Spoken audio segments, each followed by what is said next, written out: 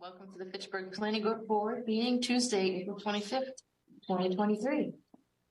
A couple of opening remarks.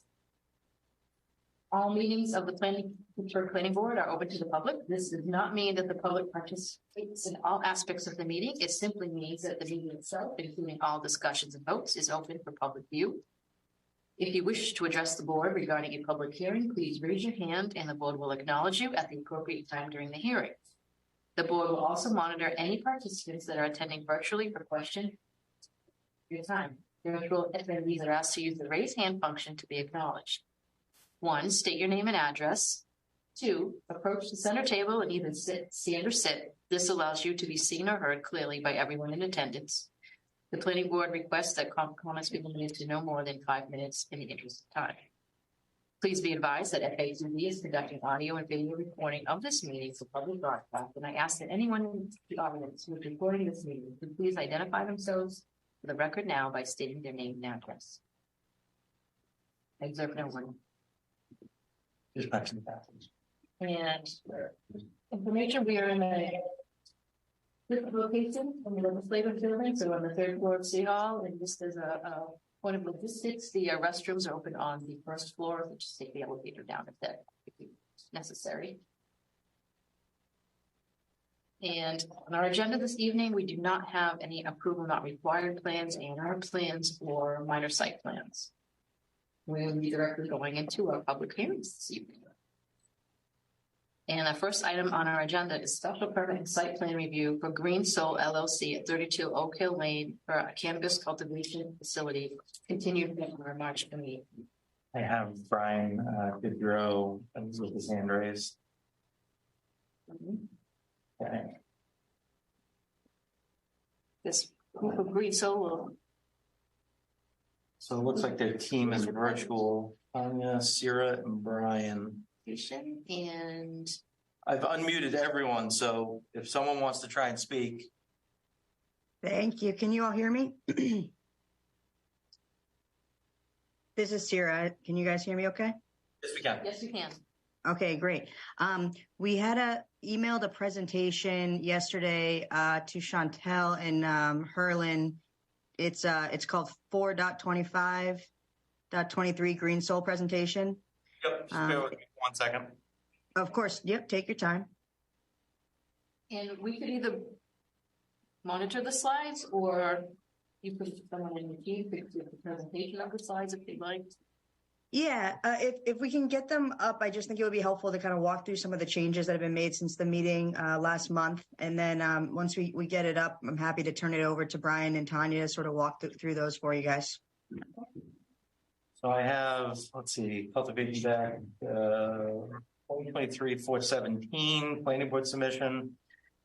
2020. Yeah, I don't see the one that I emailed yesterday in the meeting materials. I don't know. Intel, can you email it? I can. Or Sierra, can you email? Yep. Hold on. I didn't receive it. All right, that's okay. I'm just trying to think of how to do this without giving my, I guess it doesn't matter if I give my personal email address. Now, who has control of it? Who has access to it right this second? I do. Okay, you can email it to me. Paulfont, PAULFONT 22@gmail.com.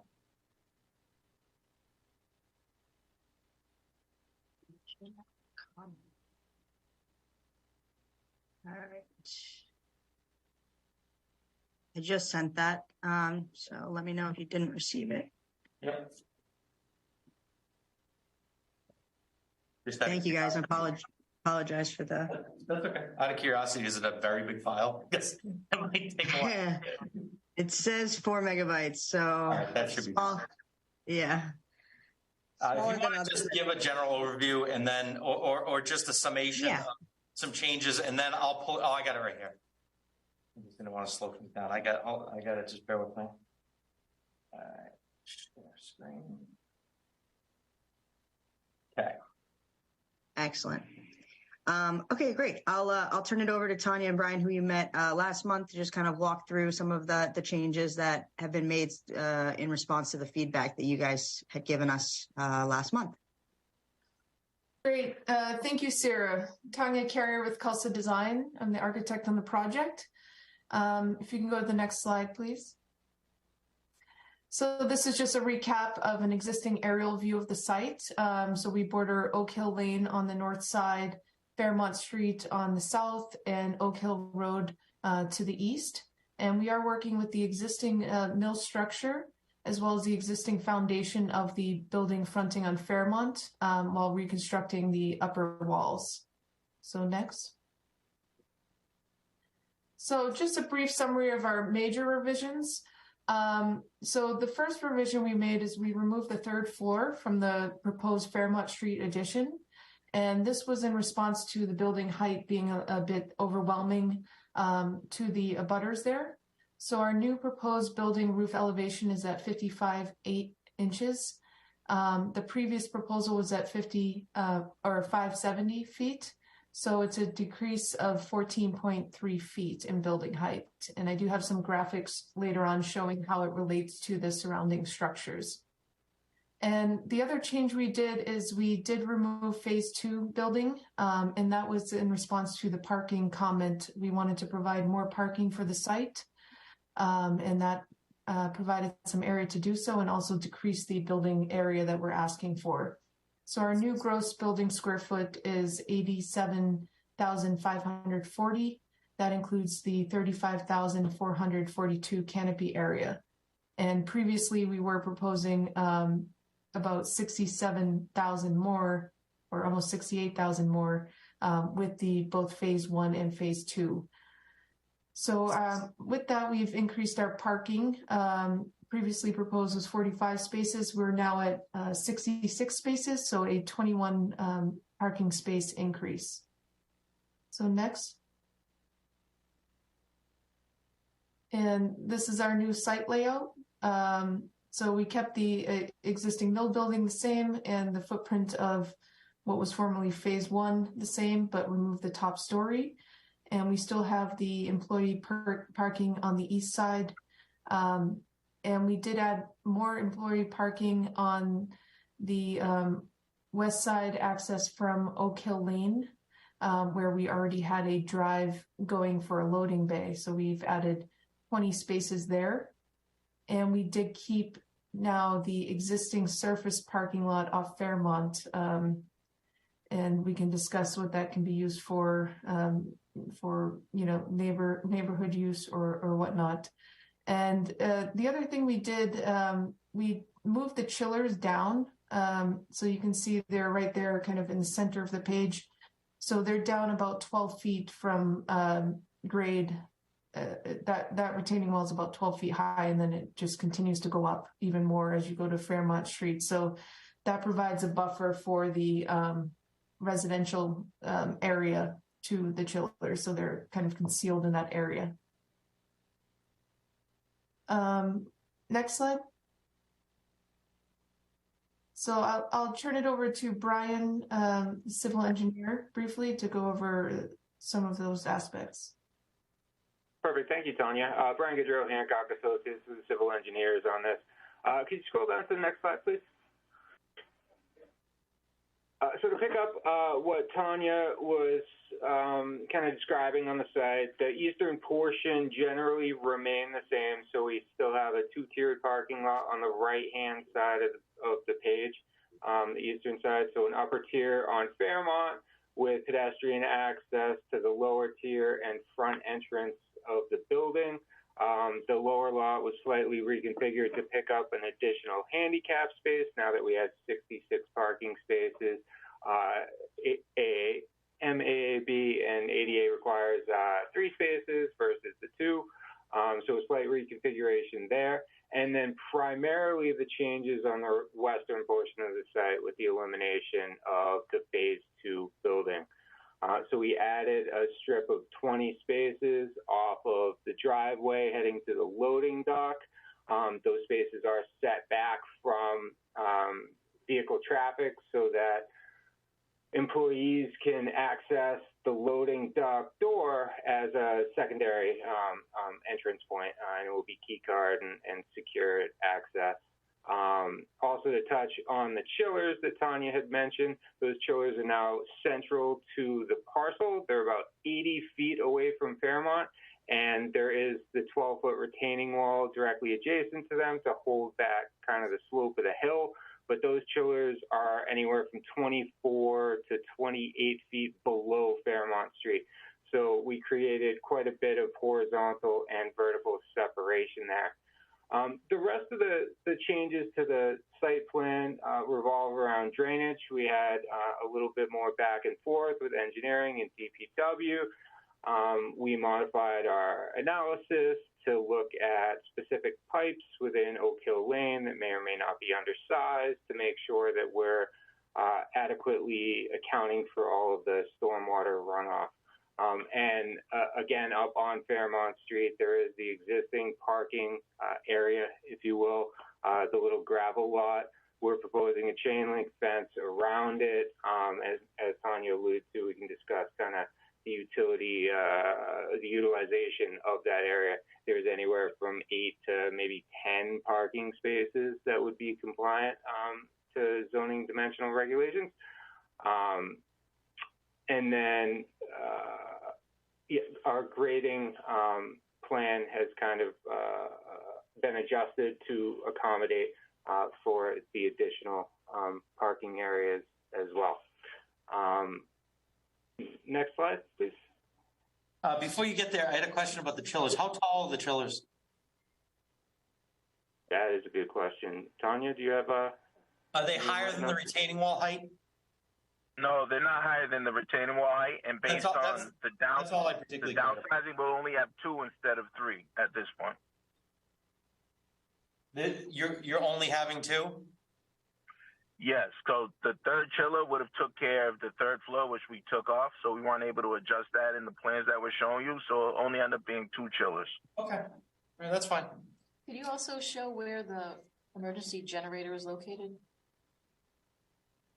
Is it this up here in front of Oak Hill Lane between the parking spaces? No, that is the transformer. I think the idea with the generator is it's a kind of delivery service on demand. Is that correct, Tava? Yes. Okay. So we'll just have an outlet that they could plug into in case of emergency. So we won't have a generator on site. No dedicated backup generator then. Because we'll make that a permit condition, because if you are going to have one, we need you to show it on the site so that it's not a noise hazard, a nuisance for the neighborhood.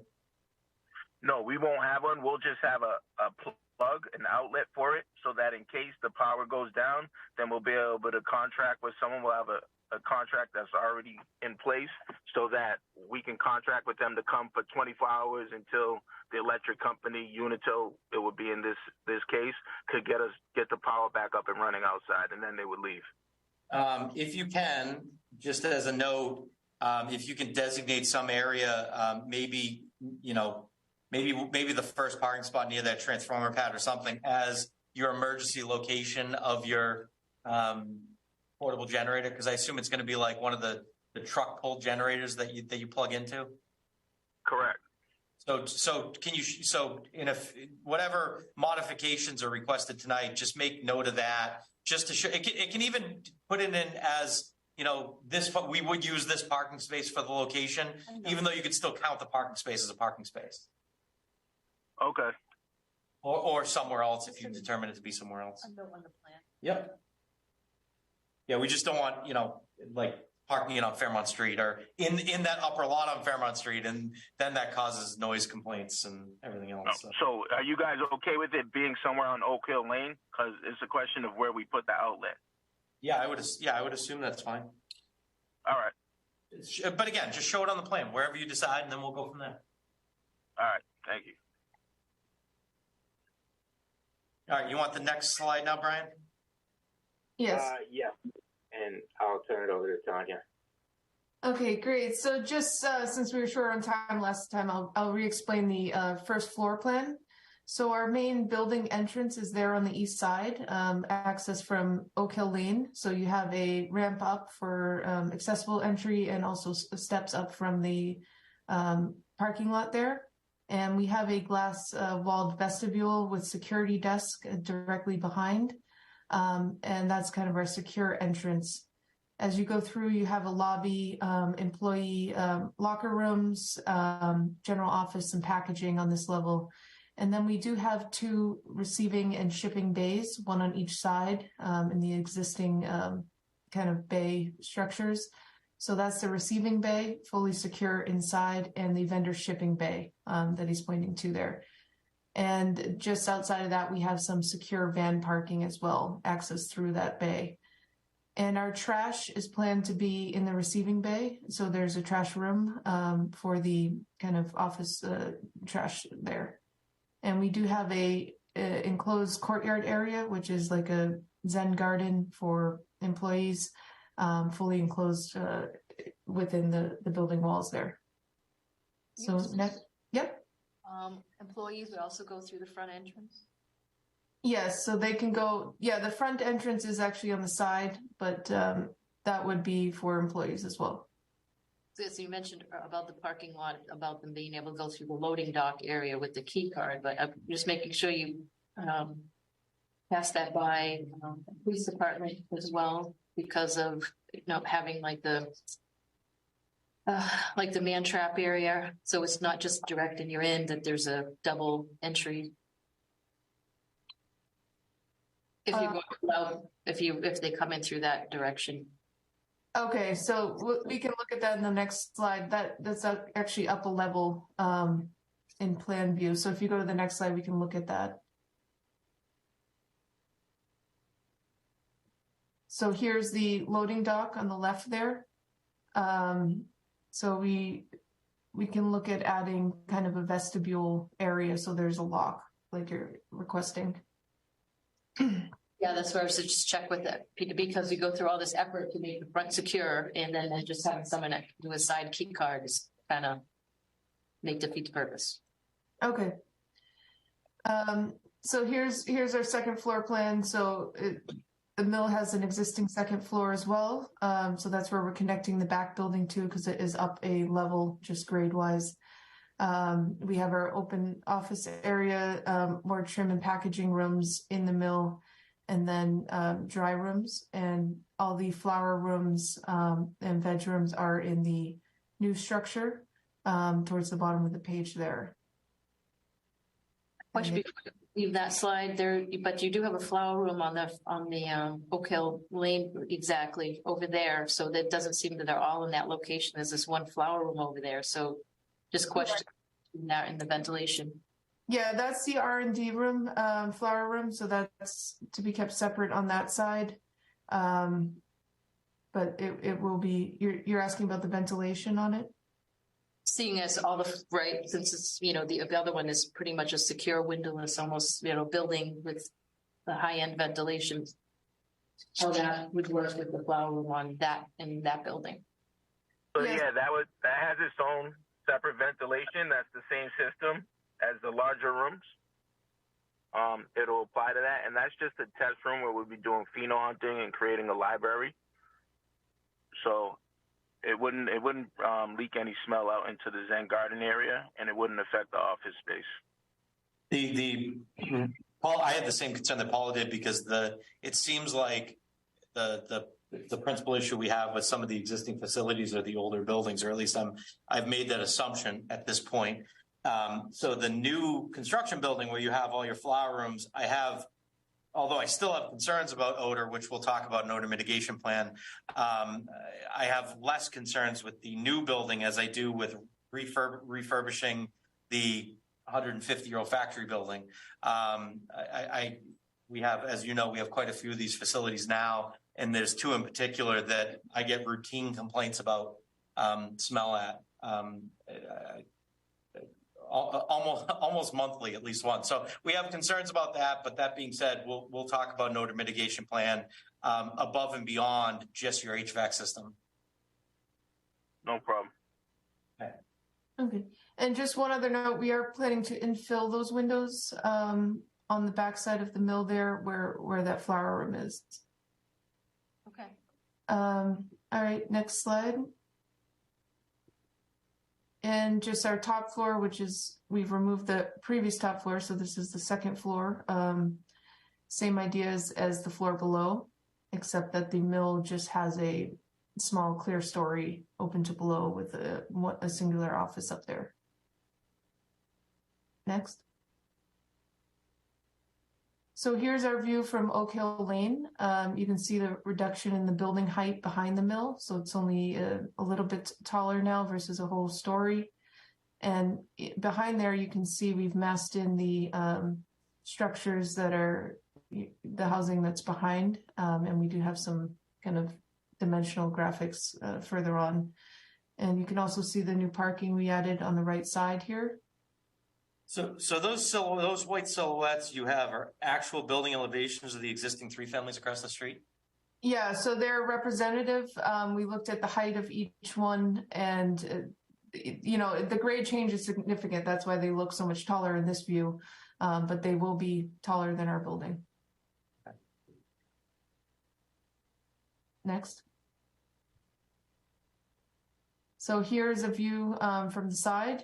Showing the main entry there in the center, some signage and our parking area. And you can see the kind of decreased height on this side as well. So I have one question for you looking at, well, I might have more than one, but I have one that comes to mind looking at this angle. So I have some pictures which I'll bring up later, but there's a sidewalk that runs between the end of pavement on Fairmont Street and the existing building. It's very poor condition, and it's almost not even a sidewalk anymore because there's so much vegetation that's grown through it. However, walking through it and taking photos, it was at one point a sidewalk. All of the photos I'm seeing, including your site plan, seem to show a different end of building than what exists today. Is your end of building going to be exactly what exists today as far as on the site? Yeah, so it is going to be built on the existing foundation. Okay, so that answers my question. So that sidewalk portion still will remain. So the one thing we typically ask cultivation facilities when we talk about offsite improvements or benefits to the neighborhood, that's one immediate benefit to your site and to the neighborhood, that you should upgrade that sidewalk just along your building frontage there. So basically from that point, from the corner where the fire station is to Parking. right for the parking lot where your parking lot starts, up until that far parking lot that you have on the plan, that granite needs to be reset, and those sidewalks should be re-poured concrete. Okay. All right, the next slide. So here's our Fairmont Street elevation. So I did add some elevation markers so we can see the heights. So the existing fire station appears to be about 27 feet tall. And our building here, you can see how it relates. So top of the fire station would be at 550, and the top of our parapet would be at 560, with our roof being a couple feet below that. So it's been significantly reduced from the last time to be more in keeping with the height of that fire station. And then as you go up Fairmont, it obviously gets even shallower. So at the end, it would be 548 to 560. So about, only 12 feet by the time you get to the left side of this image. I know the great illustrations. I would say that you can, how you have the decorative paneling on the end, maybe intersperse that with the paneling so that it just doesn't look like concrete. Okay.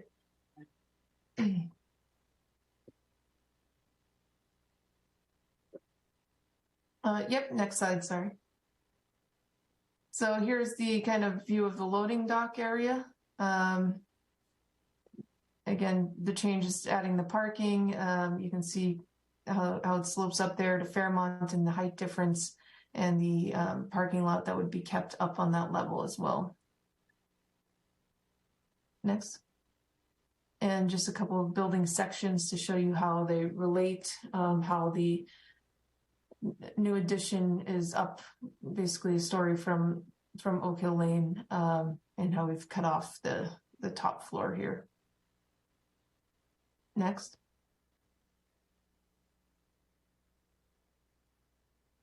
And more of a 3D rendering versus a flat view, showing that main entry, the parking area, and the building beyond. So the graphic corner area we're mentioning, those are areas for potential murals. So it may not look exactly like that, but it could be up to the artist or what type of image is wanted in that area. And the rest of the idea with the facade was to create some variation in color, kind of looks like the forest or something like that, versus just having it a blank wall. Next. And Fairmont. This corner is a proposed mural? Yes. Okay. That's what our chair was just mentioning about interspersing, right, Polly? Yeah, interspersing this design into the building. So basically breaking up the other sections of just concrete with something, whether that be a design you choose or Every other or. yeah.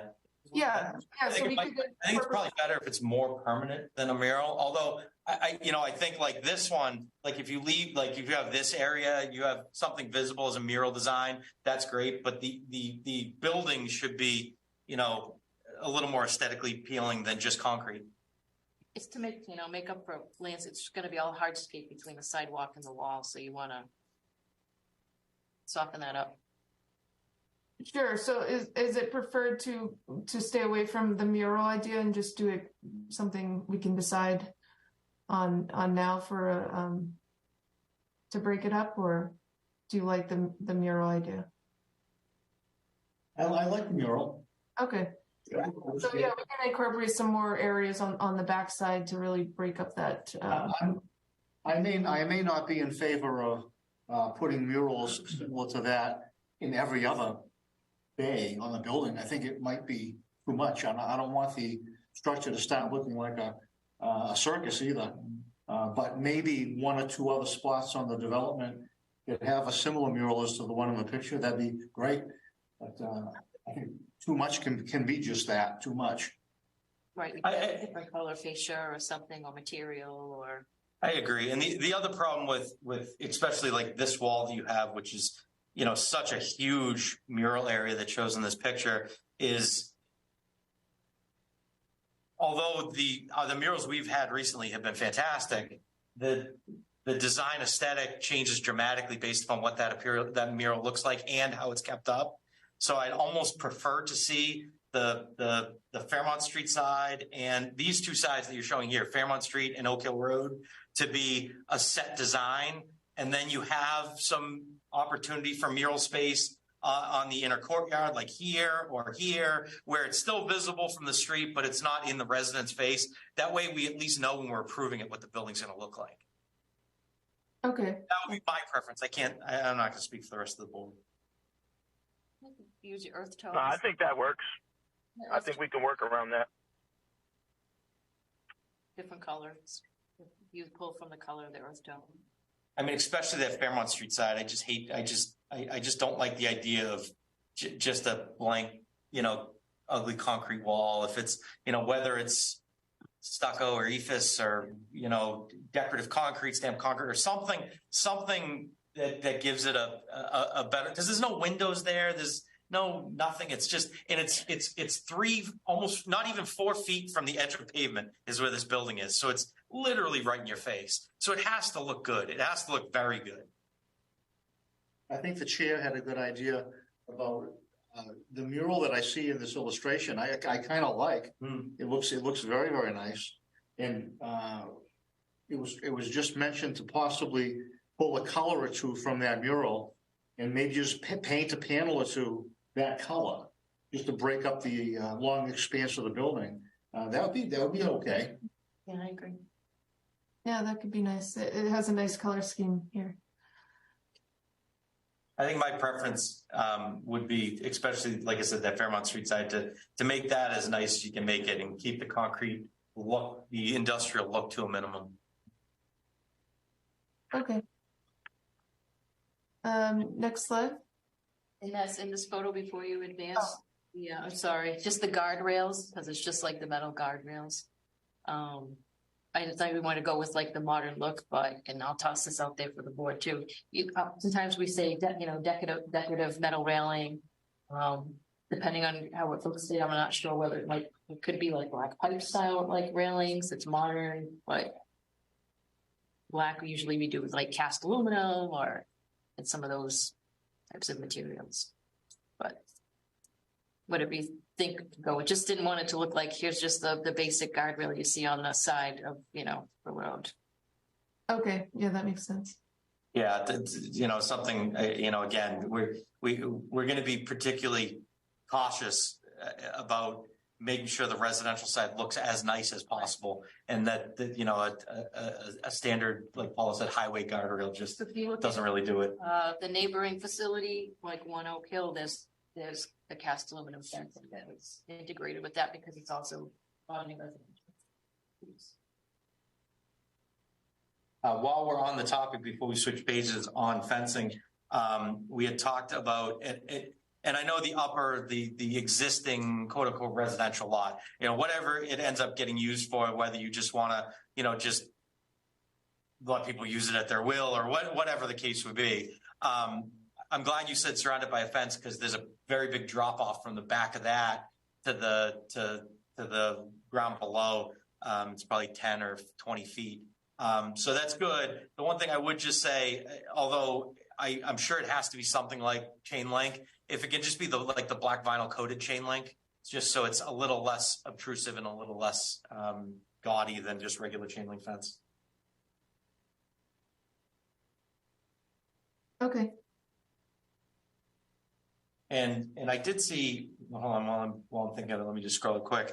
I think I saw you had a fence along the front. I mean, it's up to you if you want to do that. It just seems unnecessary to have all this fencing here, this L shape. You can almost just get rid of it and have the security fencing, safety fencing on the back, and wherever there's a drop off, We want to replace the fence in the front. Well, I was going to say take it out, just because the fence in the front doesn't do anything. No drop off. Not in the front, no. The drop offs. I'll show you the pictures afterwards. Right here is where you can see the topo lines right here. It's 546 here, 544. This is relatively flat. There's a drop off from the front to that, not that front, the sidewalk area. Yeah, but the fence isn't at the sidewalk. The fence would be at the bottom of the hill. That wouldn't do anything. Currently, the fence. Okay. Okay, we'll get to that later. I have photos. I'm sorry, I didn't mean to interrupt. You can continue. Oh, no problem. I think this is where we were, right? Yes, one more. Okay, so here's our, we're almost done here. So here's our aerial view, just again, showing that those new parking areas on the top right here, and the fencing that you're talking about. And so that's the main change here, besides reducing the story. And we'll work on the, facade details as we discussed. So next. So that's kind of the end of our presentation, so we can just take any further questions and comments. And if anyone has any questions and you need me to scroll through a page, you can do that. So that main entrance is actually going to be Oak Hill. No, the main entrance is on the side. Yeah, Oak Hill is where we're standing if you were looking at this picture. Okay. The red car. Right. But so that faces Oak Hill. Yes, it does. Yes. Oak Hill Lane's on the right, Oak Hill's right here. Yeah, I know. I'm sorry. There's a big gap though. There's an existing parking lot there, which part of it is they use it for the mill across the street. Yeah. So there's a big gap there between that parking lot and Oak Hill Road. Yes, so that that upper parking lot looks like you're just going to be landscaping over to the street. It's just really poor condition on the street view to the gravel parking lot. So just didn't know whether you'll be at least upgrading. Are you talking about right where I'm pointing right there, where that retaining wall is? No, the gravel parking lot, not here. Prior to. Keep going. It's not moving. Gravel parking lot on the one at the top. Keep going. Oh. Okay. I'll get to the site plan. So you're talking about this lot up here? Oh, it's not changing on the screen. Oh, because I have the screen share pause so I can do stuff. All right. Right, so because on when you look at the illustration, it showed it greened into the street over there, which would be fine. But right now, I just wanted to say there is a chain link fence going from the corner, the entranceway to the lot, down a good portion of Right, it's Fairmount dilapidated, Street. yeah. That's in terrible shape that should come out, Yeah. or be replaced. And if it was replaced, as Paul mentioned, it should be that, chain link, black vinyl coated. Other than that, it'd be nice to just landscape it a little bit better. It's just overgrown with some terrible vegetation with a lot of sand. In that regard. So I just wanted to mention it for that corner. Yes. So you see what she's talking about, Sarah, like this area here. If you could just clean it up, it's very overgrown, and maybe mulch it or do something that'll. Your mouse isn't showing. Oh, I just got the screen paused again. Right along here. It's thick and terrible, and it if you could put down some mulch with some hardy evergreens and stuff that might live fairly well there, and make it look a little bit better, because again we're just trying to spruce it up a little for the neighbors.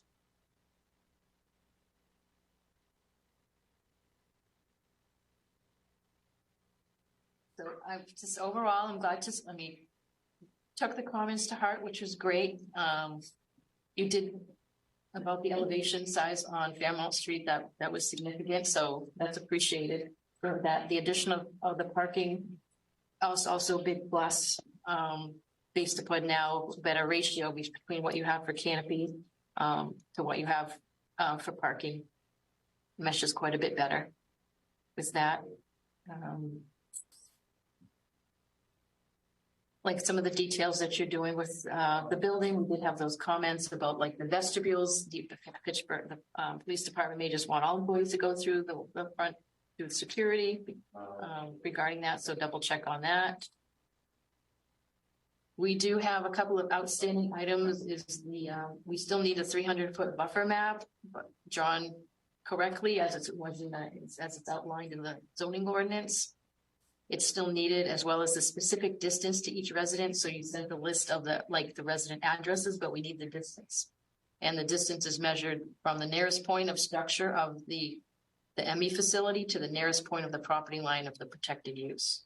That's how it's measured. So when you see, it's not like from the center of the building out 300 feet. It's from the nearest point of your structure out 300 feet to the property line of the butter, and that would be the distance. So it's not a perfect circle. I had mentioned that a few times in the last meeting because I was hoping you guys are going to understand. I specifically said a few times, make sure you have the exact distances to each residential property. So it wasn't provided. Because we need to take that into account when we issue waivers of the distance we're waiving.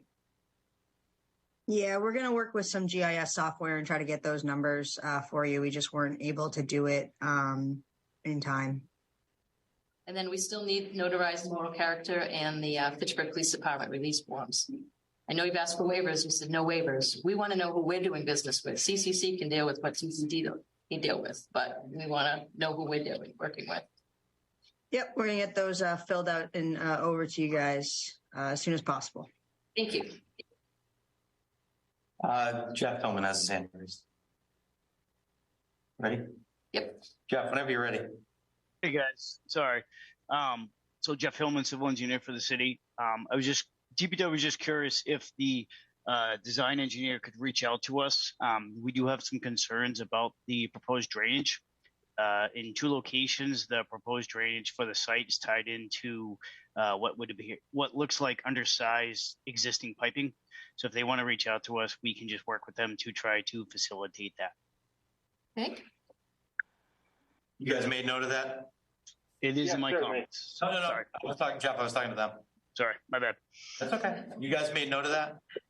Yeah, Brian Goodrow here. I will be reaching out tomorrow morning. Great. Thank you. We just got some recent feedback from DPW that we can forward.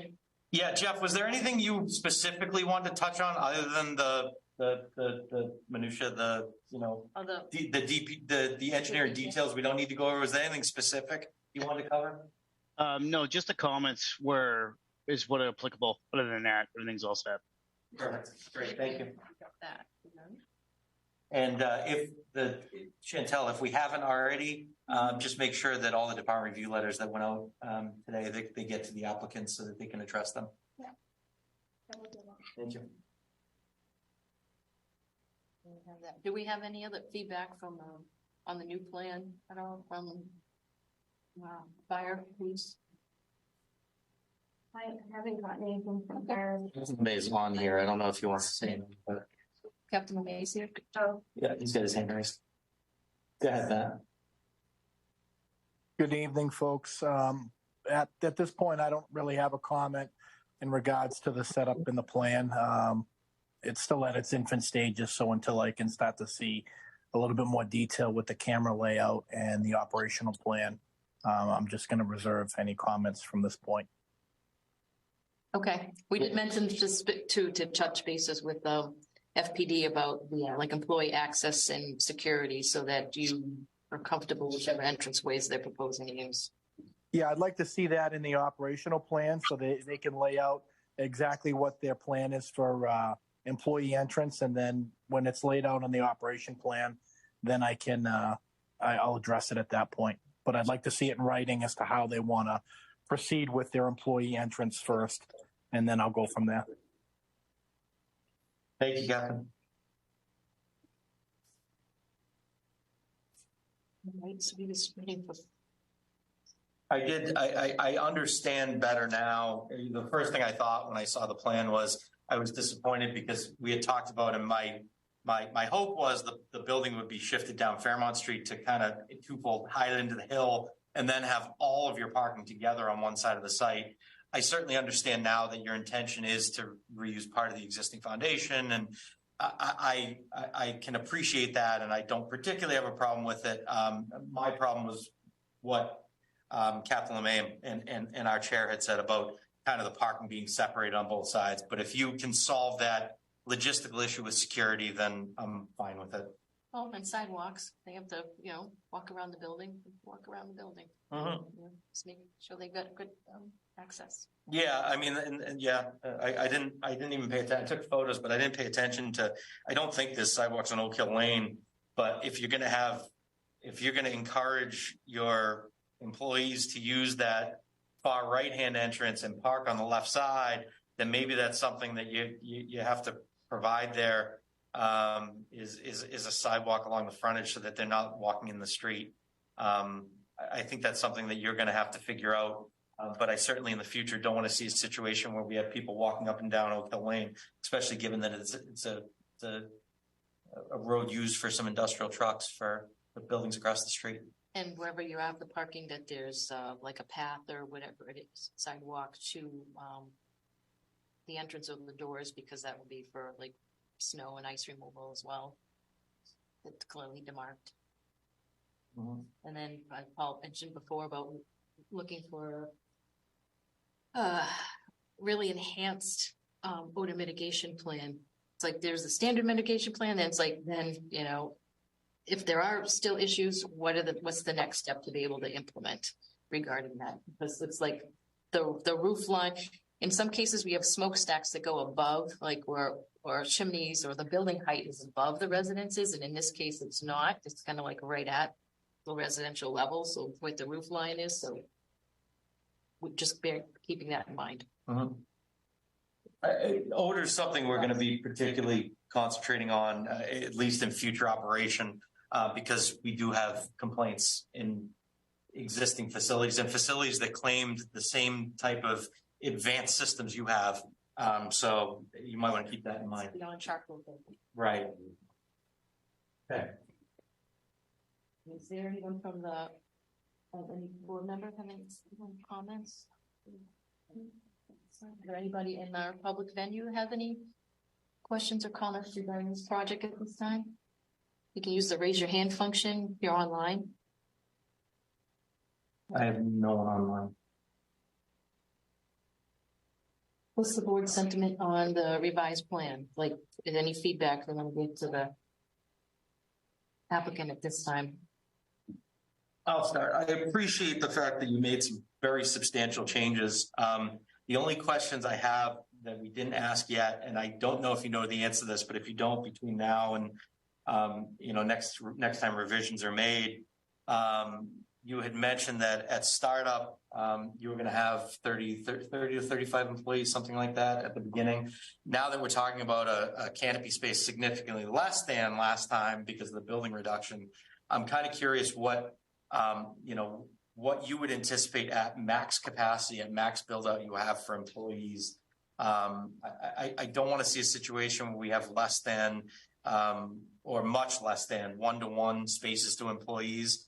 We've come to realize, especially with One Oak Hill Road, that they're using 200 somewhat spaces. And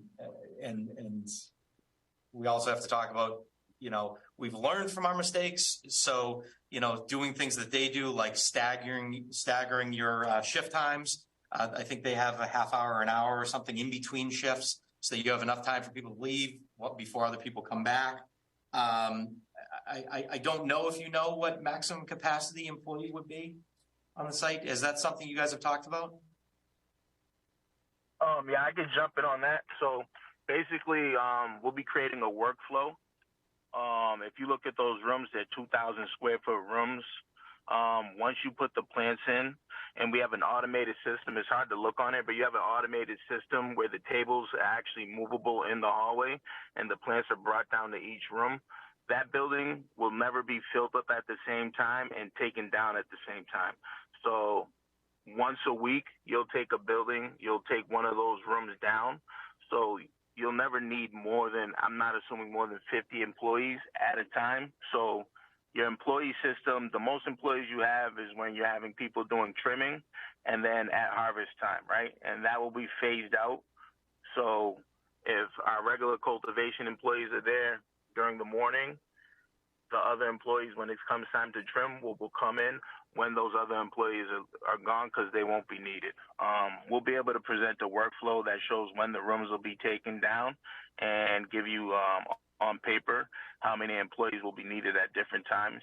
But we have more than enough parking spaces. I think we have a different system than everybody's used. I don't want to compare ourselves to other people.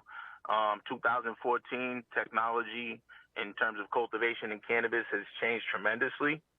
Everything's changed. The ability to make use of different equipment. There's equipment out there that can make 5,000 pre-rolls in an hour, right? It changes how many employees that you need for that. There's equipment out there that bags up stuff and it's automated. It changes how many employees you need for that. So we'll be able to address that. And I feel like we have more than enough parking spaces at this point based on the scale of the building. And the reason why we said we would only have 35 employees initially, even though we were building up 3 floors, we weren't going to use all those 3 floors at once. Right. So my suggestion to you, along with the other things we discussed today, is by the next time we talk, to have an estimated maximum number of employees. And by maximum number of employees, I don't mean your total employment. I mean per shift. How many people you expect to be in the building at one time, because that's what causes demand issues with parking. And as you know, there's really no off-street parking in that area. So we need to make sure whatever we have, this site can maintain. That's why I asked that question. Okay. Now we'll be able to show that. And I'm confident that we have enough parking spaces based on what we've shown you today. I think you do now too, but if you could just tell us that so that we could, I think I envision the permit condition to read something along the lines of, your maximum shift employees to not exceed 1-to-1 for parking spaces that you have. Does that sound something that's reasonable to you? Yeah, I'm fine with that. Okay. We'll be able to create a workflow that works around those numbers, and there's no reason for us to have more than 60 employees there working at one time, at any given shift. Yep. Okay. And you were Captain Lemay, if you can provide an operational plan, if you can touch bases with the police department prior to the next meeting with that operational plan to get the feedback and making the changes that are appropriate. That would be. Sorry, I just had a little bit of trouble hearing you. Did you say provide an operational plan to the police department before the next meeting? Yes, so as regards to the employee interests and. Okay. So that you can make the modifications, so it won't be a question. We'll do. But I think it's leaps and bounds from last time, and I do appreciate the fact that you look like you took a lot of the stuff to heart. I am aware this is an industrial site, and this is a typical industrial use that we do now in the city, and I think it's a site that definitely needs a lot of love to begin with. So I'm certainly looking forward to you doing something with it, and I think that this is just kind of fine tuning the stuff we talked about. But aside from that, I'm for it at this point. I did have one comment.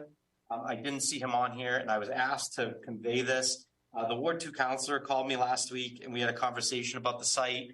And he had mentioned that he was particularly concerned about the amount of trash around the site that exists today, and was asking if you guys could get on cleaning that up like yesterday, like as soon as possible. No, that's no problem. I'll get a crew over there to clean up what's remaining. It was, I mean, most of it, if you look at the pic, most of it is just Oak Hill Lane is a mess in front of your building. And then behind the building, although it's not exceptionally visible from Oak Hill Lane, he had mentioned there's a spot with mattresses and all sorts of stuff right next to the back, I guess is the back right side of the building when you're looking at it from Oak Hill Lane. I'll go up there and take a look. As of now, we've probably already taken 100 dumpsters out in trash that was left from the previous tenant. Well, it was there as of 2 days ago, but it's okay. You did maybe someone dumped it there, but I'll go over there and we'll clean it up this week. By the end of next week, it'll all be clear. That'd be great. I think the council would appreciate that. That was his major concern. Okay. Thank you. Do you have any questions for us? I don't. I appreciate you guys. I appreciate the comments. I look forward to making sure that we could address all your concerns so we can move forward. Yeah, I think it's looking good. So just kind of to reiterate, and Paula has a few, but just so we don't miss them this time, we need a buffer map with distances to each individual residential property. We need the moral attestation forms and the background checks. DPW wants to discuss drainage. Provide the max employee number per shift that we had discussed. Revise the plan where you can to show the location of your, pull-in portable generator, wherever that's going to end up being sited. A lot of the other stuff are just things that we'll talk about later. Fencing, sidewalk. Along Fairmont Street to redo that, odor control plan, decorative guardrails on Fairmont. You could probably make that note on the plan, and if you could look into the facade like we talked about, just to kind of break up as much of that concrete or make it as decorative as possible along Fairmont Street. That'd be great. Did I miss anything? Anybody have anything else to add? And if you guys have questions, I think I said this last meeting, if you have questions, feel free to go onto FATV and you can rewatch tonight to go through whatever we talked about in case I missed something. All right. That being said, if there's no further questions and no further public comment this time. I don't see any. Let me just pull up the participant list one more time. No, I got no one else.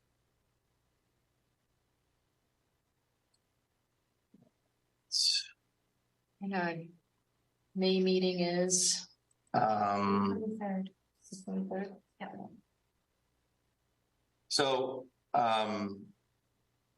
I would just encourage you guys just to get all your stuff lined up as quickly as possible. 2 weeks, week or two before the next meeting. I don't think anything other than maybe what might come from your meeting with DPW. Anything is too time consuming, I hope, but if you can make the changes and get it over to us, then I'm pretty confident at least in May we'll be ready to go and move forward, and hopefully you guys can start soon thereafter. We'll look to see if there's any fire department comments on the revised plan.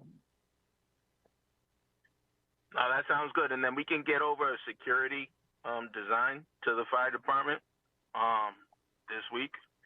Police. We'll email it. Police, please. Police, okay. Yeah, I mean, you could send it to both. It doesn't hurt, but I know Captain LeMay is they'll take great interest in whatever, security plans you have. And All right. All right. Yeah, we'll send it to both of them. Great. awesome. Thank you. Thank you very much, guys. I appreciate the work you've done, and you've made good progress. Thank you very much. Thank you. Make a motion to Thank you. continue. A motion has been made. One second. All those in favor say aye. Aye. Aye. All those opposed? Continued. Thank you very much, guys. All right. Take care. Thank you.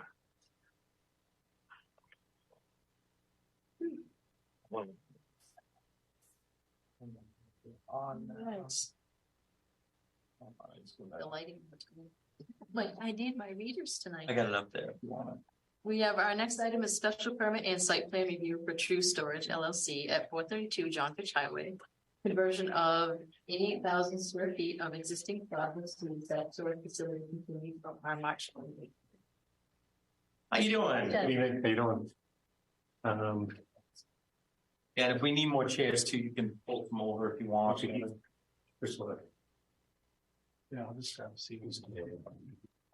Mike needs to plug in, so he's got some slides. Yeah, so what he's gonna have to do is he's gonna have to get a Zoom link. If he wants to broadcast. So what you can do is one of two things. Either I can email you the agenda and you can try and get a Zoom link, or you can just go on if you have our document center link. Well, we've got, should be all in there, right? Yeah, it's on the agenda, right? Yeah, we can probably just use those. You just want me to pull up the? Yeah, that's probably the best way. You can, like we did with the last one, you can just tell me what pages you want them. Yep.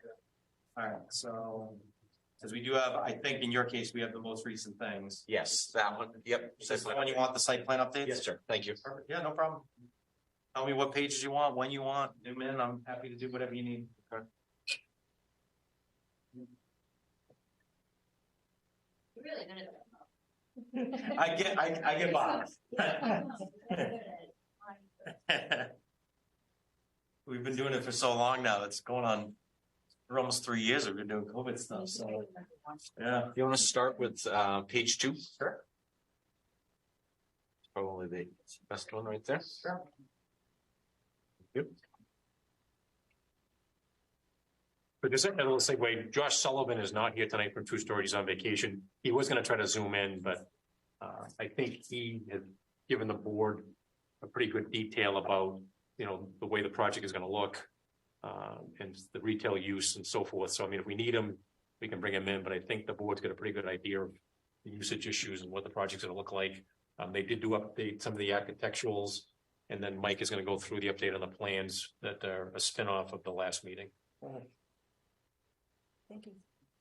And Chris Lewis here he's the principal of True Storage, so he's also with us tonight. Okay. Do you want this anywhere in particular, or am I good right there? If you want, you can zoom in on the front. So I think the biggest part, we can start there and then move to the right. Sure.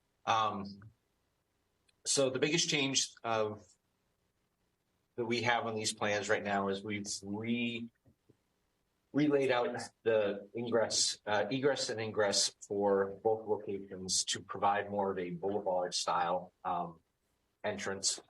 As you can see, we've narrowed down the ingress. We still have provided a left and right turn movements out of the plaza, but they are funneled back and directed towards the back of the building. We do have a sort of main cross aisle left and right behind the existing building, the bank building. We tried to keep it. There was discussions before about trying to move that up front, but based on the current operations of the bank, it made sense to sort of keep it there. We have shown a future pad site, which sort of cuts that area off. As we had discussed the last meeting, they're still in negotiations with the final tenant, but that's a good representation of sort of the block and the space that we're going to sort of take up. So it didn't make sense to start pushing stuff all the way through. The second drive aisle, we've done a similar types thing. We provided a built boulevard style entrance, sort of cut off the other bank, provided a large green space there and sort of directed folks behind the bank and then down towards the errands and the medical office building. As you can see, we are proposing to basically restripe the entire parking lot, which we'll get to in the phasing plan. We've sort of stepped that to different phases throughout the project. The other thing that we have looked at is we have provided a large sort of attenuation area to the left to sort of address some of the parking lot flooding. The one thing that doesn't show up on this because it's actually happening now, there has been quite a bit of maintenance that's happened on the property. And Chris can sort of elaborate on some of the building pieces of it, but all of the graffiti has been painted over, the trash has been removed. The other part that we've been dealing with is they've vapped all of the existing catch basins that are in the parking lot. So I think that probably was the biggest issue with that parking lot flooding. There are several catch basins that are, everything sheet flows to behind the bank. And it's actually discharged to the river. Based on what we saw in those structures, it appears that that was the cause of the flooding. So when the river would back up, it would, in essence, surcharge that system and bubble up and actually form there as opposed to coming in behind the dominoes. So part of what they're doing, and they've actually completed a portion of that, is they've vacked all the structures, got the sediment out there. They are scheduled, I think, to come back next week to jet the line. Nice. And then one of the other items that we talked about with DPW is we're actually going to install what they call a duckbill valve on the last structure. Sounds exactly what it is at the bill. And it opens when stormwater goes out, but then it doesn't let anything come in. And we think that if the river surcharges, that we're going to keep the water out. In addition, we've provided an attenuation area that sits slightly higher than the low point of the parking lot. So from what we've seen is to the left of the page, it sort of jumps the banks behind the dominoes.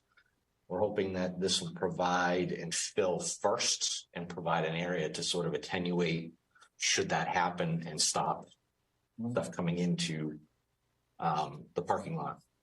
Yeah, after I'm glad to hear that about the detention basins. I mean about the catch basins, and that's good to hear. Yeah. It does. The river gets up to its banks, and it does come over through that where that riprap is right into that area. So I think the two things combined, I think, will solve. Yeah. So we're calling out to basically replace the stone that's there is, I think, wash from the riverbed.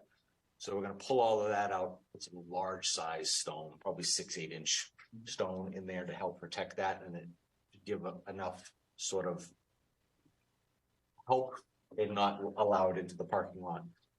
If we zoom down to the back of the building. I just have one quick question about the attenuation area you were talking about. Yep. So the way it's going to be, it's basically 3 feet up, 3 feet down. Yes. So it's just a little mound and a flat area. So it's a collection area for whatever jumps that bank, stays there, and that's perfect. Predominantly just normally what we do detention basins like heavy grasses and things like that. Yeah, that's all it is. That's what we're calling for, is just the grass that can be mowed probably once a month, every other month. Yeah. So, and I don't know if DPW mentioned this, but I know the only concern we have with situations like that is that you have some sort of OMP, some sort of maintenance plan just to take care of it. Yeah, we've done enough of these stormwater systems that we can actually generate a written sort of O&M for that, what to do, how often to mow that lawn. One of the other things to do is if it does flood and you get stuff in there, there's going to be junk in there. So we're going to have to clean that junk out. Okay. So we can definitely work that. Perfect. The other item was, there was some concerns about, so to the right of the page, that is predominantly the conversion of the self-storage. That old facility had several locations for loading docks and customer entrances. Part of sort of their business model is that you can get to your unit in X number of feet.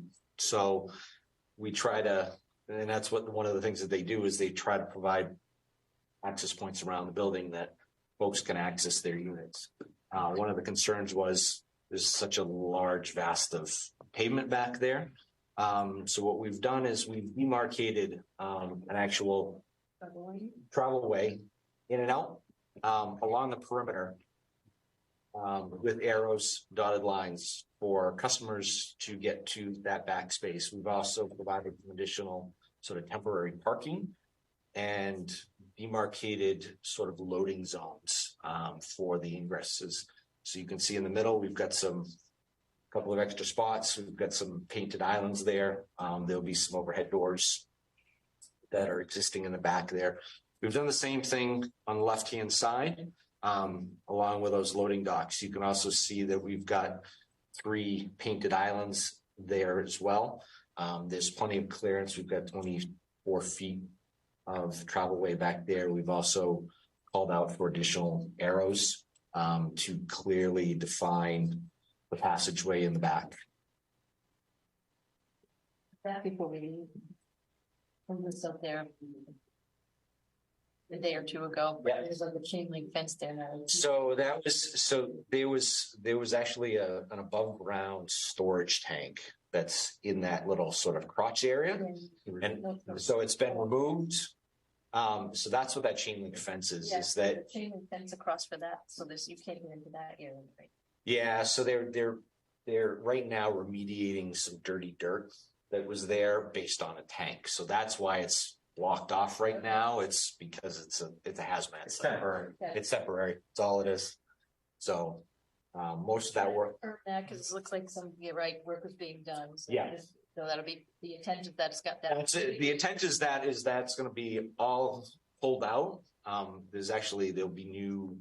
So there's a couple of single man doors. They'll be expanded to sort of double doors with keypad entries, and that's sort of what'll go in that backspace. But as part of their due diligence and sort of trying to clean up the site, that was one of the things is when they did their investigation, there was an old tank that had leaked. So that's what they're in the process of doing right now. And they'll have security cameras. So there'll be security cameras at the overhead doors. They'll also have key fobs to get in, so they'll know exactly who comes in and goes during the hours that it's open. It's not one of those things you can't get in 24 hours a day. So while we're on the topic, because that was something that I was going to bring up, we talked about it briefly last meeting. So what are the anticipated hours of operation for the storage itself? It would be 9 to 6 usually, but allowing people to come in like from 6 a.m. to 9 p.m. So there's a couple hours on either side of operation. Okay. So people can come and go, but it's never past 10 o'clock at night. Okay. I was hoping, because one of the things I want to do is to have defined hours of operation in the permit so that this never turns into a 24-hour storage operation, because I think the principal concern I have is, customers accessing the rear, loitering in the rear.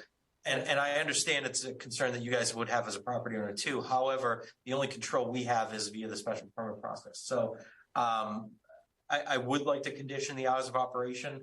6 to 9 is a lot more than I thought it was going to be. I'm not worried about the 6 a.m. part. I'm more worried about the dark part, the 9 p.m. part. But that being said, he said 6 to 9. 6 a.m. to 9.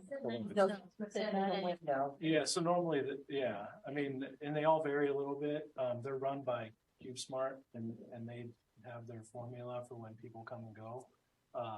But all the ones that we have in operation with them now, there's none that are open past 10 o'clock, and the majority of them are closed at 9. And we're fine with that. There's usually a couple of unmanned hours there.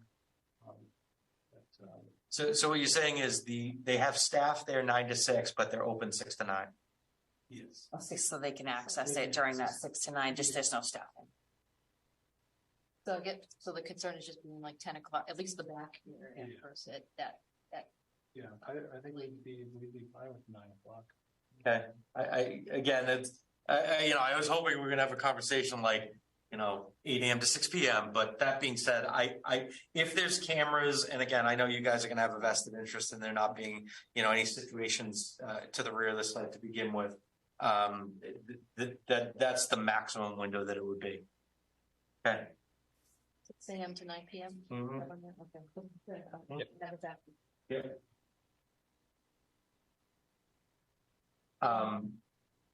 Want to continue and Yeah, go ahead. You can go around. I got a couple more, but we'll do it after. So we've got that, and then a similar type thing on the right-hand side. Use of the existing loading dock. We have demarcated new arrows in sort of turn-off areas and some temporary sort of parking areas in front of access points into the building. Those access points will be the same thing. They'll have cameras and key fobbed access points. Since we're talking about that, and this is tied into something I think you're going to get to in a second, this dumpster pad right here, Yes. which I really, really don't like. Can we move it to maybe this middle customer service area back here where you have a screened in dumpster area back behind the building? Which I'm sorry, I paused again. This,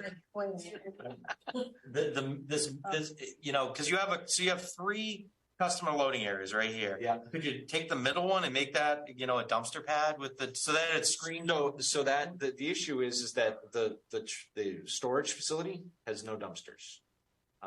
It's all of their trash is done by sort of private service. How does that work? you don't think people will have Tenants. Well, that's the issue is we don't want dumpsters there because somebody cleans out their space and then you've got illegal dumping. So all of the trash that is generated by the office is enough for a 55-gallon tote. And that's done by service? by service. The dumpster there is actually for the laundromat that's on the corner. Right now, it just sort of hangs out there. So part of what we're trying to do is get them to give it a space that's screened. So we like to see it safe, but for plazas, we don't want to see them anywhere in the front. Well, the problem is that they don't have access to the back of the building, so I can't stick it out back. All the other facilities have dumpsters in the back of the. How about, I'll just toss this out there. I was out there yesterday. Where it's presently located is not a bad look. It's off to the right-hand side, but just past the building a little bit. I was trying to keep it within an existing paved area and not create new paved and start getting into my wetland buffer out there. Yeah, just don't want it. We don't want it in the parking lot. The alternative is you do completely enclosed by decorative vinyl fence. Well, and that's what we've got. We've actually got it's a wooden fence. Decorative vinyl fence, not wooden fence. No, it's we don't do wooden fences. Oh, like a cedar style. Okay. Yeah, decorative vinyl fence. Okay. So we do for. But anything visible from the public, we want to look nice and even. Well, it is nice. If you look at the detail that we've got proposed on the 3rd page. So another aspect would be vegetation. If you're proposing to put something there that you can put some. So we've got it's a decorative fence. Yeah, the problem with cedar fences is they're never maintained and they don't weather well. Okay. We've had, and part of the reason why our board has always made that a condition for all projects is we've had a long history of wood fences that within 2 years, they're in terrible condition. That's fine. So one of the standing permit conditions is that you have a decorative vinyl fence and that's maintained. Okay. With vinyl fences, all you have to do is pop out a panel if something breaks and put in a new one. Doesn't have to be white. No. Make it blend in a little bit more. Yeah. Or if it's something else other than like vinyl, metal, something that corresponds well. No maintenance. Yeah. Okay. We want it to look good. Yeah. Okay. And since it's right out there too, sometimes it's like if you're gonna put there, then it's like maybe you just like the part that's facing the street side that you just put some. We could take a little bit of take a parking space. Like, hey, there's like a telephone booth, but we can definitely do that. That's yeah. The TARDIS. So because while we're on the topic of the dumpster, because there isn't a dumpster for the storage facility, and I certainly understand the argument why there isn't, there is going to be illegal dumping on the property. It's just, I'm sure it's inevitable. One of the permit conditions is going to be that it's picked up, within 24 hours of reporting or something like that. They're ahead of that. Their maintenance folks are on top of it. The graffiti's all gone. That's been all painted over, and they had a substantial amount of trash removed. Yeah. This week and last week. We have a maintenance tech that's visiting the site regularly. So there's somebody that cleans it every week. But if something shows up in the interim, we have our eyes on it. Well, you see, I'm not concerned about now. I'm concerned about when you have these people going in with truckloads full of stuff and they say, I can't fit this in there. It gets dumped in the front yard. Along that lines, with perhaps that side, you can bring back that side of the building by the Baker Brook. Whether or not there should be some type of chain link fence between that and the brook, because the trash just blows over in that direction. So it's like on the embankment of the brook. We don't want any dumping in that area. So how do Paul, can you bring it back? Oh, sorry. What? No. It's the page 2. Yeah. Oh, okay. Yeah, that one. Yeah. I went by it because nothing was loaded. Yeah, you can zoom in a little bit too. Yep. Yeah. You've got the travel lane there, but then you've got Baker Brook. Yeah, there is. And you're looking at embankment, and then you got trash. Like it's kind of like it's still there. That's the aspect of that. It's how you keeping that and making sure no one's going to Like a chain link fence from the building down a little ways. right where your pavement is. Yeah, we could do a little 4-foot chain link. Yeah, it would at least help to catch all the blown paper and whatever else. We've done that with some other sites to catch. No, there's nothing there now. But as you wrap the corner, then it actually is an embankment.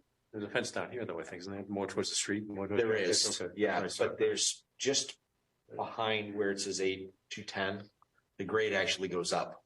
So there is, it's more of back towards the loading dock. Correct, that You area can see. towards the front. It's more towards where that brook point is. Right? Yeah, it's those between that and going back towards your rear of the building. Whatever you can do to help that, because that'd be a big problem too, especially on windy days, and no fault of anyone's, be taking stuff out of your car and things blown.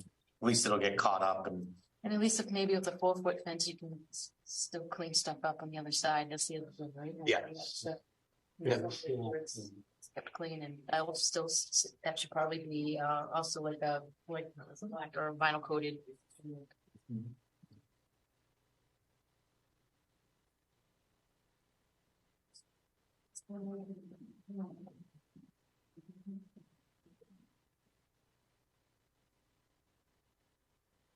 Are board members okay with the dumpster pad? As long as the screen's short. Screen, put some little landscaping in front of it, kind of. well, there won't be any landscape because it's in the middle of the pavement. No, you said you put. No, we could take one of the, I can take one of the, He's gonna do all this okay, landscape. You could just put a couple of others. Yeah, whatever you can do. It's certainly sympathetic as to why you want it there too. You don't want Everybody's gonna be people to say I'm going to throw it there. So people are going to try to. well, it sits right on it sits in a bunch of dirt that's on the edge there. Yeah. It's just in gravel. Mhm. I want to try to get it out, and I'm playing with trying to stay out of the buffer for the river. So I do like the parking spots where at the access, those weren't there before, right? no, they were not. So there was Going. there was a discussion during the last meeting about sort of safety and the fact that you've got, especially not so much on this side because it's the only folks getting back there are going to be for the self-storage. But as you come around the left, you've got a big expanse. You've got a bunch of other businesses that operate sort of loading and egress in the backs there. So Can't you do it like with the sign, but maybe only the people you lease to spaces back there? Like how are they? Oh, for you, you're gonna go around back and have to. So you're not gonna like put signage out there of like go around. Yeah, no, it would Yeah, be yeah. more that once they've been directed. Yeah, they'll know about They'll it. know about how to get back there. Yeah. So one of the aspects of it's good to see where you're planning to put like a new pad. Just noting that on the traffic flow, I will call this that the north entrance to the left.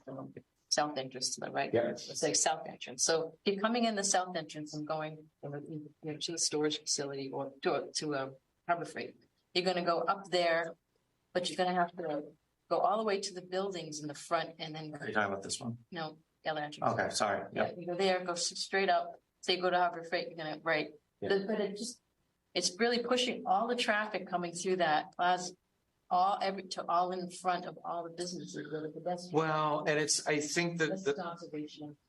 yeah, and I think the vast majority of folks that are using this entrance are sticking along that side of the building. If you're going to Harbor Freight, you're going down, you're using that entrance because you're going to know where it is.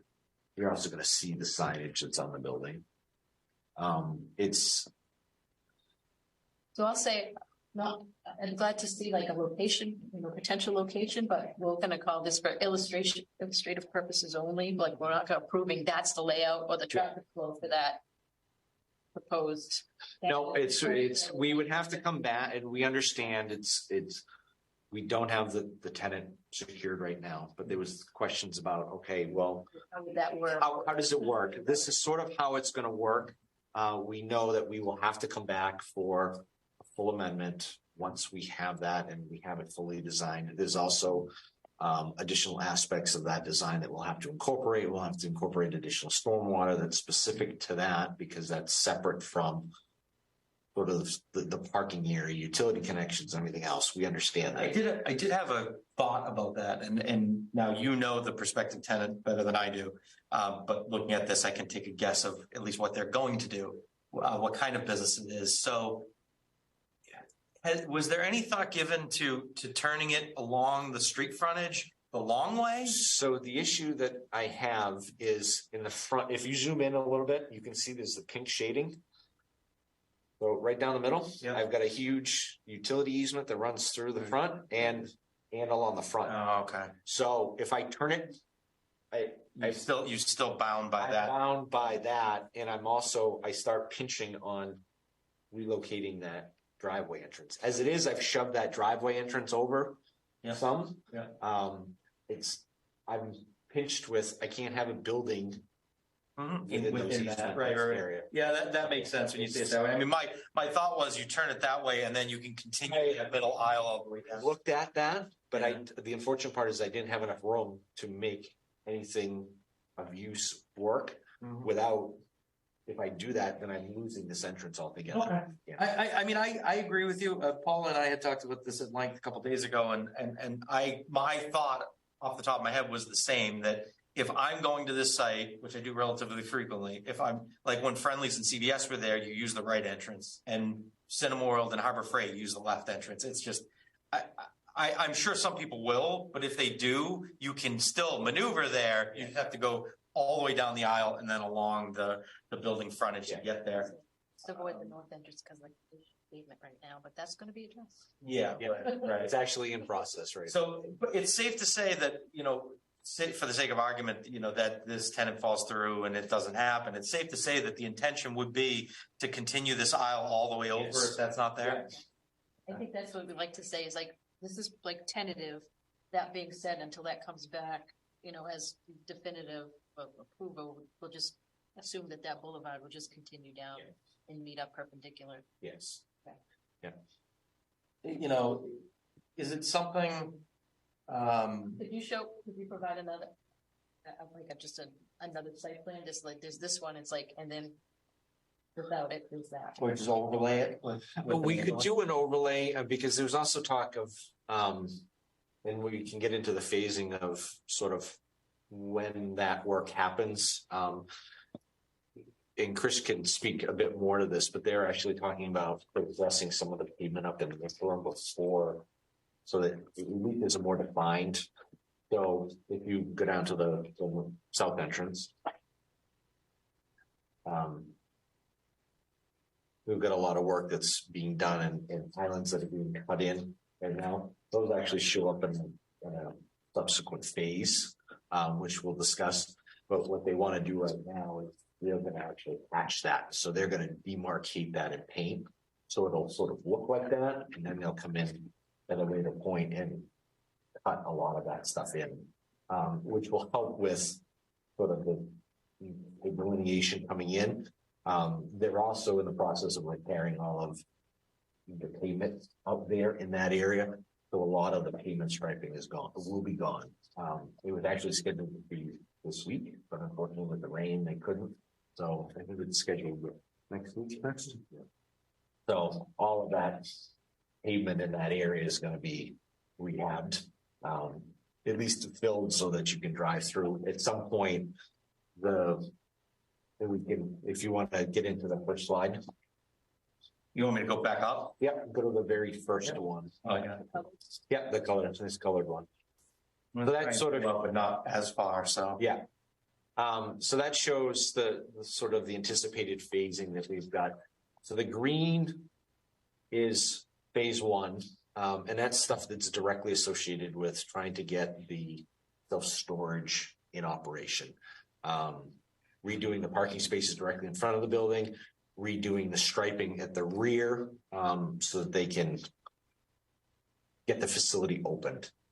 The next phase, which comes shortly after that, would be the reconstruction, the full reconstruction of each of the ingresses, the construction of the temporary basin.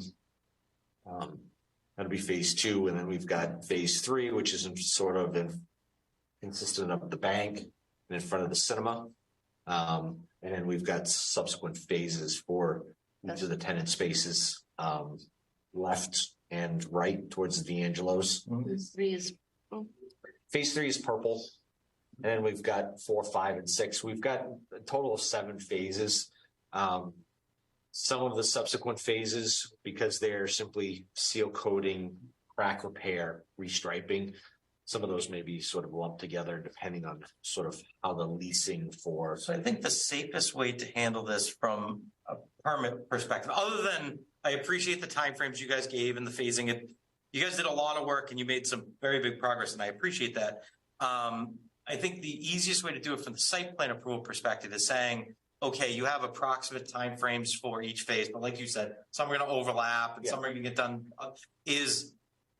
Give us a date when you anticipate everything to be done.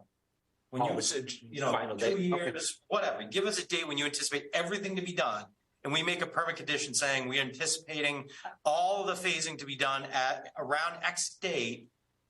And if we get close to that date and you're not done, you come back and you just say, we still have these things remaining. We need another 6 months or whatever, but give us a date and we'll put that in the permit. I think that's the right way. I would still like to see a couple of things like the landscaping, right? By the entranceways or what you're doing up front. It's like, how are you is that gonna be? Well, we've on this plan, we've sort of spelled that out, and we've given sort of a duration for those initial phases. But I get to your point of, we've got 7 total phases that may come down some point. And we can do 2 things. We can do a definitive end date saying, they're anticipating 2 years to complete, all phases, and within the first 6 months or a year to address the property entrances and the frontage landscaping, the major things you want to see done first, and that way they can focus on those at the beginning.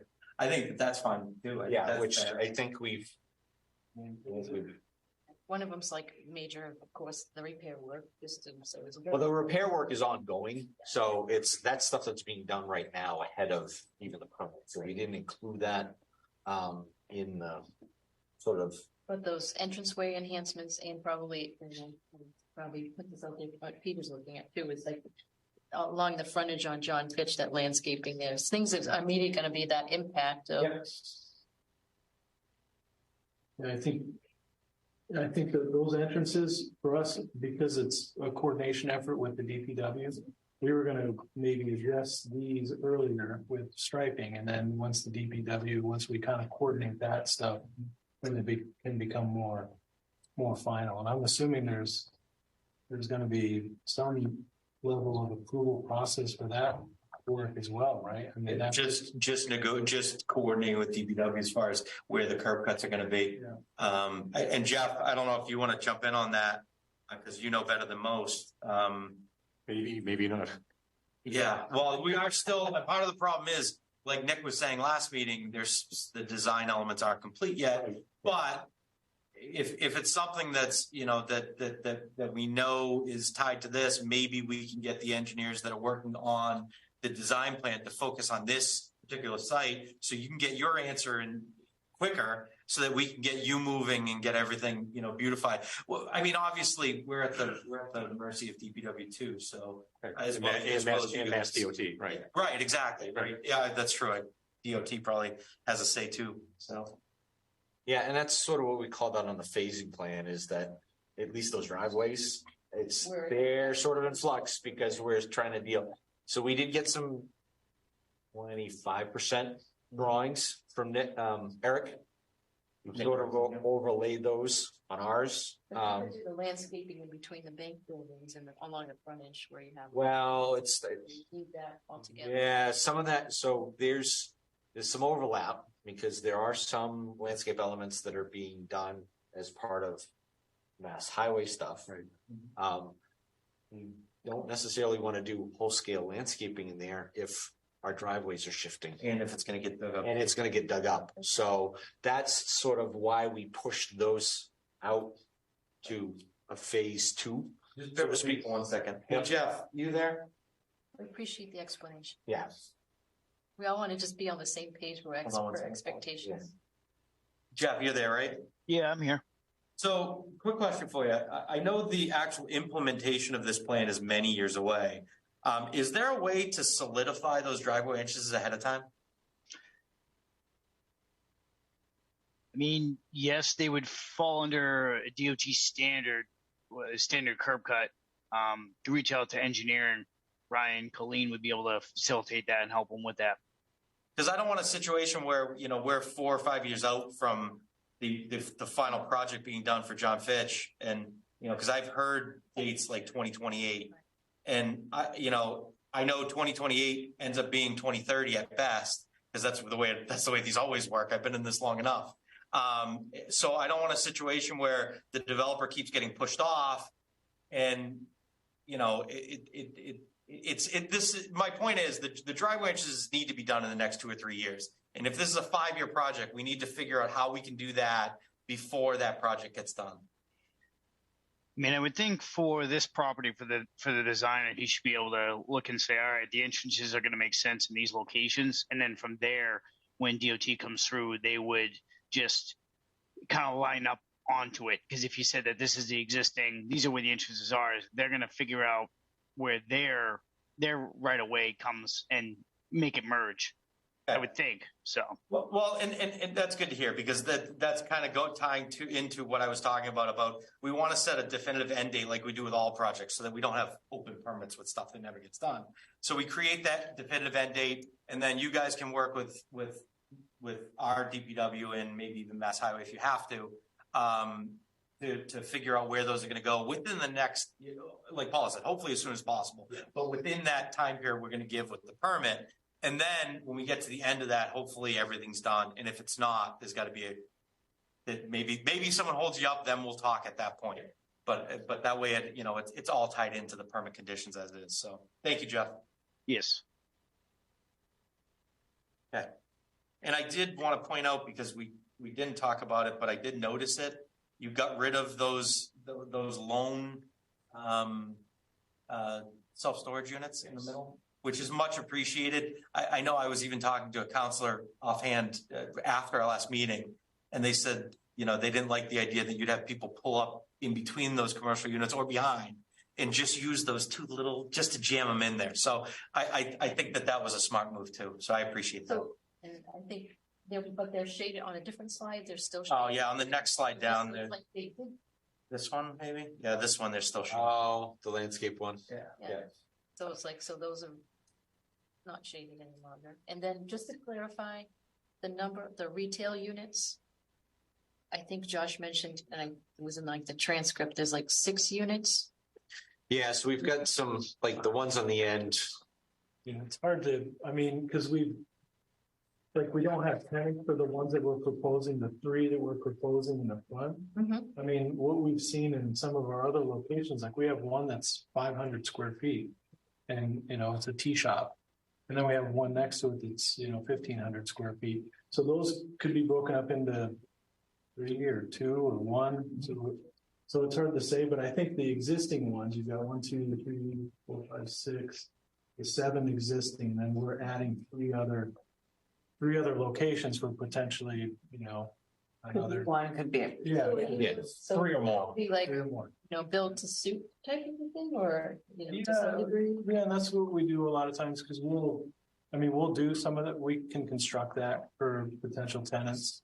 We just want to make sure they're constructed at some point. So that's why you go it's like, okay, these are at least reserved for their and that's that even that have like how they're going to look from the project. You're going to do this, you're going to do the storage facility. So how you're going to do like a couple of door, entrance. Yeah, so we'll make sure that each of them will have entrances, each of the larger spaces, and we'll usually put 2 with the hopes, they don't have to buy all 3 today, but maybe we'll have to buy another one later. And the perimeter wall, the demising wall, will be built and painted, and obviously to rent the space, you want it to look good. So we've done it a couple different ways. We put carpet in there and painted the ceilings and put some cool temporary lighting, with the new storefronts, or painted the floors. But we want it to be appealing too when people come by and, take a look. Mm-hmm. Yeah. Appreciate that. I'm excited about it. I know I sensed the frustration at the last meeting from you guys, and I understand it was, there was a lot that was kind of thrust onto this project because there were issues that you inherited by buying this project. Usually we'd have developers in front of us that are in purchase and sale. So, it's negotiated as part of the purchase price, but in this case, it was a little bit different. But I do very much appreciate the avenue and the changes that you made. I think that the drainage was, like you said, it was a big thing. And I know we had pushback last meeting, but I appreciate that I saw Jeff's comments before the meeting, which you guys might not have seen yet, but one of them was cleaning out the catch basins and jetting the lines, which you guys answered when you were sitting here, which was great. And then, obviously the detention, attenuation area, or whatever you want to call it, combined with this phasing plan, I think it's much better than it was. So I very much appreciate it.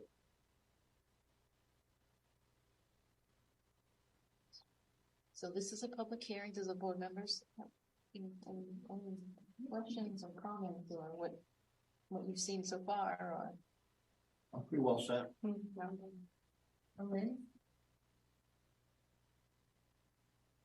I'm all set. I'm like looking at the computer. You did call on me, right? Yeah, I did, but I'm going. I like it's great. I don't know where to look. Yep. Oh, All set. And is there anybody in our audience virtual? And we have one in person. Mary Jo. One question. Mary Jo Bohart, Economic Development Director. I love the fact that there are some potential small storefronts. As you've probably seen, retail has changed so much, and you're never going to see big ones again, hardly. But the little ones, question signage. It could be the kiss of death to be a teeny tiny set so far back from the street, unless the signage that you have, I guess, for the entire plaza, as a way for them to have some visibility. So I guess maybe I'm getting ahead of myself. Maybe that's something that's in your drawing set, but I would argue that those little businesses in those little storefronts are going to need signage or consideration about how the public is aware of them. Much more than, say, a Harbor Freight, where big old sign, it's a chain, everybody knows where it is, they found it on their GPS. The little guys, it's going to be challenging unless, there's the signage on the building itself, but something out at John Fair.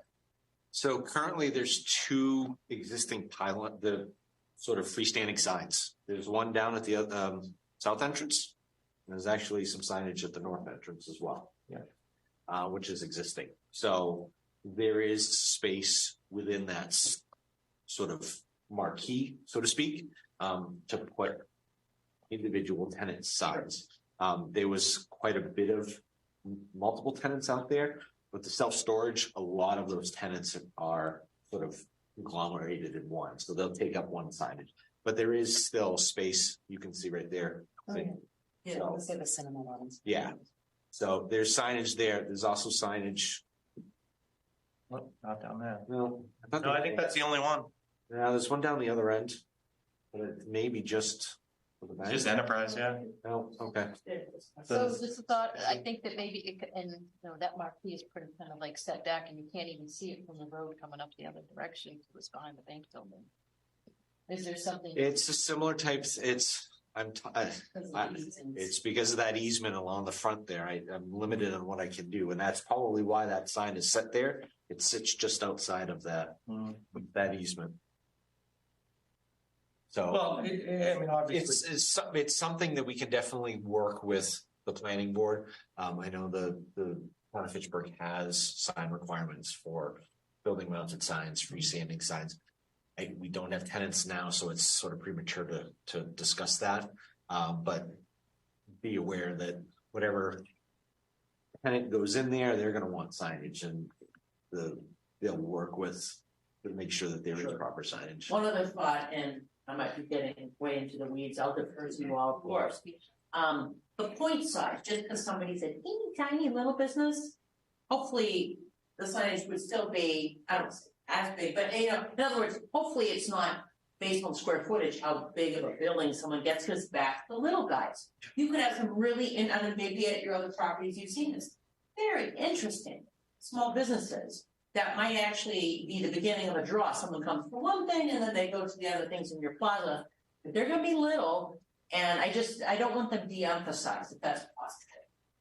I mean, I think that you guys can probably, to Mary Jo's point, you could probably look at, like you said, maybe, once you get, because CubeSmart's going to want more of a presence on that sign too, and whatever, and whoever else is there. But you look at this and you look at Harbor Freight, King Buffet, Cricket, which was there, CVS, which was there, but all of those types of businesses, the only ones that are on there are Harbor Freight and CVS. So, you would think that you'd have a sign that would encompass all of the tenants. Yeah. And that's probably a smart idea. And I'm fairly certain, and our building inspector can give you direction on this, but I'm fairly certain because of the height of the sign, the only way it can get approved is through the planning board, if I remember, because we dealt with that with Game On.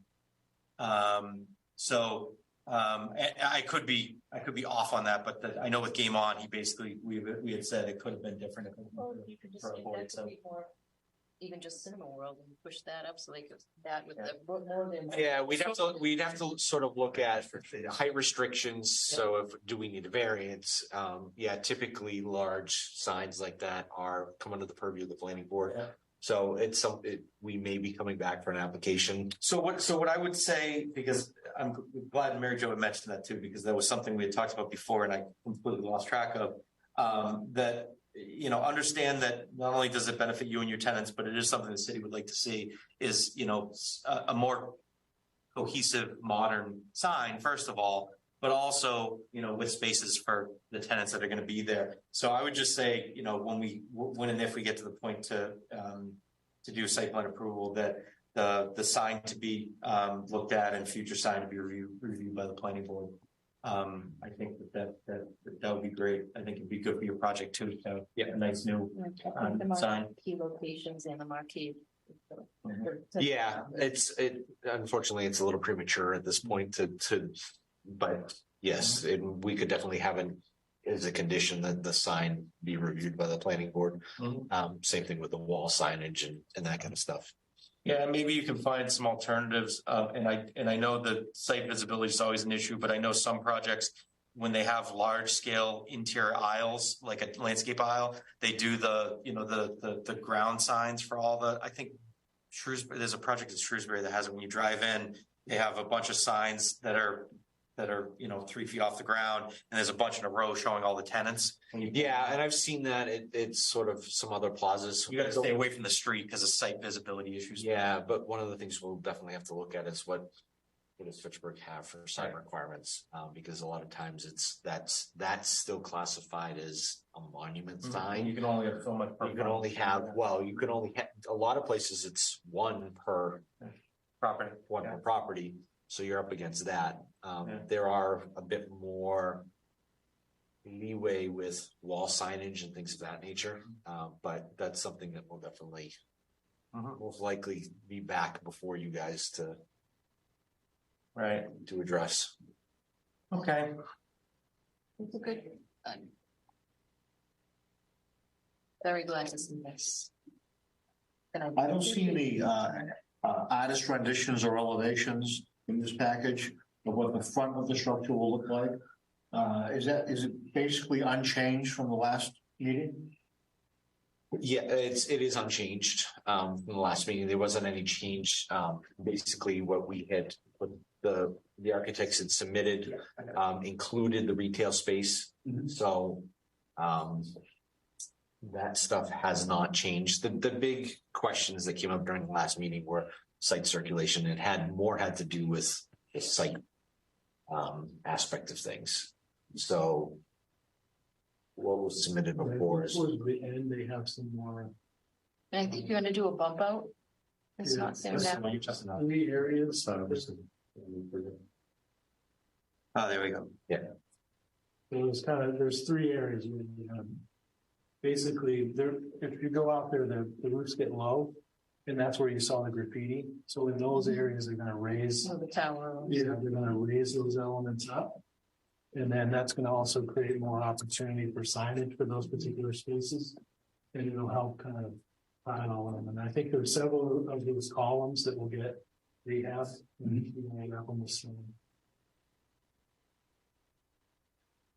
And there is an area where the self-storage comes out a little bit, or no? It's not.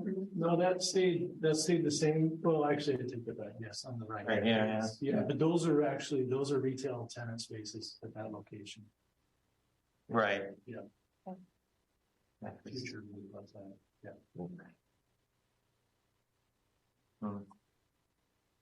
Yeah, I wish there was something more that could be done inside of the building, but I understand it's one awfully long stretch of lowness with the structure. There's not a heck of a lot you can do to add a lot of height to it or a lot of interest to it. It's kind of a 60s look the way it is, and it'd be nice if it could be upgraded a little bit, but I understand what you're working with. I mean, I think that, we want it to look good too.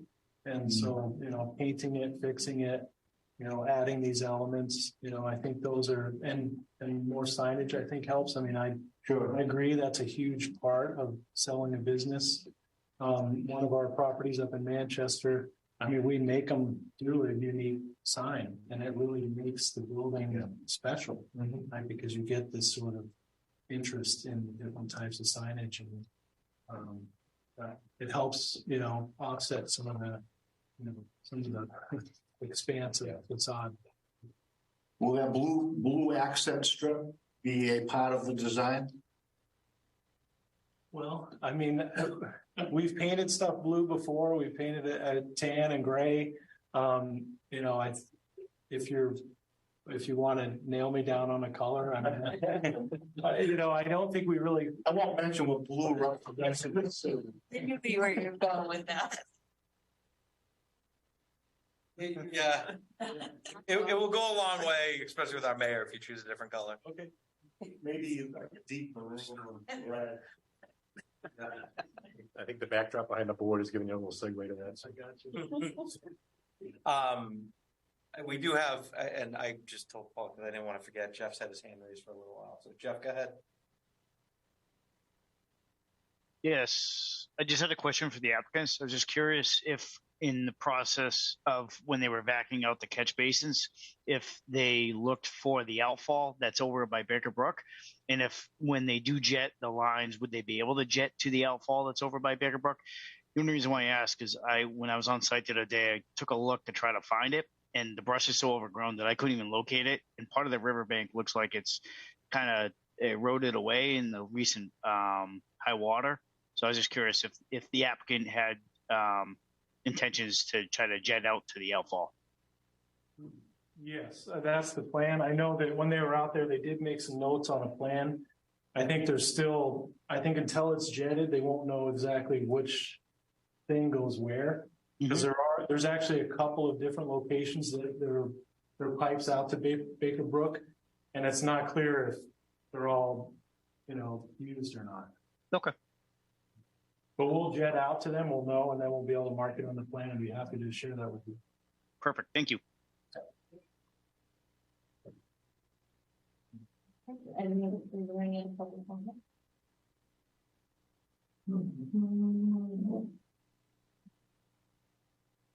All right. What are the board's wishes at this point?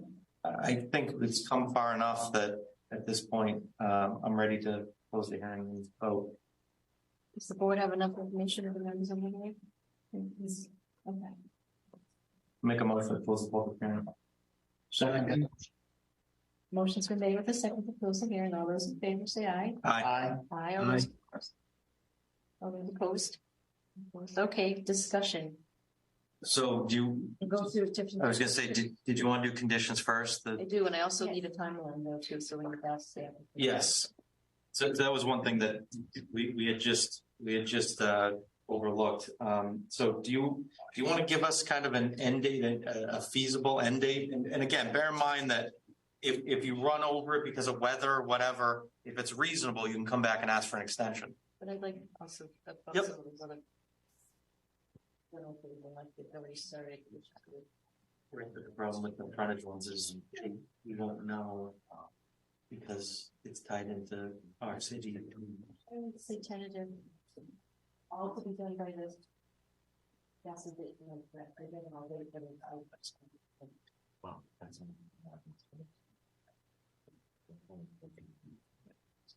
While you guys are doing that, we're going to go over some conditions. Okay. So I'll read you what I have, and then you can read what you have. So I have an O&M plan for the attenuation area, hours of operation for the storage facility, to be their max hours they listed 6 to 9. Security cameras in the rear. They said in the rear overhead doors, but just that there's security cameras in the back there. I did have a side note that I mentioned no customer trash, that all on-site trash be removed by the property owner or the storage tenant within 7 days of reporting. I think that's a very reasonable number. Trash clear from the embankments. Okay, trash clear from the embankments, yep. Vinyl fence along the dump enclosure. A shorter fence along the rear side of the site to catch litter along the brook area. We had mentioned 4-foot black vinyl coat and chain link fence. The area of future pad site is expressly not part of this site plan approval. And any further changes to that location will need to be approved. If the area of the future pad site isn't developed, and I have a rough number here of 2 years, that number we can tweak, isn't developed within 2 years of the site plan approval, then the alternate parking improvements to be made, including continuing that center travel aisle along the frontage of the site, like we discussed. That, like I said, that 2 years, I'll tie that into the number you give me when you give me that number. A130 and A140, the two left-hand parts that were the annexed storage area sites, they're to remain as commercial space because there was some mixed plans yet. The sign location along John Fitch Highway, the sign itself to be reviewed and modified, if possible, with the future sign to be reviewed by the planning board. Yeah, it's the marquee sign. That's what I got. And there's to be a space dedicated space for each tenant. Yeah, that'd be great. Yeah, I figured we cover the minutia of that when we see the sign. What else do I have?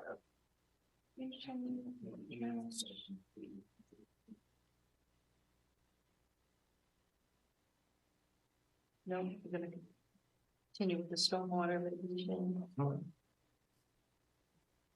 There was, and I have not read the newly reviewed comments from Jeff Hillman from the DPW. We did get some more today, and I think it's all tied into stuff you guys have talked about, but we'll forward them to you, and that'll be condition that you satisfy whatever the DPW has for issues with the site improvements.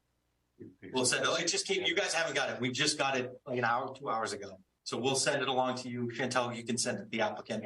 We'll just make reference of it in the site plan, saying that you guys can negotiate with them as far as what needs to be done, what doesn't need to be done. Some of it might just be clarification. I don't know. To be honest with you. So if you'd like to go through, what do you think for your phasing aspect? So I think based on what we currently have, we're looking at a 12 to 14 month duration for phase 1 and 2. that gets us sort of the self-storage and the landscaping for the driveways. We have approximately a 24-month, which makes sense as a sort of end of everything. So it's not 24 from the 14. It's 12 to 14 to finish that first two phases, then 24, 2 years ish to get done the project. So if we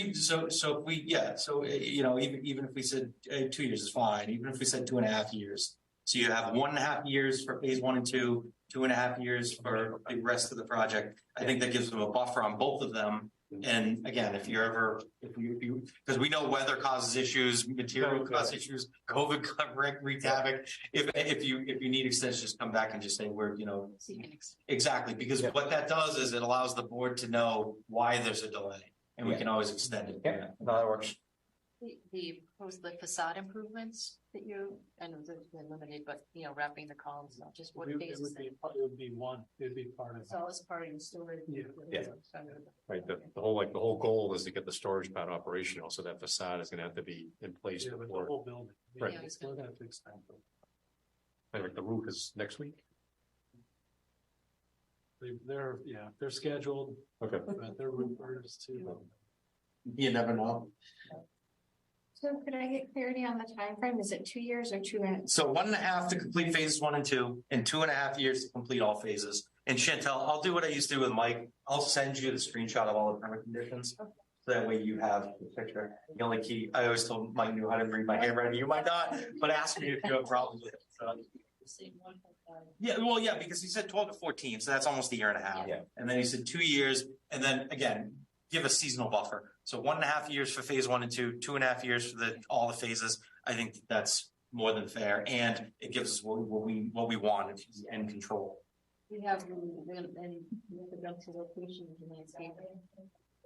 Yeah, you could add that landscaping in front of that sole lone dumpster, like they mentioned. That's great.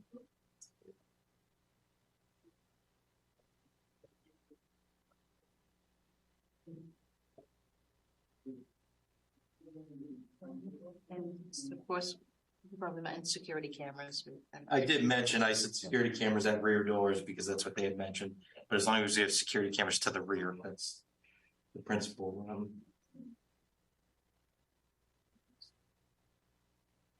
Anything else, the board? I will put that in the formal motion. Okay. Motion can be made in a second. All those in favor, say aye. All those opposed, say opposed, and I'll take roll call. Alin. Aye. Alex. Aye. Amanda. Aye. Paul. Aye. Peter. Aye. Tracy. Aye. Paula. Aye. Thank you. Thank you very much. Quick, so there won't be any overlap in the special permit conditions in the site plan. So they're going to be Together. you're going to have them all in one decision. Yes. We do site plan, we do special permit and site plan. All in one decision. I'm okay with that. I mean, of course, I want to see it, but our ordinance, it's like one together. So yeah. Well, I didn't know if you issued two different decisions or just one complete. it'll be Okay. one decision. All right. We do site- Special permit and site plan approval. I don't rate it. They'll rate it.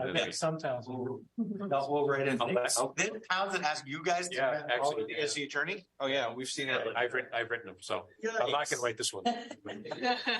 Just a clarification. Sometimes I just made her a day if I wrote it, all right? What was that? I'm sorry. Clarification, the space was reduced. What is the actual storage space now? I want to say it's 88,000 square. Minus 11. Well, we have it as 88, but I didn't know if that was the actual. It was 80. It started at 88, but now you have about 11,000 retail. So it's 79,704. 79704. Oh, okay, because it's about 10,000 retail. So it's, yeah. Thank you. Just want to. I think it's on that. It's on the last. I know. I struggle with it too. So. Yeah. 79704. 79704. Storage space. Obviously, the only downside to not writing the permit decision is you don't control the time. It might take a little while to write the permit decision. We've been patient, so we're okay. And like I said, it doesn't go without noticing that you guys did make some concessions here, and I think we're gonna all have a better site because of it. So I'm very excited to see a lot of investment in this. Absolutely. I love you guys. Thank you. Thank you. good luck. Thank you, everyone.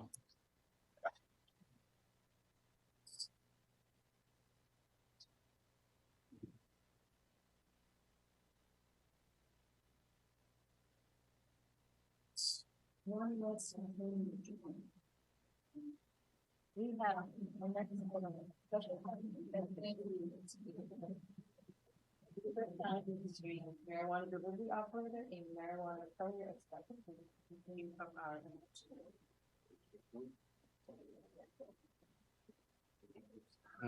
Good evening. Good evening. How you doing? Good, good. Hopefully the storage facility will add cannabis. Maybe. It looks like it's all cannabis. Your plan doesn't look nearly as complicated. I know. Yeah, I could see that. You guys do a lot of work. I don't know how you do it, really. Phil Silverman, the attorney, is, I believe, on the Zoom meeting. Yes, I think I saw his name. Yep. Oh, you got your. And I just unmuted him. So Phil, you're all set whenever you want. That's great. Thank you. I don't see myself here, but that's okay. Can I share my screen, or do you need to? No, you can. Okay. I can set you up. Just bear with me for 1 second. And Dan is way ahead of me. So you're a panelist now. So if you go to the top, you should have you can pull up the menu and you can do new share, screen share, and pick the screen you want to share. I don't know if you've done it before, but actually, let me give up what I'm doing first.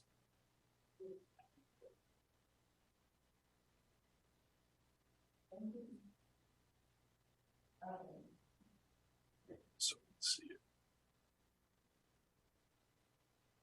There he is. All right.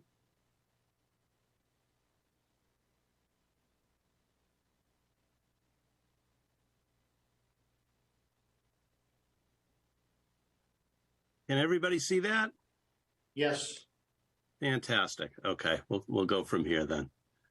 All right. Good evening. I'm Phil Silverman here on behalf of Speedy Cannabis, and we are seeking a special permit and approval of a site plan for a marijuana delivery courier and delivery operator business under the Cannabis Control Commission regulations.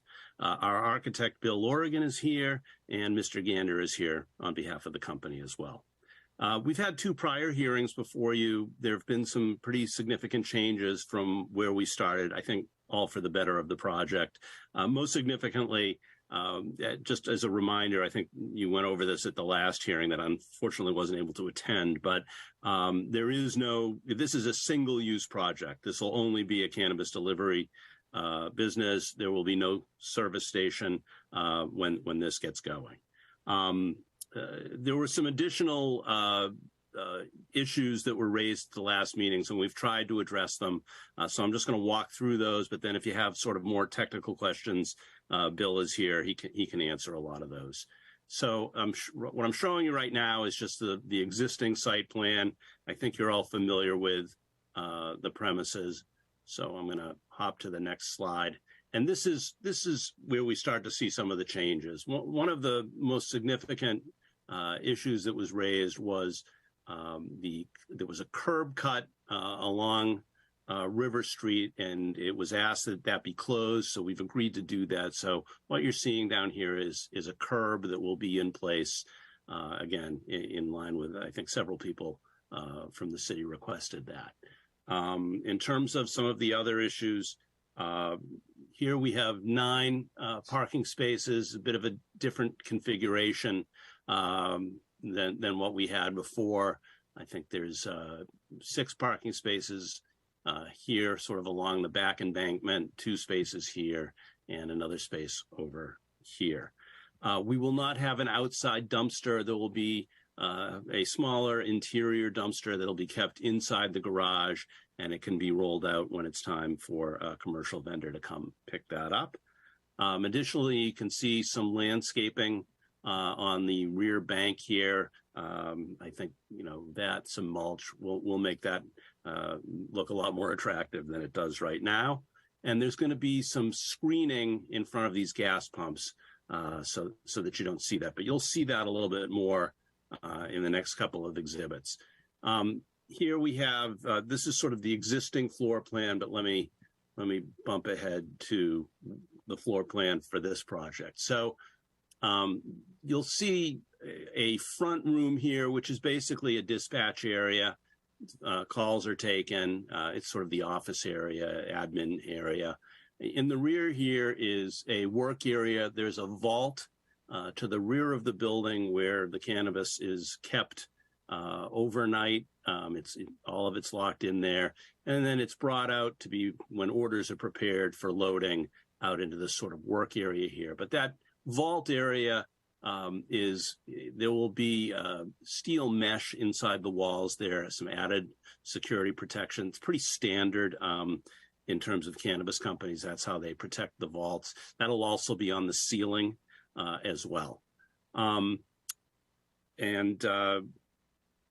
see. The garage is where we'll do our loading. You may remember we used to have an outdoor loading area with a fence. We've gotten rid of that. So we'll pull our delivery vehicles into the garage. We can close the door behind them.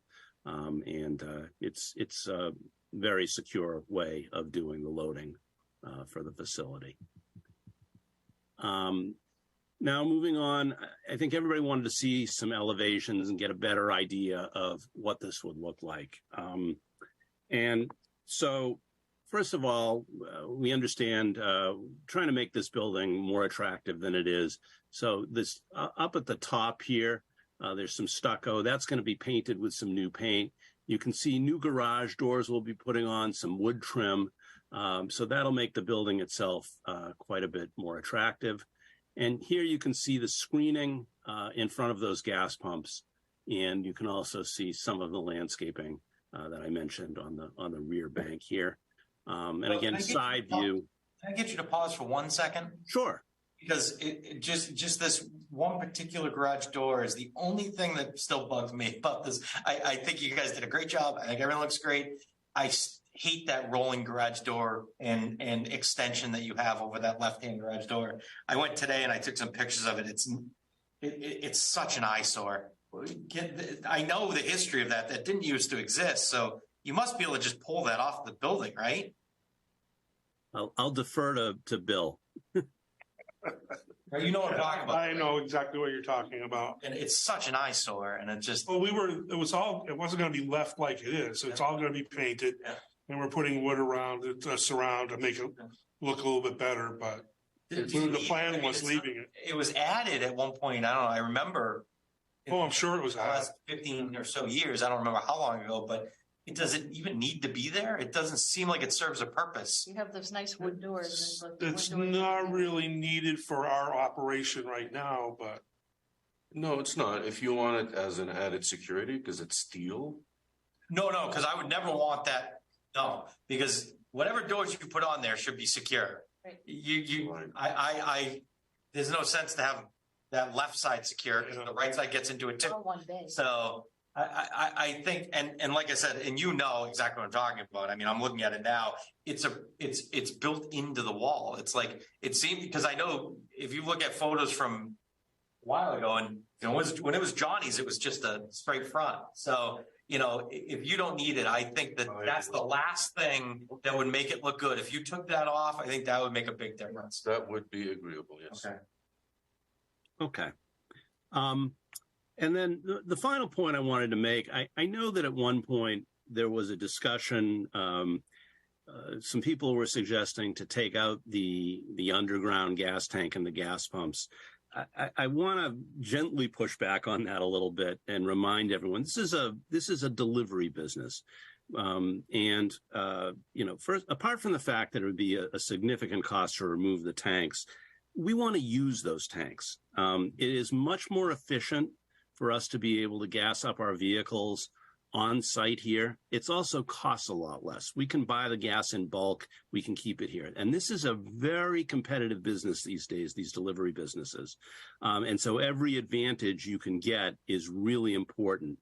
There's a lot of debate going on in the CCC right now, because one of the things that costs quite a bit of money in this delivery business is that you have to have two individuals in the vehicles at all times.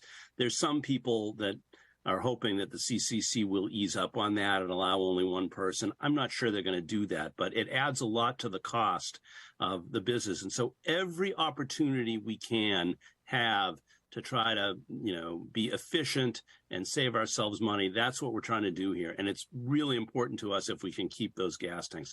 Again, we have tried to screen the tanks, so, the aesthetic is a lot nicer from the front, I think, than what obviously you see now. But I hope that's something we can all live with, because it's kind of important to the efficient operation of the business. So it was mentioned, you weren't here at the last meeting, but it was mentioned that it's maybe only at least using for the volume of gas, at least one of the pumps.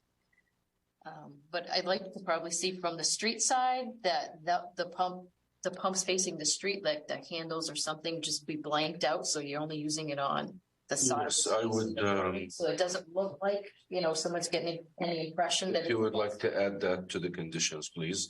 So you that will be that would be blanked out, the pumps facing the street, and the hoses removed. Right. And it'll be blanked out, and we can make them look more appealing and pretty. Yeah. I don't know how. Yeah. Just conform with the building. I don't want it to look like an eyesore. I'd like to kind of blend it with the building. So we will. I mean, if you have any ideas, we. That's what I call it, right? So I said, yeah. I mean, it's like what material between, like, some kind of, aluminum or something, but something nicer that you just looks like, so you're only facing the box on the one side that you see on the other side.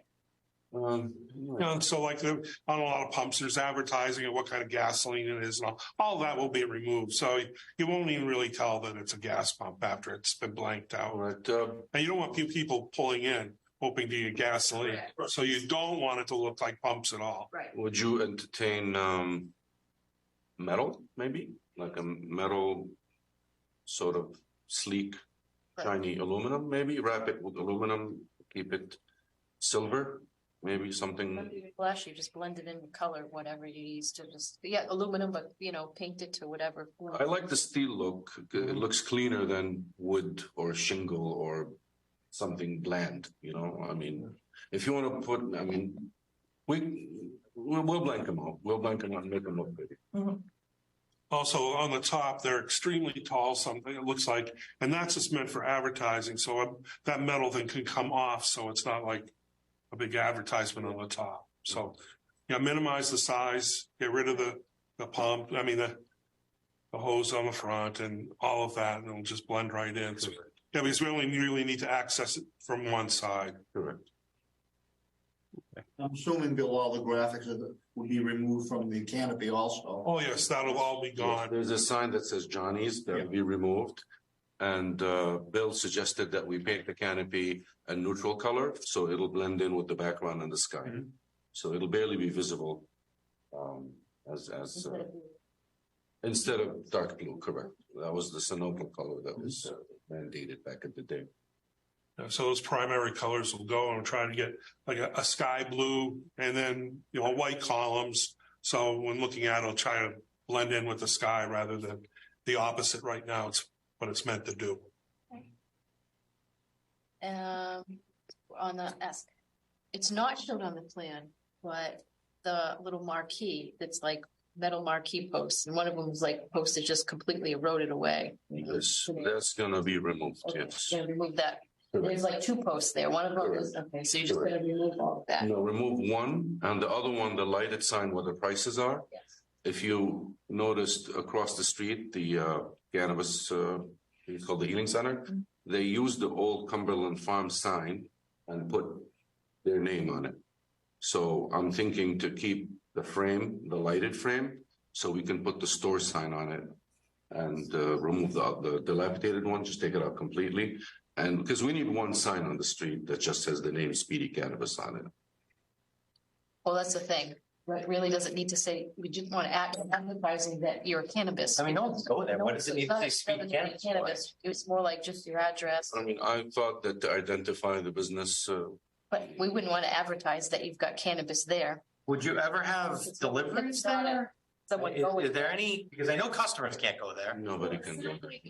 Because now you know it's definitely not a gas station. Although them closing the curb cut, I think. Can I suggest that if you can just make it a condition of this permit that if we want to put signage up, we'll come back to you and we'll get approval or not, but we'll come back to you regarding the signage. Okay, so what I would suggest is sign design to be approved, because the CCC is going to have to approve it too. The sign is designed to be approved by the planning board, and if no sign, then both poles are going to be removed. I already have one potential permit condition that second pole has to come down. If you don't want to sign at all, then that front pole should come down, because even that, I have pictures of that too. It's not in the best shape either. So, understood. And on that, I know we can't see it here, but so on the imagery, like Google Maps, right? There is a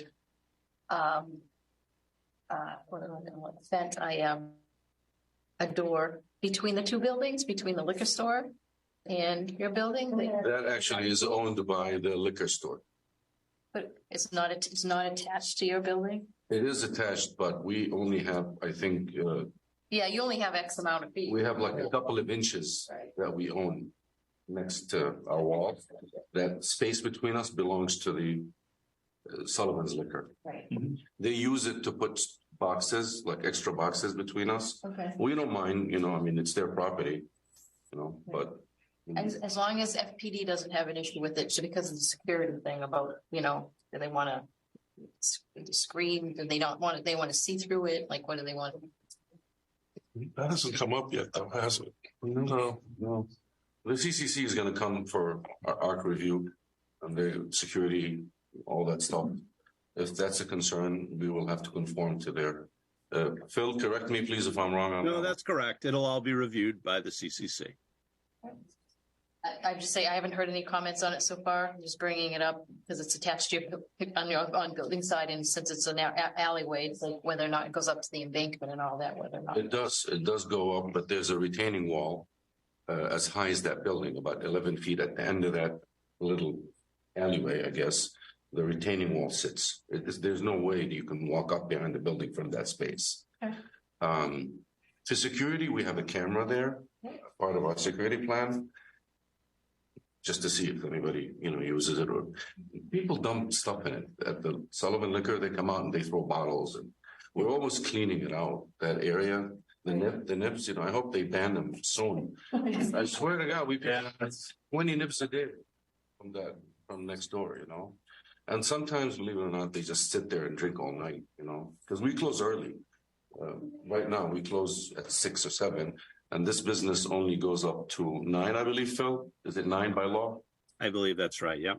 So can you, because you just mentioned it, what are the outside hours of operation, or what's the CCC mandate? Well, okay. So now, as you mentioned that, I mean, the CCC doesn't actually mandate hours. They leave that up to the local boards.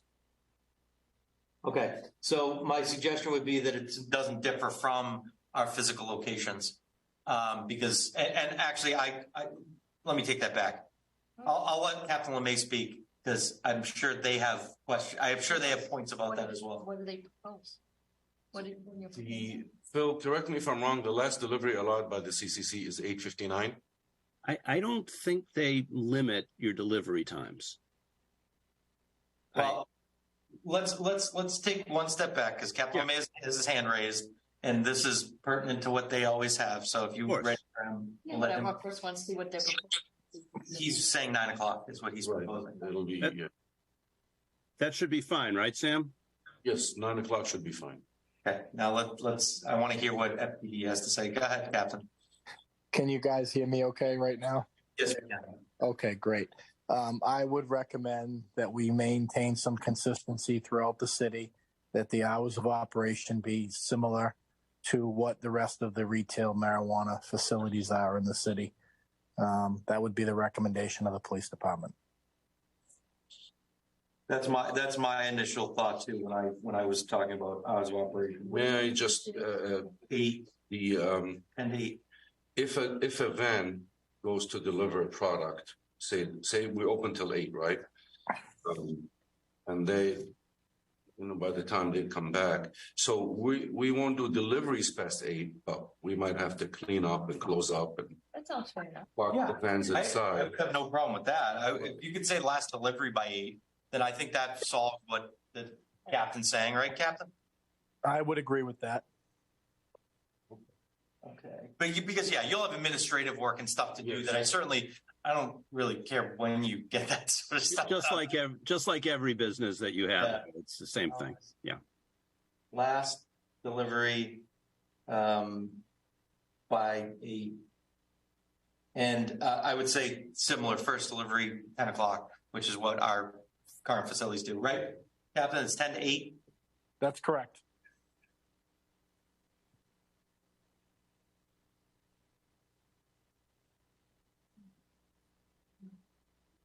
Well, could you go back to site? I don't have control. Phil does. What would you like? Page 2. Sure. There we go. The next one, I think. That one? That one. Yep. So the parking stall labeled number 8. Yes. Yes, the one that's kind of on alignment with the street. So Next to the curb. Yeah, there is a 3-foot setback requirement for parking from the sidewalks. It's not needed anyway, right? It almost would way more parking. I'm thinking it would be maybe nice to see, like you have the arborvitae's in the box there, that you put another one in that location. Eliminate that parking spot and put some. It's the one all the way on the bottom, far right bottom. So if Phil has the cursor though, so I can't. But it's the one labeled 8. That one. Yeah. So because it needs to be like 3 feet back from the sidewalk, so you don't really have space there. So then It's not 3 feet from the property line. sidewalk, property line. Yes, it's Sidewalk, property line. or property line, sidewalk or property line or building structure. So Well, even that, Bill, if you look at the corner, the property line is literally touching. Yeah, it does. I just want to clarify it. Okay. Yeah. So we shall eliminate one spot and put a bed of whatever trees it fits. I guess 3-4 part trees or whatever it fits. That's fine. Yeah, I mean it's overkill for you anyway. The number of spaces. So. I didn't like it to begin with because it's kind of a weird spot. Those always cause problems too when you have people backing out and then someone pulling in. So I don't really have a problem with 7 because at least it's further back. Gives us a lane for the snow. There you go. It gives us a I lane. mean, quite honestly, I don't envision you using 7 or 8 and just pushing snow over there. But I think that's right. There again, that's all for employees. It's not going to be customers coming in who are unfamiliar with the parking lot. Right. Yep.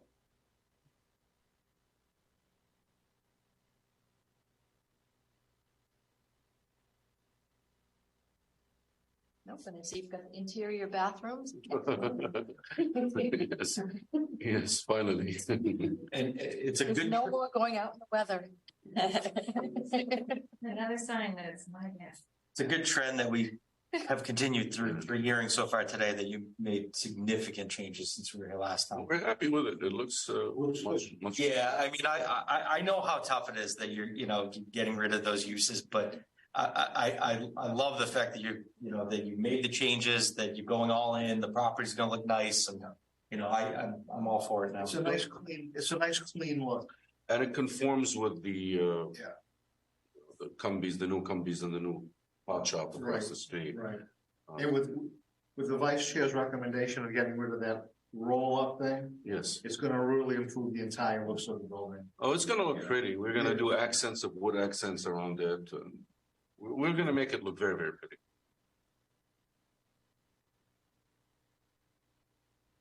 Appreciate that. Does the board have any questions?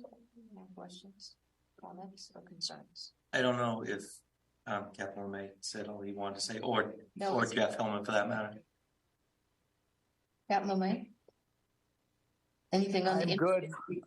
I'm good with everything that I've seen to date. Okay.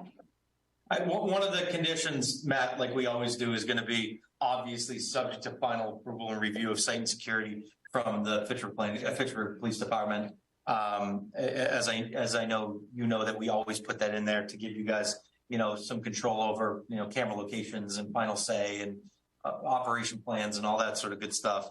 I'm sure, I know I talked to the chief at length about this last month, and like all new things, everyone has concerns over the use in and of itself.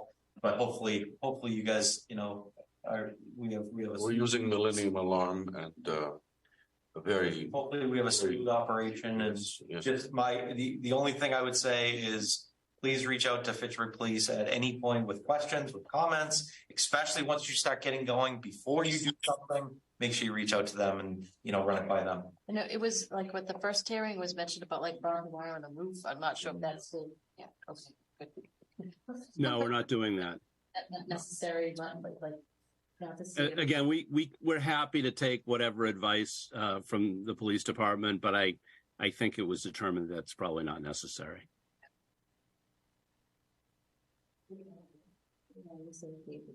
All right. So, and at this point, we're saying no sign until we come back and reevaluate what we're deciding. Correct. Correct. Well, so we have anything from any other departments on the new plan, revised plan, aside from just?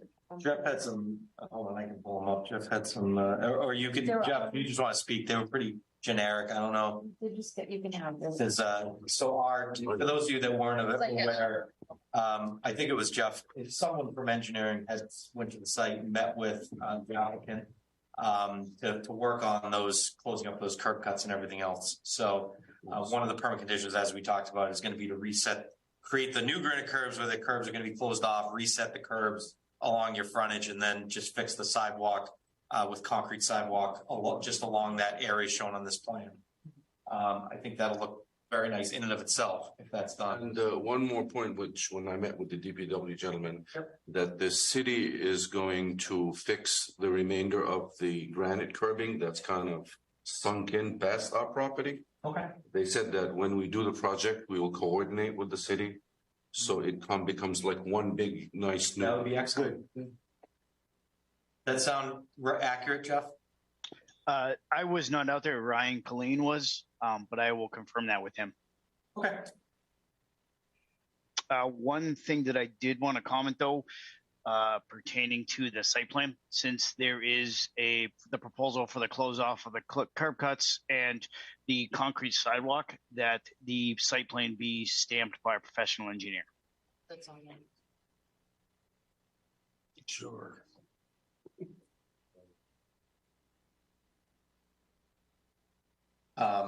The other note that I think I saw on Jeff's note, and I'm sure you guys know this, I know your architects know this, that at any point, if anyone works within the public way, they have to be approved through the city, and I would coordinate with DPW who you have doing that. They wanted a bonded company. Exactly. Yes. So run it by them first. Yes, we have a list of bonded contractors that are in good standing with the city that we can provide to you, and you can choose for one of them to complete the work within the right of way. We'll say,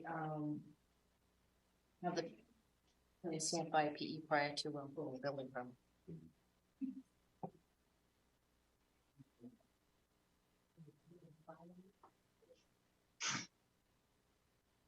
Anybody else in the audience virtually? No one, no. Does the board have enough information this evening? Yeah, I think about close the hearing.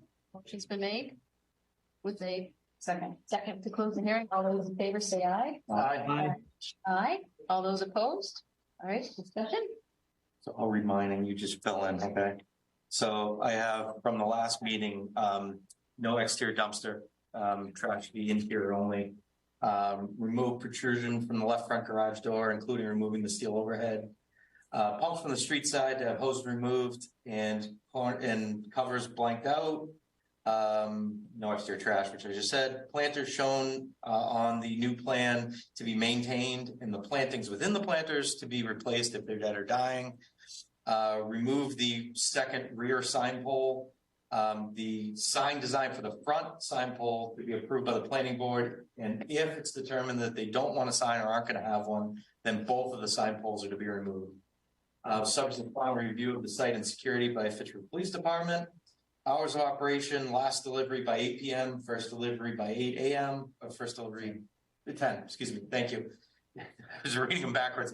For last delivery by 8 p.m., first delivery no earlier than 10 a.m. Remove parking space number 8 and plant evergreens or similar landscaping where that parking space number was. Reset the granite curbing, replace concrete sidewalk on the frontage as shown on the plan, and have the plan stamped by PE as requested by the DPW. And the security plan? Yeah, so we have some standard conditions as part of anytime we deal with the marijuana establishment, security, operation. There's a couple You'll things in there. see, and the note to the minutes as well. In the ordinance, there is a list of conditions that are standard that will be there for all the applicable conditions to your business. For the cannabis. For the side. cannabis operation, marijuana section. Okay. And none of them are unusual. Phil has dealt with the city for a long time. So, I mean, you're going to, other than the fact that we haven't done this use before, so a lot of them probably aren't applicable. And you might have a few that, I don't know that we got to double check with, but we'll go over that. And just to confirm that this, you're not going to be remarketing, you're just the materials, you're like purchasing and selling out, but you're not repackaging and Phil, are we going to be? Well, I don't understand the question. Phil, did you answer for me? We purchase products wholesale and then we sell them. We don't do anything at the facility to the products. You're not repackaging them and putting them under another name or. No, we don't do that. Okay. Okay.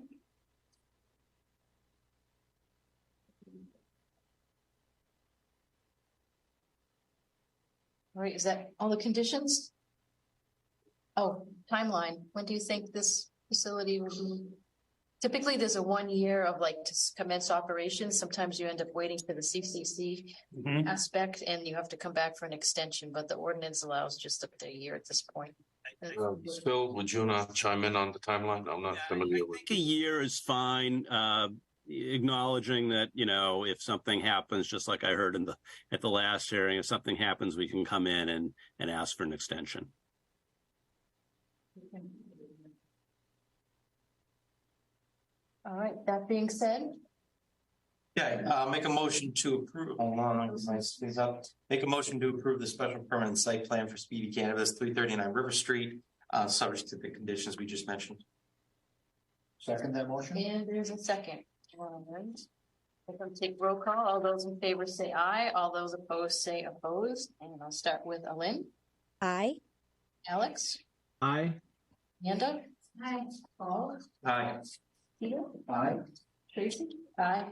Paul. Aye. Thank you, guys. Guys, thank you. Thank you very much. Appreciate it. Thank you. Gravel Road. Appreciate everyone's efforts. Thank you, guys.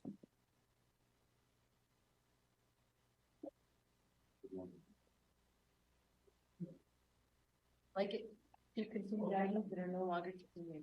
Wow.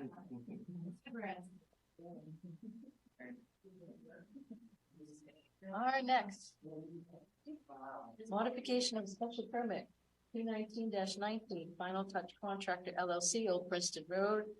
Increase PUD from 4 units to 6 units. And we received. So we get a request for continuance. I'll read it. Relative to the meeting, we've been authorized to get the additional survey work. We need to prepare the plans relative to roadway improvements. Once we are done that, we'll need to assess the cost of construction to determine if the original submittal will remain or if we will withdraw that application and submit a new one. So for now, we'd like to continue till May. We should know ahead of that meeting which way we're going. So I'll make a motion to continue to our May meeting. Motion's been made with the second. Second. All those in favor say aye. Aye. Aye. Aye. All those opposed? Great.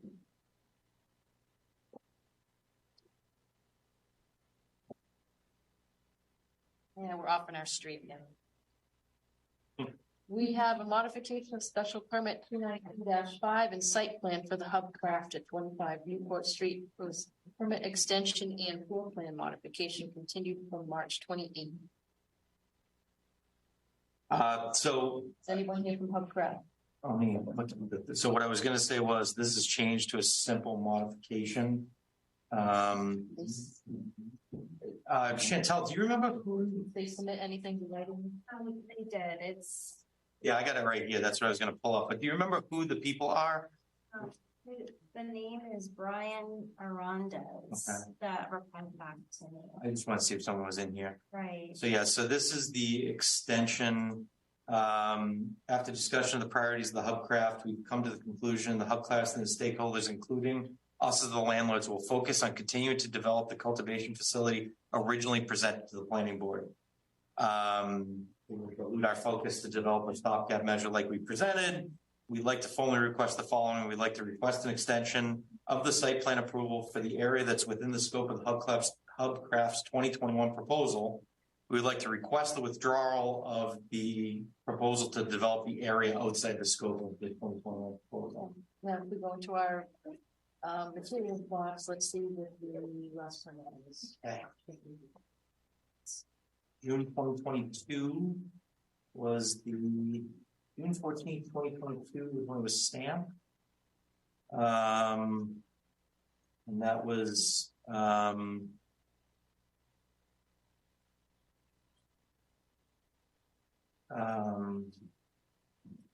proven extension date in the special permit shall be February 2023. So if we make it February 2024, that'd be 1 year from yes, February. The end of the February. Right, it would have been the end of the February meeting. Yeah, February 2023 planning board meeting.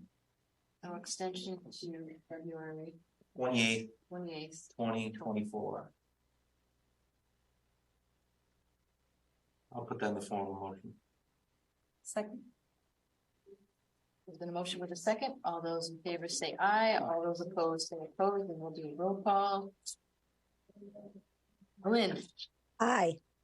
Alex. Aye. Amanda. Aye. Paul. Aye. Peter.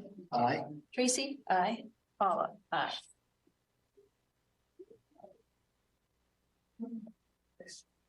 One extension.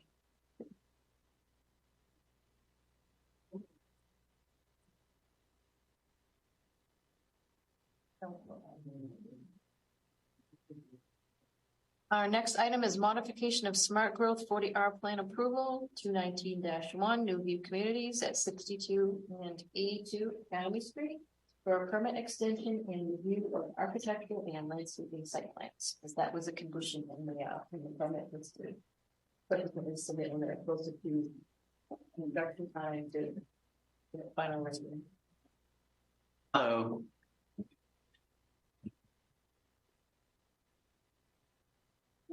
Present understanding if the special permit is still in effect, just there for the extension.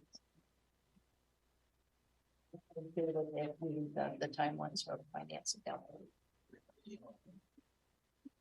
Great. Well, thanks for having us. So I'm Mark Dillon from New View Communities, and we have a bunch of our team is online if you have any technical questions. And I can actually unmute them all. So we have Stephanie, I remember, right? Stephanie Keeper. Yep. And then I have three other names. Yep. Joe, James, and Janice. Yes. All of them? You want them all unmuted? Sure. Okay. Hopefully they want to say anything. Everyone's unmuted. All right. Okay, great. There's a civil engineer, so.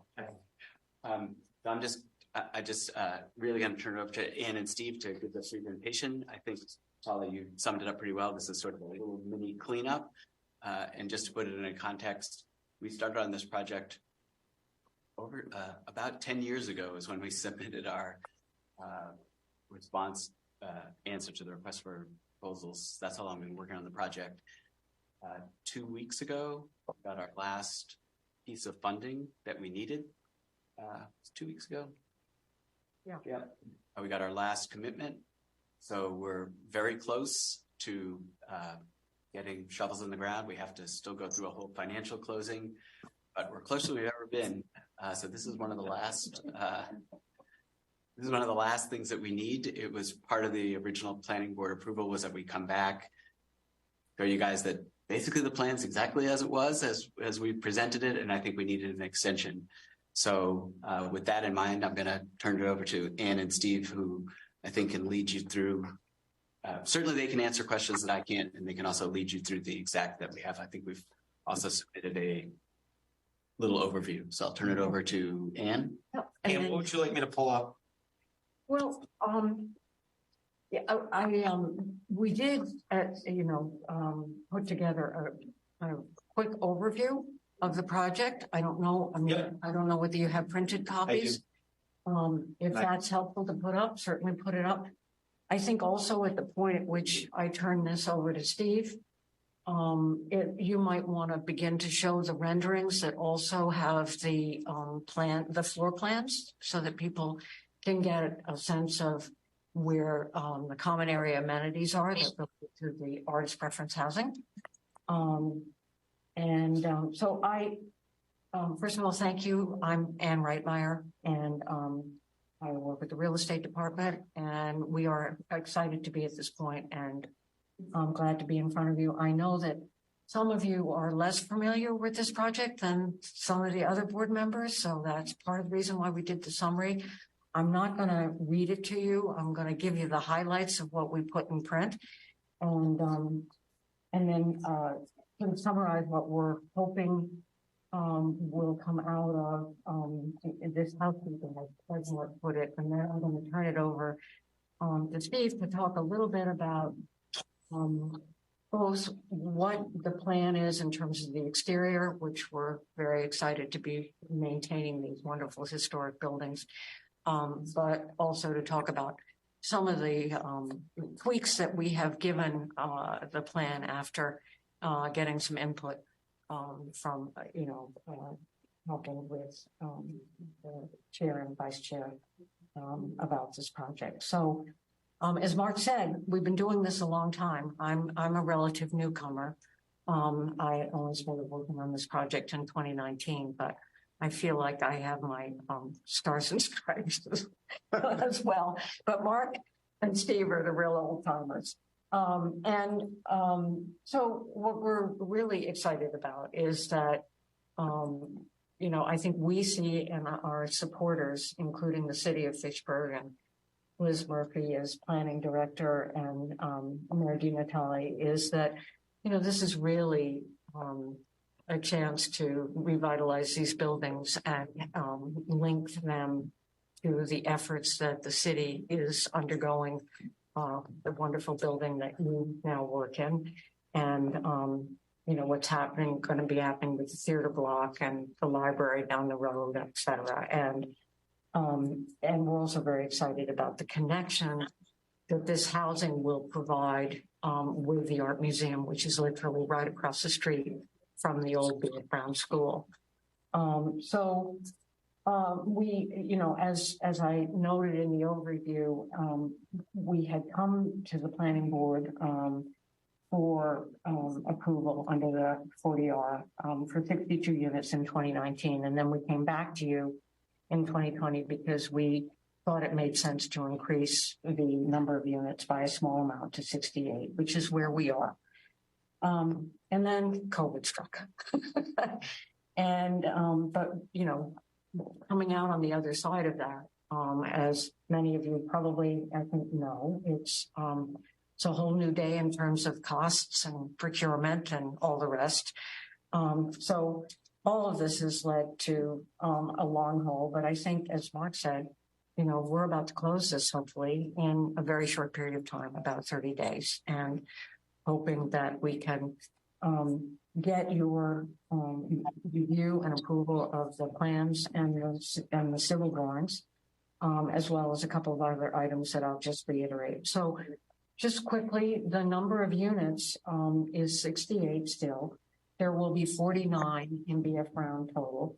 One studio, 24 one beds, and 24 two beds. For the stables, which is my favorite building. There will be 2 2-bedrooms and 5 3-bedrooms for a total of 7 units. And then the annex will be a total of 12 units, 10 2-beds and 2 3-beds. All of the artists' sort of common area amenities are located at the B.F. Brown School. And when we walk you through that in terms of the renderings and the floor plans, you'll be able to see that better. But we have a wealth of things on each different floor, including gallery space, artist workspace, community rooms, a sound studio, a classroom, and, you know, other areas where, for example, there can be further gallery, opportunities for artists within the building to show their work. Timeline. As we said, we're very close to we've got all of our sources of funding. So we are fully sourced at this point. And we've been working very closely for a number of months with our contractor, Keith Construction, to really make sure that we have covered the bases in terms of, updating things, making sure that we are not going to be hit with any surprises. These are old buildings. So we've done a lot of work to both coordinate, a really, I think in-depth scope with the help of the architectural team and the civil team and our Icons consultants, Wozni Barber, who's doing the electrical and mechanical, and Susan True, which is our structural engineer. So I think we're well positioned. We anticipate that we will begin to break ground fairly soon after the financial closing.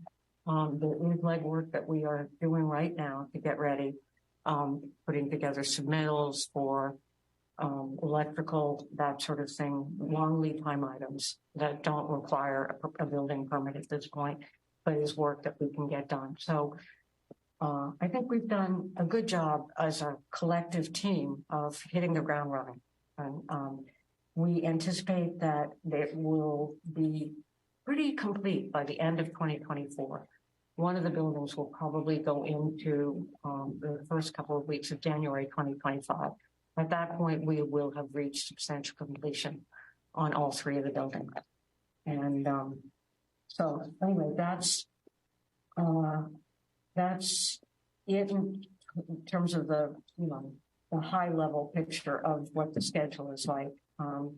We will immediately begin moving towards occupying the units in the first part of 2025 and move to a permanent loan closing by August of 2025. Thank you, Ann. Just one, August 2025. August 2025. That's occupancy. That's full occupancy. Done. Construction's supposed to be done by January 2025. Yes. And we can say summer 2025 if you want. The one note that I found interesting that you didn't mention, but for the board that has seen their work, the contractor is the same contractor that just did the Harbor building. Oh, wow. Right. So, and they obviously the facade on that building was great. We still haven't been through it yet, but I haven't. Well, we've had the wonderful opportunity, Steve and I, of going through it, and they did a phenomenal job, and so did the developer, frankly. I mean, it's really going to be a wonderful addition to Fitchburg. Perfect. You don't need any change to the start date. Just says plan approval shall lapse up to 2 years. Yes. So, anyway, I just wanted to reiterate before I turn over to Steve, that the couple of requests that we're looking for in terms of being before you tonight. So I think the chair already mentioned the, extension of the special permit, and I think we are requesting that that be extended to January 12th, 2025.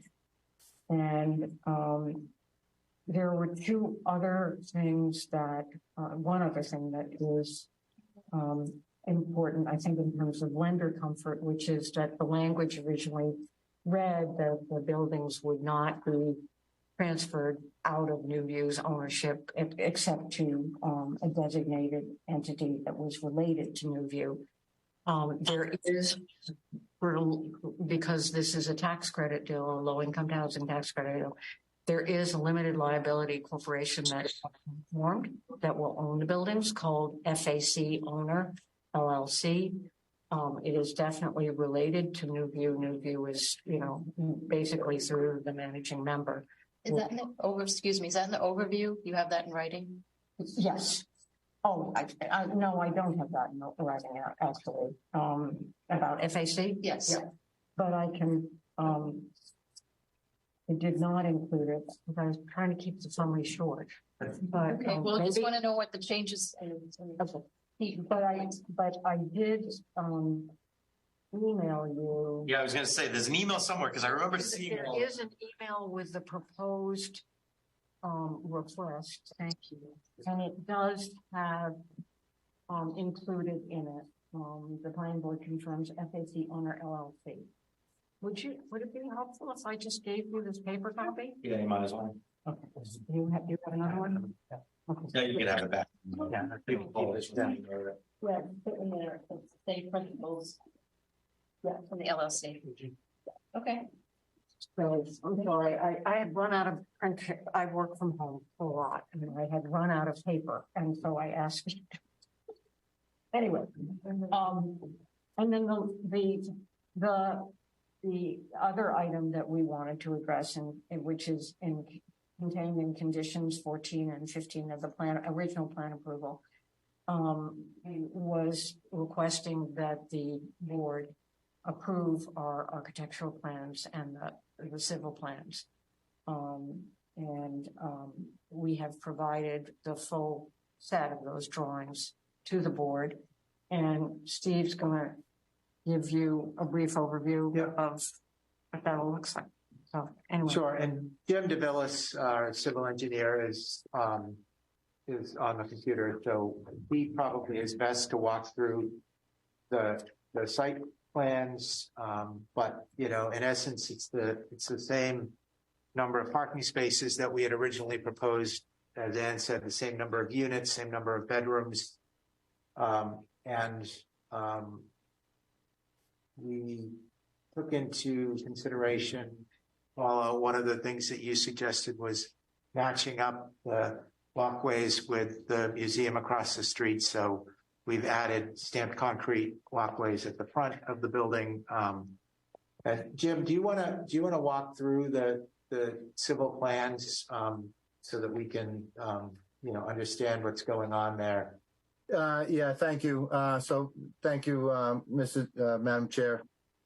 For the record, Jim DeVellis. I'm with DeVellis Serene. We're providing civil engineering and landscape architectural services. So on my screen right now, I see it looks like somebody else is sharing. And I can, yeah. Okay. Do you want to do it? No, that's good. So that one plan there. These are changes that came up last week, kind of in an informal meeting with several members of the planning board. There was a request for the sidewalks at the intersection of Academy and Elm to have stamped concrete to kind of match the feel for across the street for the arts area. So on the top of that plan, you can see that kind of honeycomb pattern. That's stamped concrete, and there's a note on the layout plan that just says to match across the street. And then the other thing on this plan, on the top left of that sheet that you're showing, we were asked to add a little more landscape to the Elm Street Academy in the corner. So we added those trees. We could add more, but to be honest with you, more is less on this because it's a tight area. So we added a few more trees and some low shrubs just along the sidewalk. There's no concern with sightline distances with this tree right here. No, because you've got a distance for the sidewalk, and it's not a pine where you have evergreens all the way to the bottom. It's a 2-inch. I just assumed the stop line was before the crosswalk, but it must be after it. So, and I know the tree but the one in the middle, particularly, I think it was just mentioned whether or not you can use that corner for an art installation at some point. Yeah, we talked about that, and we were contemplating as a designer to put an area maybe a pad or an outline for it, but it kind of defeats the purpose of having the creativity do it when the time comes. So it may be, long in linear, or maybe round, or maybe square. But I think we're committed to saying that's the area if the board so sees it, to put something outside when the time comes. So there's no objection to that. I would recommend you, even if you don't put any structure thing there, that you put appropriate like electrical or conduits for lighting and aspects for that for future use in that planning. Sure. Yeah, that makes sense. That's reasonable.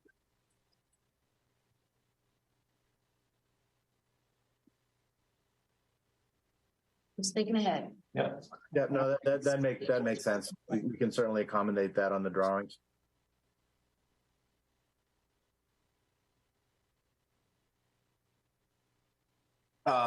We had talked about, and it's probably in that letter, but just because I don't have it on the top of my head, what was the date we had talked about for the date that you want the extension good until?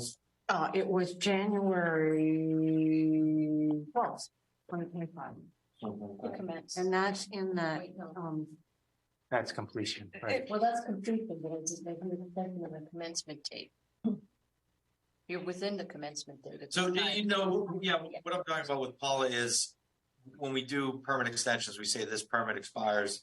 If we don't do anything in the next year, they're usually a year. If you don't do anything in the next year, if you break ground next month, the only thing that's going to be important there are the conditions. We'll have a condition in there to be finished by summer 2025 or whatever. Because the permit will have to modify the permit condition that's in there, right? Unless it has a year. So this one says excuse me. This is Stephanie. Maybe she wants to. 2 years. Okay, 2 years from, so if we did a new one, 2 years from the new extension, that should be fine. So that's September. I thought that we had. No, it's actually, to get the Permit Extension Act and all these other aspects in with that. So you had a date. Yeah, and I thought that's what my memory was. Stephanie, do you want to?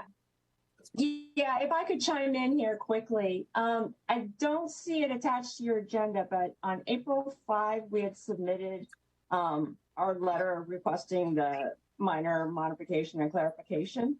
And it walks through that. But relative to the requested extension, so just to give a little history, at an informal meeting before the planning board in October, it was discussed what the Permit Extension Act, what the implication was. And then the next day, Mike O'Hara on October 26, 2022 said he calculated it at running until January 12, 2024. And it's not when the permit lapses, but this applies actually to condition 22. And what that is it says that the plan approval shall lapse after 2 years from the grant if a substantial use. Yes, Stephanie, you're talking about two different things, but I get you. I found my notes from when we met last month, and we'll just make it January 12th, 2025. That's fine. So the extension will expire January 12th, 2025, which is different than the 2-year commencement period. But you're right. So that's the extension. The date of the extension will be good through January 12th, 2025.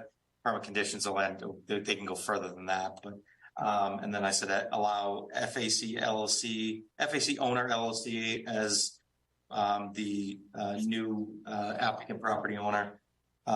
Change number 25 to prior to occupancy was one of the other ones we had. Yep. Permit condition 25. Permit condition 25 says offsite improvements to be completed no later than 1 year after issuance of first building permit.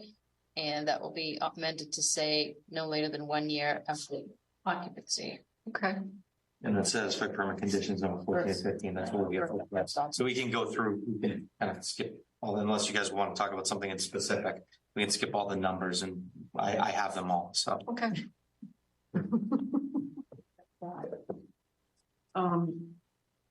So 14 and 15 are it's the landscaping plan and the architectural plan. Yes. So we're looking at in front of us. And obviously, I don't know if any board member wants to see the room layouts. They're in there if you want to look at them. They're not all that important for what we're doing today, but.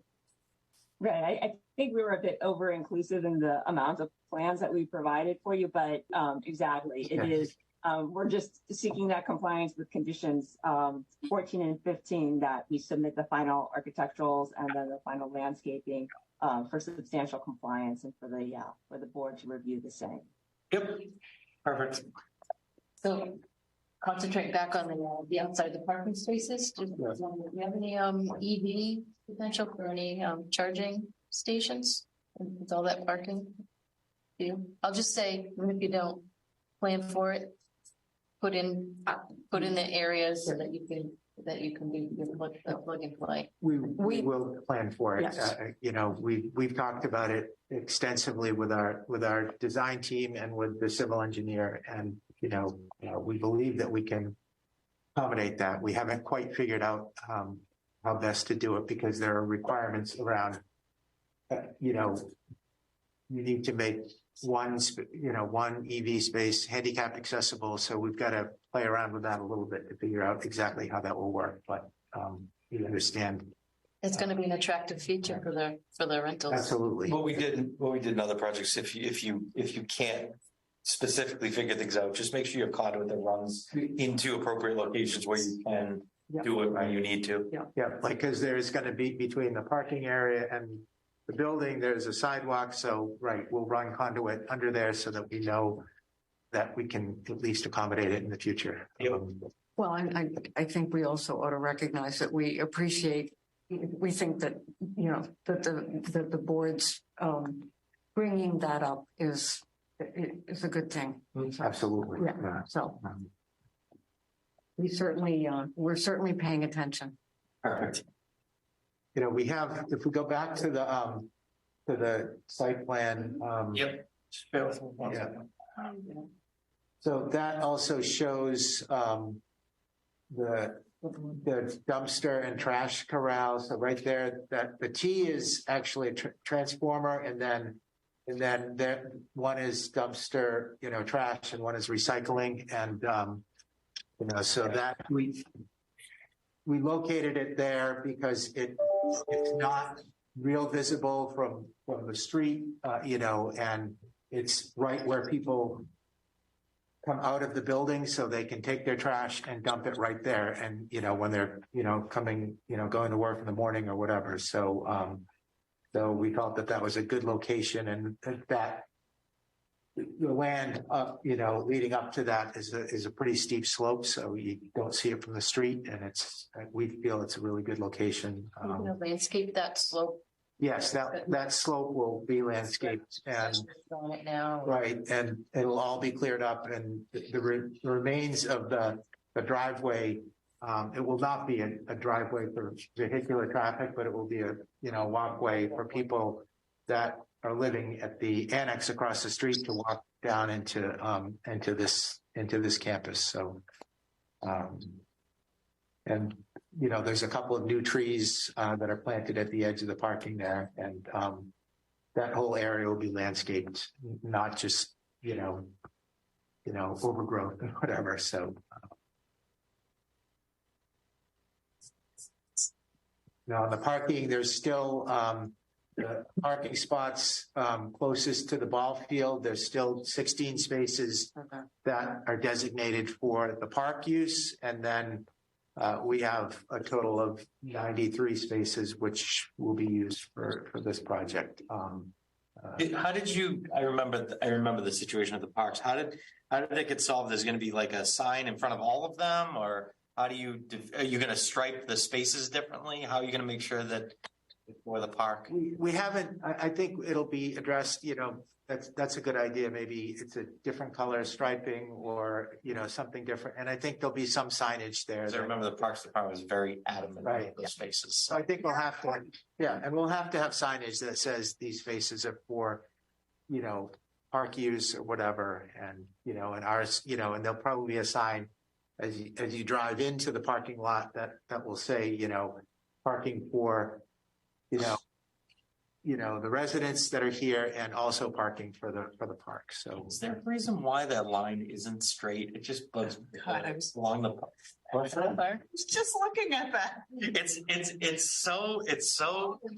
It's not at all. If you look at the plan, there's an abnormal angle, and then at the deck it kind of goes back, but it's so crooked. It's just, and you probably won't see it. It just looks weird on the plan. It looks like they had to be. I don't think they're going to build it that way. It's not going to be squiggly in reality.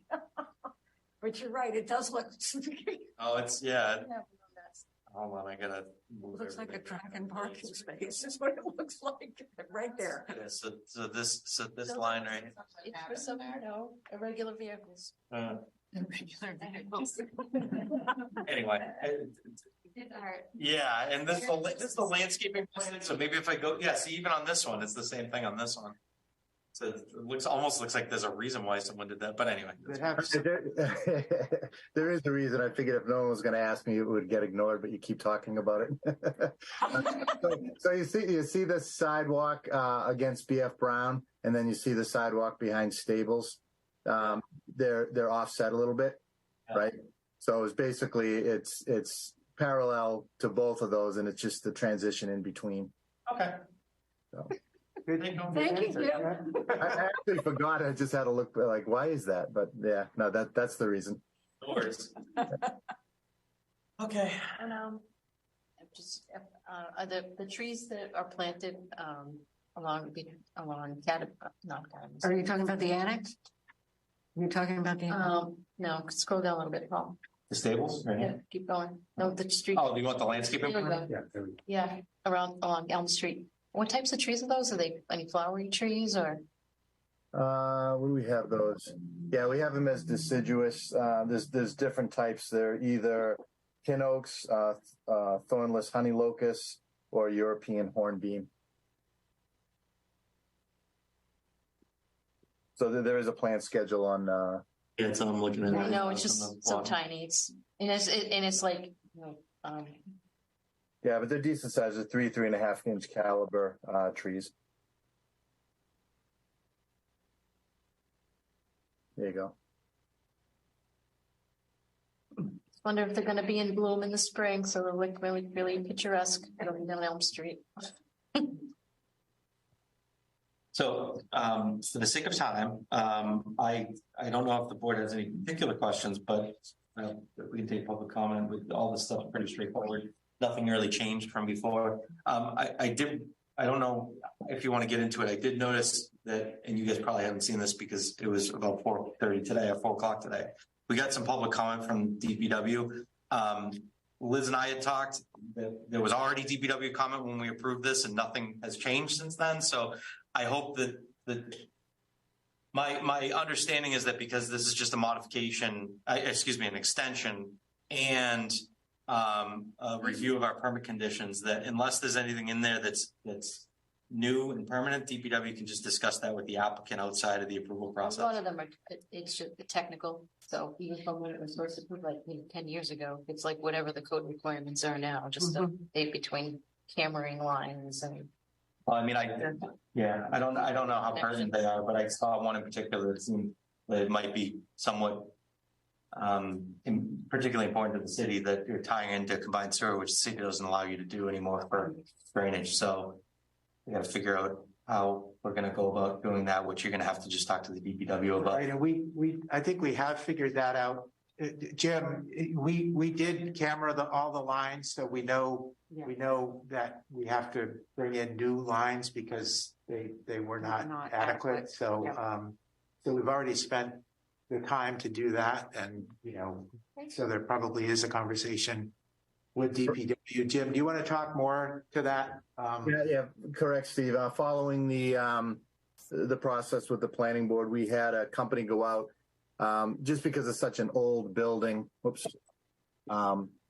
didn't have a lot of record information that the surveyor could find. So we cambered all the drain lines and sewer lines. So we have a much better idea where everything is. So you're correct. It's just a follow up with the DPW to say, you asked for us to camera it. Here's all the information. And just so we're on the same page. Other pieces are coordinate with DPW regarding the reconstruction of like the crosswalks and the sidewalks, making sure they meet the specifications. And correct. Yep. Yeah, there's a lot there. You can have, I just printed it out. You can have this. To report and forward to.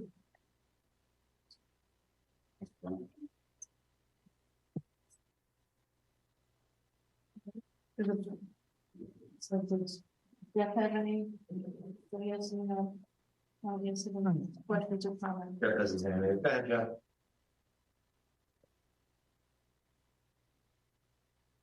Yes.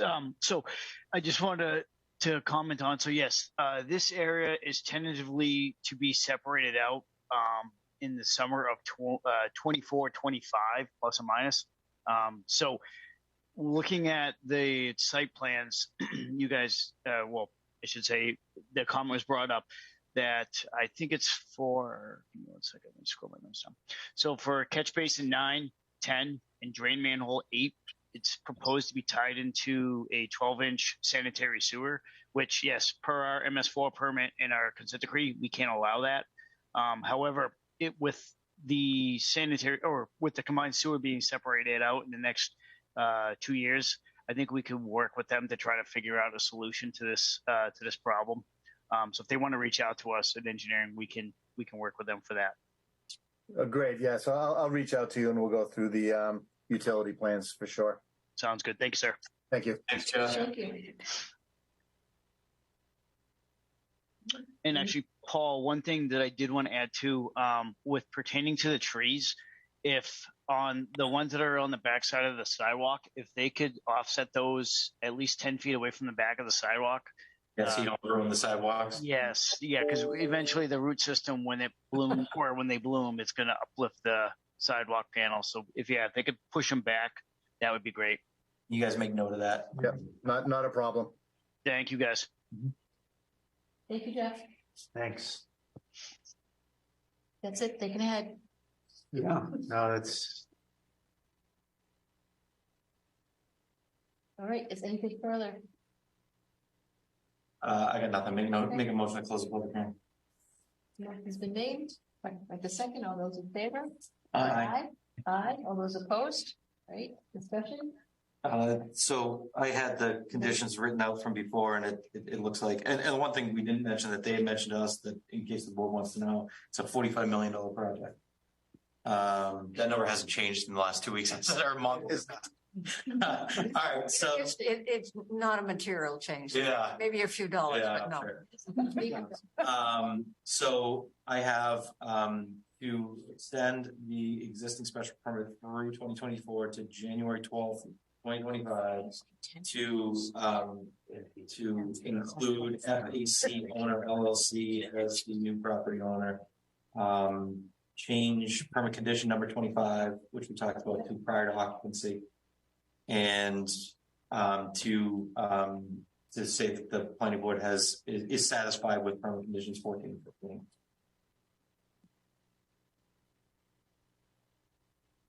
And then I would just, I think the 2 years at the end of the permit is fine. That would be 2 years from. I'm going to say that 2026. Yeah, you can put a date in there if you want. That's fine. End of 2026, and then there's a substantial raise or whatever from there. Yeah. Contingencies. That's all in the form of a motion for a modified special permit and site. Modification of smart plan approval. New Community 62 and 82 Academy Street. Motion has been made. And a second. All those in favor say aye. All those opposed say opposed. Roll call. Alin. Aye. Alex. Aye. Amanda. Aye. Paul. Aye. Peter. Aye. Tracy. Aye. Paula. Aye. Thank you very much, guys. Best Thank of luck. you so much. Thank you. Thank you. Thank you. Really appreciate patience as we've gone through this from fires. I was just out as we were coming in. We were talking to some folks who had been here and wanted to know if there was going to be another beam signing because they enjoyed the last one. And I said, I hadn't thought about that. Thank you again. Thanks so much. Thank you very much. Yeah. Perseverance. We just want to get the shovel in the ground. We do too. Trust me. I've been here since we started. Promise you that we get over. One of the most asked questions. People drive past. They walk. I have no idea. Thanks again. Good luck, guys. So, Our next item in front of us this evening, it's twofold. So one is a repetitive petition. And we'll take that up prior to the special permit and site plan review for Silver at 8 Wilmot. As everyone's aware, the previous ones, there was the permit failed to pass for a two-family dwelling. For a special permit, it's a neighborhood business district, and it was seeking residential use. This is now a resubmission of a new permit for single-family dwelling. So once the permit fails to pass the special permit, the applicant is denied from refiling for 2 years, unless they receive a repetitive petition and is granted that this substantial change in the plan enough that it could warrant a new application review in that regard. And correct me if I'm wrong, Chantel, on the repetitive petition requirements as well, it's all but one vote of the board would have to approve the repetitive petition. So what the board needs to determine is a single family dwelling significant enough of a change to allow a new hearing? So that's what the decision is in front of the planning board. So we need to take a vote on that first. I'll make a motion to consider the change from a two-family to a one-family as significant enough to allow a new application for 8 Wilmot Street. Okay, that's in form of a motion. Is there a second to that? Second. Yep, there's a second to that. And we're going to take roll call on that. So all those in favor say aye. All those opposed say opposed. Get my list. Roll call. Ellen? Aye. Alex? Aye. Amanda? Aye. Paul? Aye. Peter? Oh, no, Peter. Peter is recused. Tracy? Aye. Paula? Aye. So the repetitive petition passes. I would like to say thank you for all the board members. As the last hearing, I don't know much about law, special permit things, and I made a decision without consulting, Dave engineer, and then wrote it, and then after he was explaining, you wanted to get a strong vote, and he did. I went the wrong way, and I didn't know about it, and I appreciate it. I reconsider, the application over again. Thank you so much. Thank you, Chantel, for your patience too. So the next segment is now we have before us first a hearing. It's a special permit and site plan review for Silver at 8 Wilmot Street for a one-family dwelling. And we are on. All right. I'll let you talk. Evening, Madam Chair, board members, and members of the listening public, and also engineering and other people that may be listening in. My name is David Sadowski. I'm the principal of DJ and Associates. I'm here with the applicant to present a single-family dwelling to be located at 8 Wilmot Street, proposed to be located at 8 Wilmot Street. After we were denied the two-family, we weren't aware that we needed to come back for a special permit for a single-family. So we submitted a proposed plot plan of a building that was going to be 26 feet wide by 40 feet deep. And we also submitted architectural plans. And we submitted those to Chantel. Then we were informed that we would need a special permit for the single family. We also, using the math of having legal parking places, each space is 18 feet by 9. So if I have 18 and 18, it's 36. I have to be 3 feet back from the street property line, so it's 39. I have to be 3 from the building, it's 42. So 42, our lot's only 100. The building was 40. That puts me at 82, and I need 20 for a rear setback, so I already have a building in violation, or I don't have a legal parking place. So we talked to Chantel about it, and we resubmitted a plan that the building is only 25 feet deep now. And it contains a 24 by 25 garage, so it allows us to put 2 vehicles in the garage. Then the rest would be the house. We also got a special sized house that is lower in elevation on the roof line.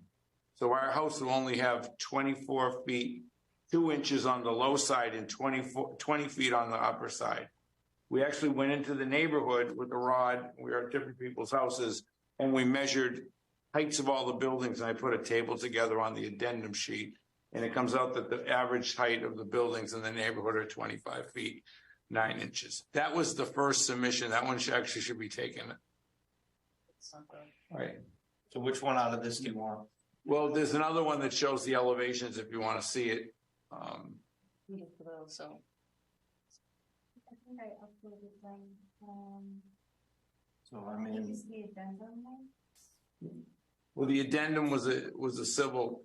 We made a 4th sheet because we modified the drainage in the driveway also. I have I these. remember seeing them, I think. When was that sent? Because so that's the most recent. I have this 811 Street addendum sheet. Right. That's the one where I showed the parking places and showed the drainage. Application, water comments, site plan review checklist, board of health comments. I mean, all these are just the site plan, all the different site plans. Yes. Yes. We need the. That's the repetitive petition application. For the one with the 2-car garage. So I don't, unless someone can tell me where it is, that's what's online. That's all I got. That's the one I was looking at before today. I know that's the one we need for this evening. That's the one that meets the requirements. But this isn't the one you're proposing. No. Okay. No, that is the one we're proposing. Okay. Yeah, that is the one we're proposing. Confusion here. I don't understand. 16-foot garage door. Looks my expectation from the, I guess, see why we need the rendering, why it looks different, because it looks like it was just a attached 2-car garage, and that's like got living space above it. So Yeah, the garage would have living space above it. no, not at least not from looking at the plan. It just looks like garage. The floor plan's right here. This is above the garage, master bedroom. This is a typical split. It's the design. I mean, I'm a real estate, so we deal with this all the time. This is the garage under that they showed. So this the bedroom, bathroom above it, and then this is the basement area. You can see over there. There's a utility room which most likely has mechanicals, and then probably a future bathroom if one decides to get. So which sheet is that? Is the G? So that's 85, but we're on split house 23. Split house 23. Right here. Split house 23, single family.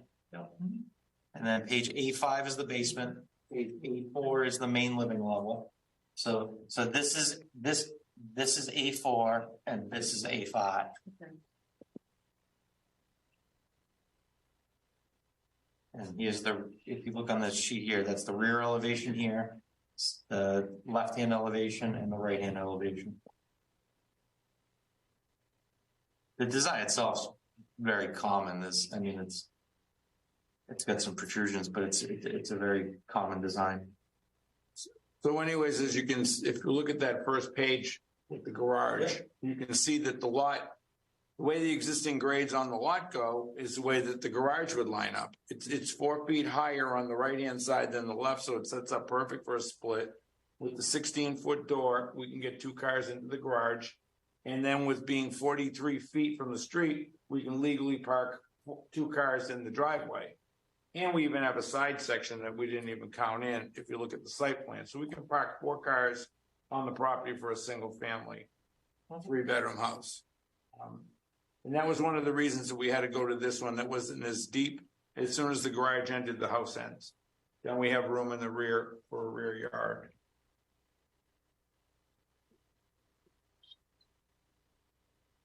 There actually was a set sent where the architect, I guess my pointer doesn't work. Oh, so yeah, it's all right. It was just over there somewhere. Yeah, over in this area here, the architect actually gave him the finished grades on the outside of the building, and he actually put in the 72, the 80, and he called out the different numbers at the different elevations. But the low side is 24 feet off the ground. The higher side is 20 feet off the ground, and that's underneath the average of all the buildings in the neighborhood. We didn't GIS them or anything. We actually went out and took a 25-foot rod and we put them up the side of the building where the dogs were barking or whatever they were doing. We actually made some improvements to the plan also. we've increased the snow storage area. If we can go to site plan 1. That's this one's one.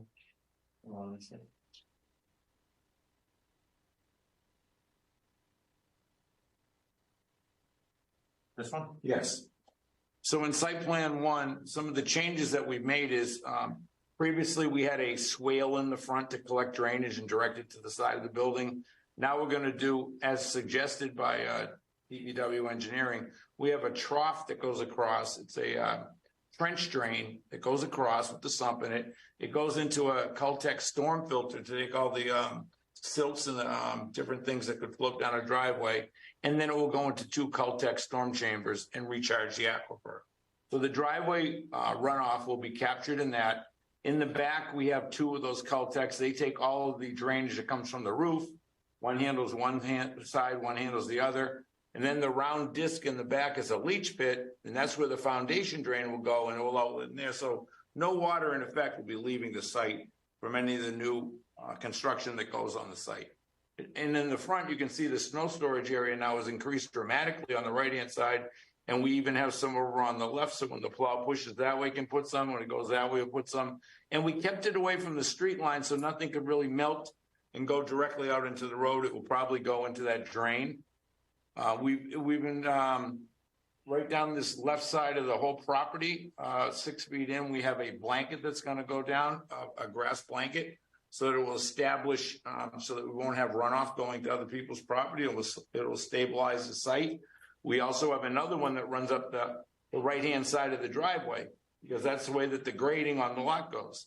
You can see the grading on the lot. It's the dash lines. If you can just zoom over so I can see the edge over where the legend is. Oh, yeah. Because the engineering department has asked 5 times to explain, 5 different times now. The first line of the legend says existing grades are dash lines, finished grades FG are solid line. They seem to every time send me a thing in the notes that say they don't know how to distinguish what's existing and what's the finished grading. I don't know if they're reading the legend. I mean, I'd be happy to get together with them and go down to their office and point out the existing lines, grading lines on here and the finished grading. You can see there's an FG that goes in front of the garage. It says FG 472. There's another one's FG 470. That's the only finished grading. The lot sets up, the way that it does because it's so gentle the way it goes across. So we've made some significant changes on the addendum sheet. We have a line marked out where you can't disturb. You can't disturb the trees. We show that none of the trees on the right-hand side will be touched because of the construction. We show all the trees that are on the site on our plan. We're very diligent about doing that. Can I ask a question? Sure. Going back to what you were just saying, solid lines and dash lines. I'm looking at this plan. I don't see any solid lines. They're all dash lines. What's this right here?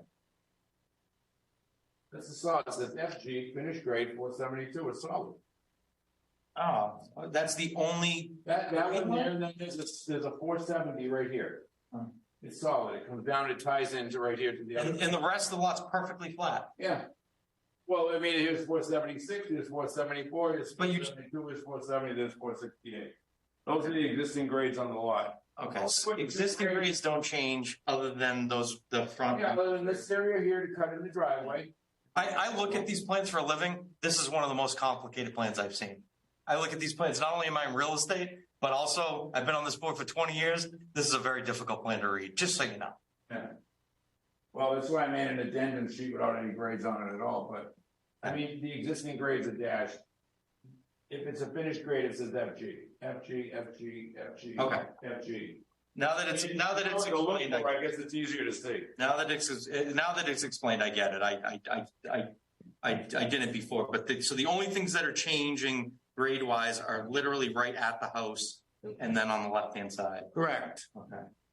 And that's just to give a pad to get around the building. You're going to have equipment, you're going to put that foundation and everything else. We have some engineering comments. The engineering department noted that the proposed foundation location plan overall building dimension does not match the utility site plan sheet 103. Dated 4/18/23. It appears there are multiple versions of the same proposed building layout. The engineering department respectfully requests the applicant to indicate which proposed building layout is correct. So Again, that was when we submitted the 26 by 40 building, and then we showed the plan for it. No, this is the correct one. But originally, when we didn't think that we had to go for special permit, we submitted to the building department a proposed plot plan that showed a 26 by 40 deep building, and we submitted a architectural plan with it. They should have been pulled and not used anymore, but they're still in there. This one's dated, oh, this is dated April 18th, 2020. Yeah. It could just be the confusion from all. You're right. That's correct. Well, it was too late. They're trying to give us feedback for this. Yeah. Okay. Additionally, engineering department noticed that the supplied architectural plan over all building dimensions, including the garages, 26 linear feet, 13 linear feet garage, and 13 linear feet living room by 40-foot linear feet does not match the proposed site plan with dimensions of 48 by 25. Additionally, Again, that was from the first that was from the architectures that were submitted in the very beginning. We didn't think we had to go to special permit. If you look at our, any of those 8 or 10 sheets, it will show that the garage is 24 feet on the architectural still. Plan is 4/18/23, so that's this plan, though. Is it possible that? No, I think well, we can get to Jeff's comments whenever he's ready, or whenever you're ready for him, Paula, because I'm sure he can explain that better. Yeah. We could read. We've got some more engineering comments that have to be. All right. If we could read note 2, I believe the department thinks that the size of the lot increased by 4 feet. And that's incorrect. Note 2 on theirs. Yeah, on the engineering concerns or comments. Proposed property is about 4 feet wider than the previous proposed 2-family development. Comments. The lot didn't change. No, but it might be the structure. The structure is wider than the last one. So there just wasn't a review of the notes and that slid by.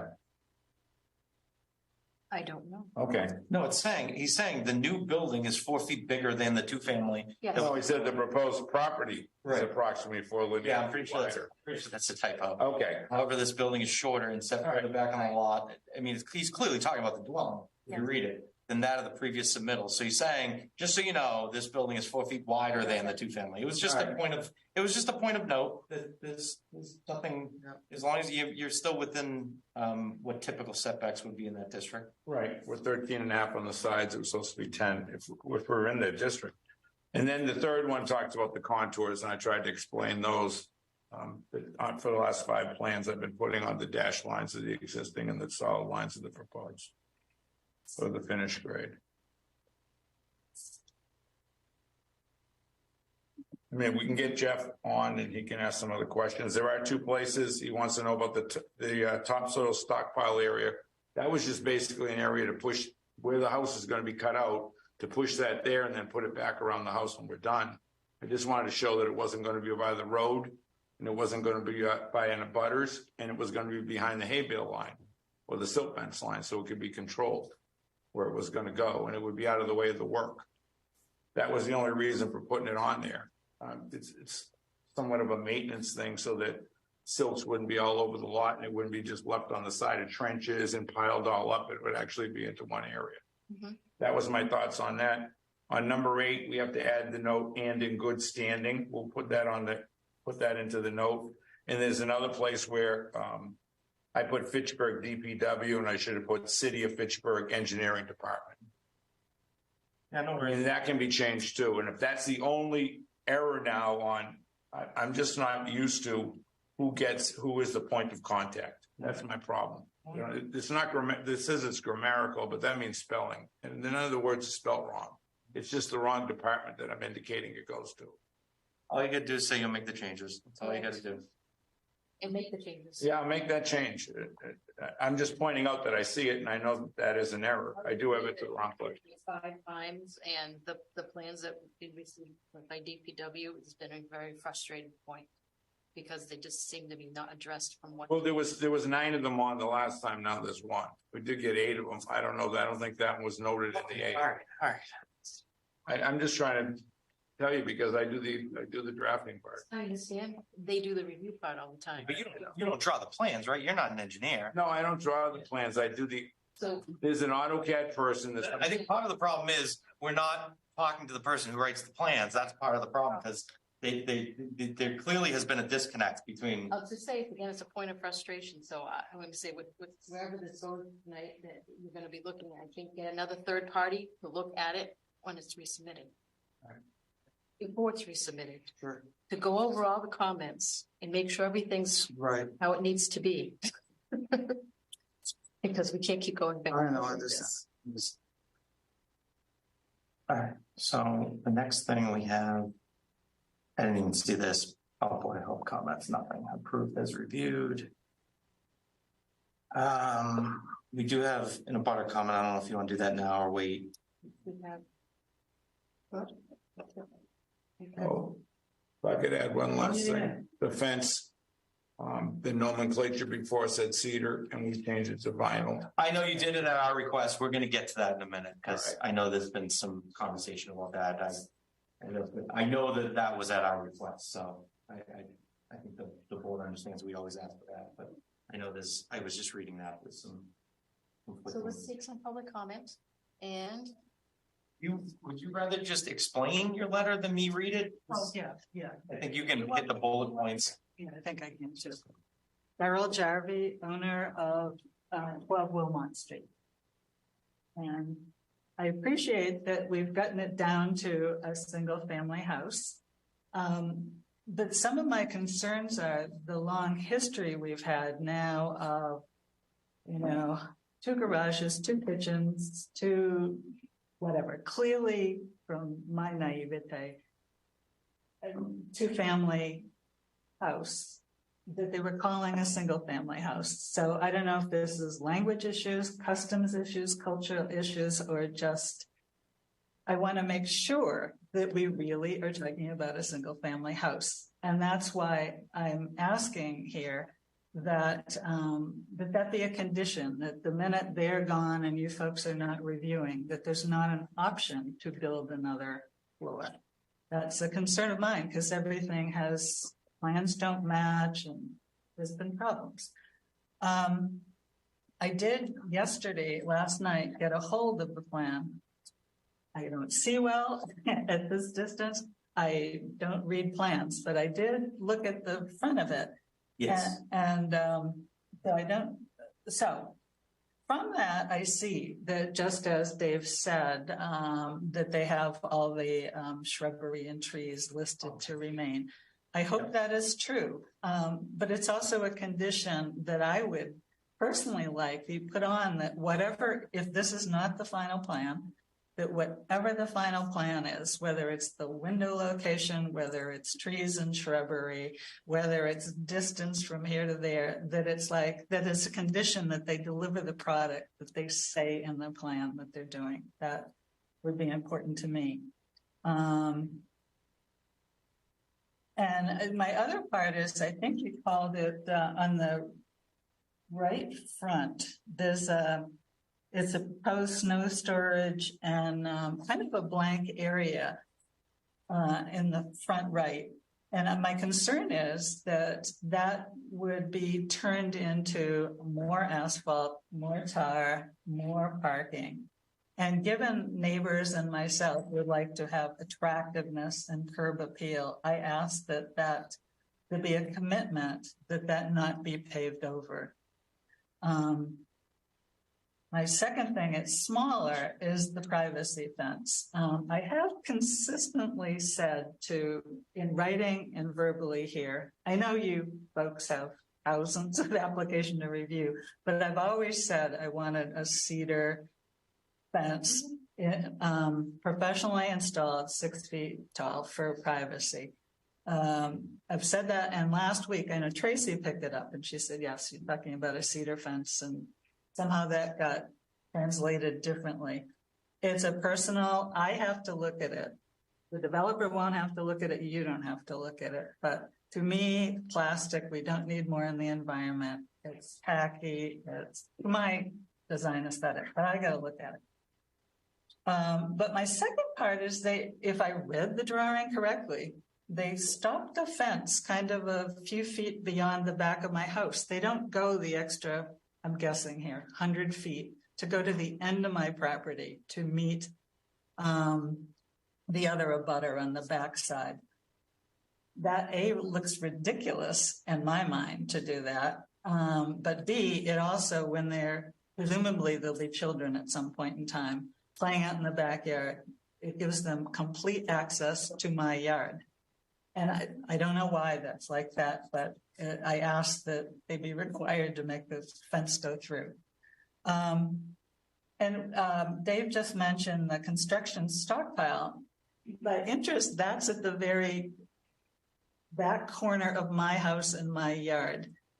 I wonder, and I don't really want to see construction debris, leftover dirt next to my house. And so I'd ask that either the fence or both, that the fence be put so it's not visible and that debris is not going to travel into my yard via wind and storms, etc. I also said there's quite a slope from my property down, and my concern with all of the construction equipment and activity that slope down is probably going to decay. Decay isn't the word, but fall down. And it's like I'd like a retaining wall, and an attractive retaining wall to ensure that there's a clear distance separation between the properties. And my fifth thing is I heard all the concerns from DPW, I guess it's DPW, last week, that they had said that they had tried very hard to work with the developer and the engineer, and they'd had several comments, and those comments had not been addressed consistently. Now, we were just talking about an issue in the water main in the Wilmot Street that came about. And it's like, it seems to me that before you grant any permit, and maybe you do, maybe this is my naivete, but the DPW or the utility plan should be fully agreed upon by the experts before construction starts. I'm one of those people who likes to do things right in the beginning and prevent future problems when the property is sold and someone's living there. So I just, there's been so much confusion around plans, and this is not my area of expertise, but I do believe that one should do things best the first time around before you submit it. And again, I'm glad we're down to a single family house. I do want to remind you that no one in our neighborhood wants construction there, but I realize that, a single family house is better than a two family. But I just would really hate, back to point number one, I would hate to see the opportunity when you folks aren't involved and Silva's long gone, that someone's not constructing a second floor.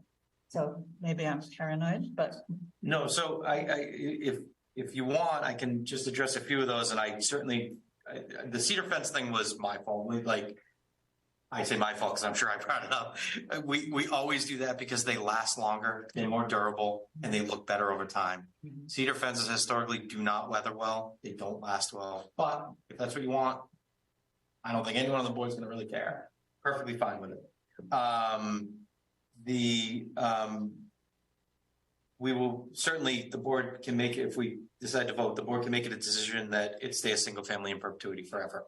That's no problem whatsoever. You can't legally change it to a two family anyway. It would have to go back through the permitting process to do that, but we can certainly solidify that by saying it has to stay a single family. And then your point about the driveway, we can make it so that the driveway past what's approved, the driveway can never be expanded in the future and no other driveways can be created. That seems perfectly reasonable. And once they do a driveway that big, it doesn't seem like it would be all that big a deal to begin with. So, but those are the big ones. So yeah.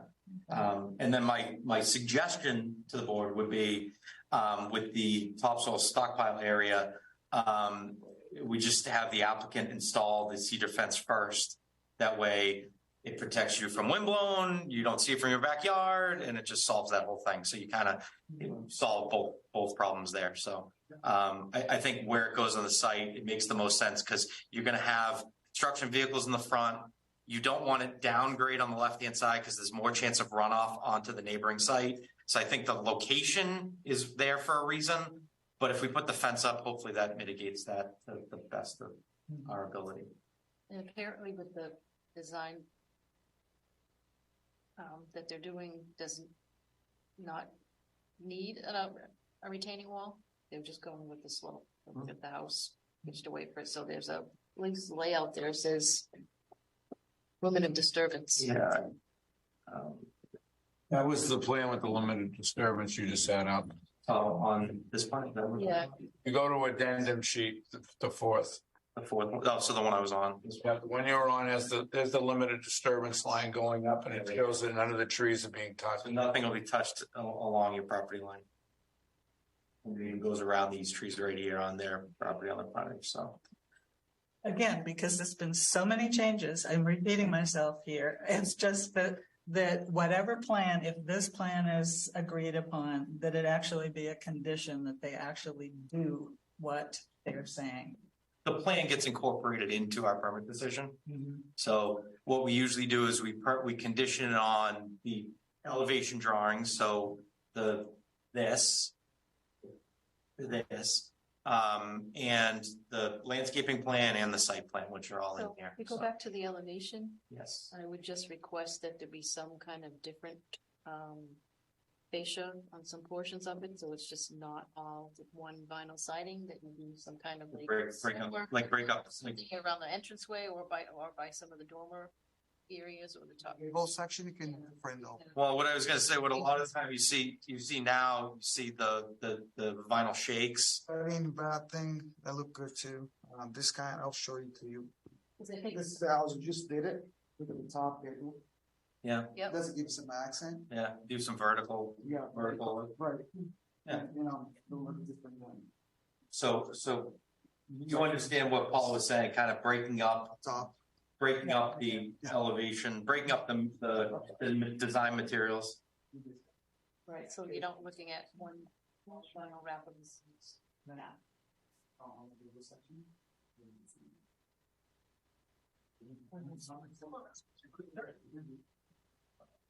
I have one last comment that is not.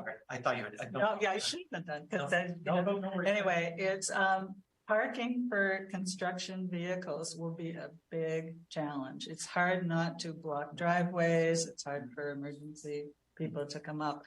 I'm just wondering if there's anything the city can do, whether it's allowing the construction vehicles to park at Peaks Battery, which is another one of the properties you're working with, at the bottom of the hill when they're not in use. I would venture a guess once they have the foundation poured, you're going to have stone down where the driveway would go anyway. You guys can park on the site. So we can impress upon you to encourage all your contractors to the best that they can park on the site. So you only have one or two trades there at a time anyway. Yeah, max 3 cars there, at a time. So we're going to have plenty of room for it. We'll make note of it and just make every attempt to park off site because especially if it's, and I know I've been at this point, I've been to your property 15 times in the last 6 months. I think the most difficult time is, midwinter when you have slippery hill. What's the timing of construction? It's going to be 4 to 5 months, 5 months the most. That's what it takes to a house like that to get it done. 1,400 square, 1,300 square. I would say 1 year from permit approval to completion. That's about what we True, but I just want to give a feel for the butters. How much? No, I know. I'm talking about our permit condition, but it should be well within that period. We need a plan. He wants to be done by the fall. Yeah. Well, those are my comments today. And again, it was just last night. I saw this plan. I'll probably go home tonight and say, should have said this. But I do hope, because we've had this long history of you're asking for single family documents and you get blown off. or you or some other people, that DPW said, or whoever they are, says we have these concerns, and those concerns don't always get addressed. So I just would hope before there's any permit that all the plans line up so that there won't be problems. Appreciate that. Thank you. Thank you. Basically, what I wanted to say is, thank you for going to a single family house. We're happy. I just want to make sure that you show us respect as being residents on that street. Residents on the street that, because we need our driveways, we need our street, we need it for emergencies and for the school buses to go in. So if you respect all of us, I think we'll all get along. Because and that's about it. Just state your name. I'm sorry. I'm Paula DeMatarosian. I'm at 85 Lunenburg Street. Sorry. I've been here so many times. No, that's not. So many times. So I think from the very beginning, when we addressed that we wanted the single family, I think if he had showed us the plans for the single family, we wouldn't have been here this many times.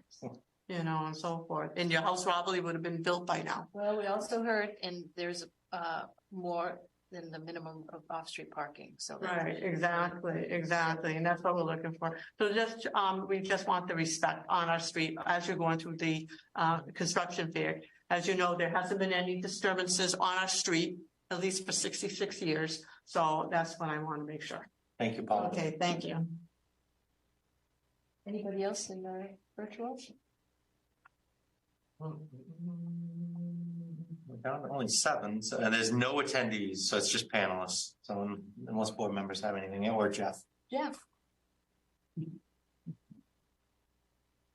Jeff, I don't know if you had anything you wanted to either reiterate or anything that's particularly important. No, I mean, other than the comments that I had addressed in the memo, that's sufficient. So. Great, thank you. So I get, in response to that, I said, just can you please go back to the site plan, have it thoroughly gone through, put in the DPW comments so we can actually have something we could. I'll have Mr. Burke put together a reply letter to each one and say where we put them.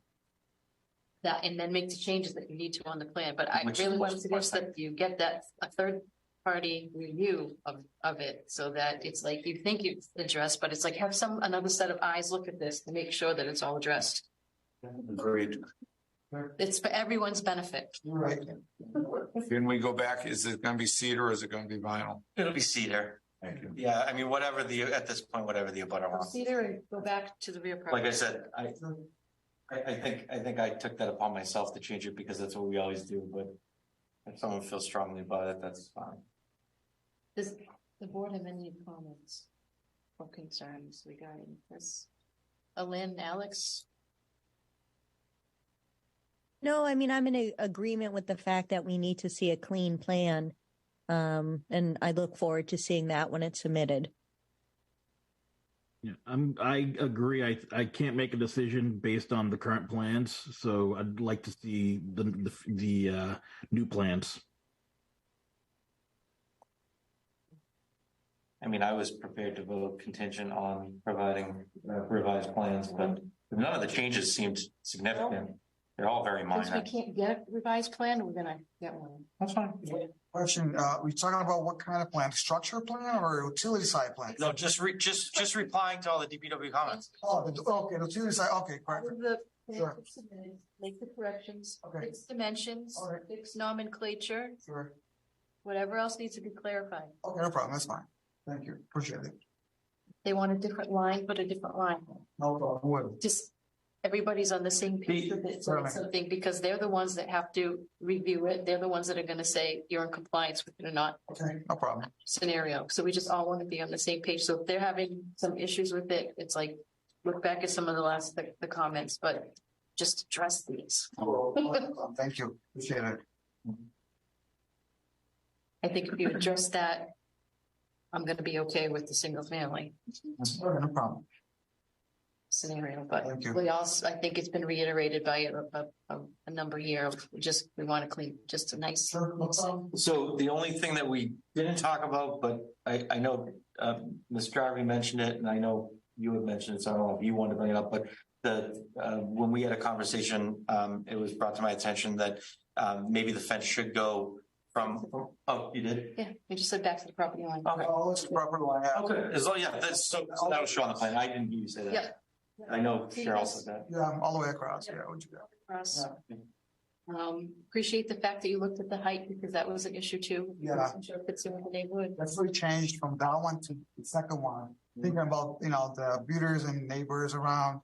So, and then 2-car garage. So, you need some more space for parking and going to, a split house that not too high. And Yep. so, The additional parking was helpful. additional parking as well, storage, snow storage, all that stuff. And on the rendering, when you do resubmit to then put on the different fascia on there, so we can say, this is what you're building. Oh my God. Oh, all right. So You at least have to circle or identify, this is what I'm gonna use for that. okay, all right. So I'll do that. I'll put some note. I'm not sure because I'm gonna tell you to change that section. That will be kind of hard to turn back on time. They said 6 weeks to make any changes in the plan. So you can identify. Show us a picture. I'm gonna take a picture. I'm gonna point it over saying this section here will be There you go. this, and then And then what I'm gonna do, I'm also gonna add some. This house I built in Salem, New Hampshire, a year ago. We got a few pictures of that, and I'm gonna show you how neat it look like. Okay. I want to see how it's not gonna be it's gonna be a building, not gonna be something that's not gonna look good at the neighborhood. Okay, Perfect. I'll do that. great. Yeah, sure. That's what I'm asking for. Y'all got it done, a good package. So that when building goes, build it this way, it's gonna be. Exactly. Got it. I'll get it done. And Anything else? no, I was just thinking, because it'll be back next month and we move through almost everything, it's just Oak Hill and them left, so it can just go right in front of 32 Oak Hill next month. That way the butters don't have to wait until 9 o'clock. So, Admire your ability to concentrate like this. so we can talk about that, but it won't be at the end of the meeting. Does anybody have, any more things to add so that he's got everything covered when he comes back? All right, I'll make a motion to continue. motion to continue. All those in favor, say aye. Aye. Aye. Aye. All those opposed? Okay. I think we're on a good path. Thank you very much, guys. Perseverance. Thank you. Well, not that old. No, I'm just saying I was kind of late. Yeah, it is. You're right. Yeah, it smells. I know, right? But we got. Bye. And you're gonna make it attractive too, right? Because Bye, guys. a place you would want to live next to. That's my. We have other business. Item on resident 15C. So I had a point of clarification with this hey guys, can you do me a favor? Just go right in the hallway. No problem. Just a point of clarification I had mentioned to Chantel and Liz today or whenever it was. We need a notary to notarize it. I don't know if it does us any good to sign it now if the notary won't notarize it because. Yes, Carlin asked, the one part is notarized and she said. Perfect. Because I know in the past we've signed it, so I just want to make sure that because if we're going to make everyone come down to City Hall, that's that's true. They have to. Yeah, that's true. They might have to sign it. So Alex and Lynn, when you have an opportunity to stop in to go to the development office. You bring a clean copy though? Did you change the date for me? Did you see my email today? That's okay. I'll just cross it out. It said top left said March. Oh, I Does see it it, still yeah. say August? It's fine. It's fine. We can, I mean, our office is right down there. Yeah. But just reprint it. or we could just, or we could just cross it out. I don't care. Whatever you guys want. I'll leave the decision to you, Liz. And The document is really, yeah. Yeah. quite honestly, I don't think the registrary's even gonna care. No, I mean, it could have been signed in March. Yeah, exactly. It could have been set up in March. Yeah. And we also had this one too. Yeah, so we have the one that's gonna authorize you and Liz to sign A&Rs, which Paula actually just has to sign. So she can sign and date that now. And then this one's all the board members have to sign. So yeah, I mean, it's Liz, do you just want us to sign it? I mean, I can literally cross out March and write April. I don't think it matters. Would you like to do Steve? Yeah. Yeah, you're signing it. Oh, wait, when did we vote to do that? Do we have, no, we're gonna vote now, do. Yes. All right, I'll make a motion to authorize Liz and Chantel in the future to be able to endorse a plan of approval of the board.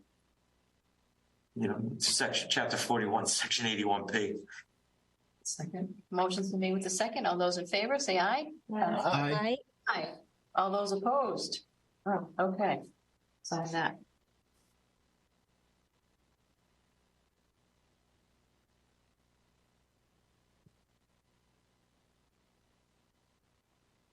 Your pen's black or blue. Perfect. The registry cares about that. When I worked for him and I wrote in blue, why do you have a blue pen? The Navy man. Yeah, I tell you what, why don't you sign? I was just going to cross out March and write April and then put the date. And then we'll just, Alex and Elaine, you'll just have to come down at some point to City Hall and sign your name to this paper. Not a problem. Would it be where we dropped off the Same pen for forms? Third floor, City Hall, right, Liz? Yep. Our On the office, left, down the hall on the third left. floor, last door, across from the mayor's office. I asked you that, not that I didn't know where you were. I didn't know if it'd be in the clerk's office. I'm glad I asked. So we have that being signed and we do have a set of minutes, but they're not complete just yet. We're missing the Oak Hill aspect, Green Soul piece on it. So I just asked Chantel, send it to me as a Word. Well, fix the Green Soul piece, add that in, and then send it to me as a Word document. There's a few typos things in there tweaked. What was so I hadn't looked at that. So there is one thing that I think we need to kind of iron out. I appreciate that you upload things to the drive consistently. I never know when things get uploaded. So like today I saw the meeting minutes because I didn't know they were there. So You get.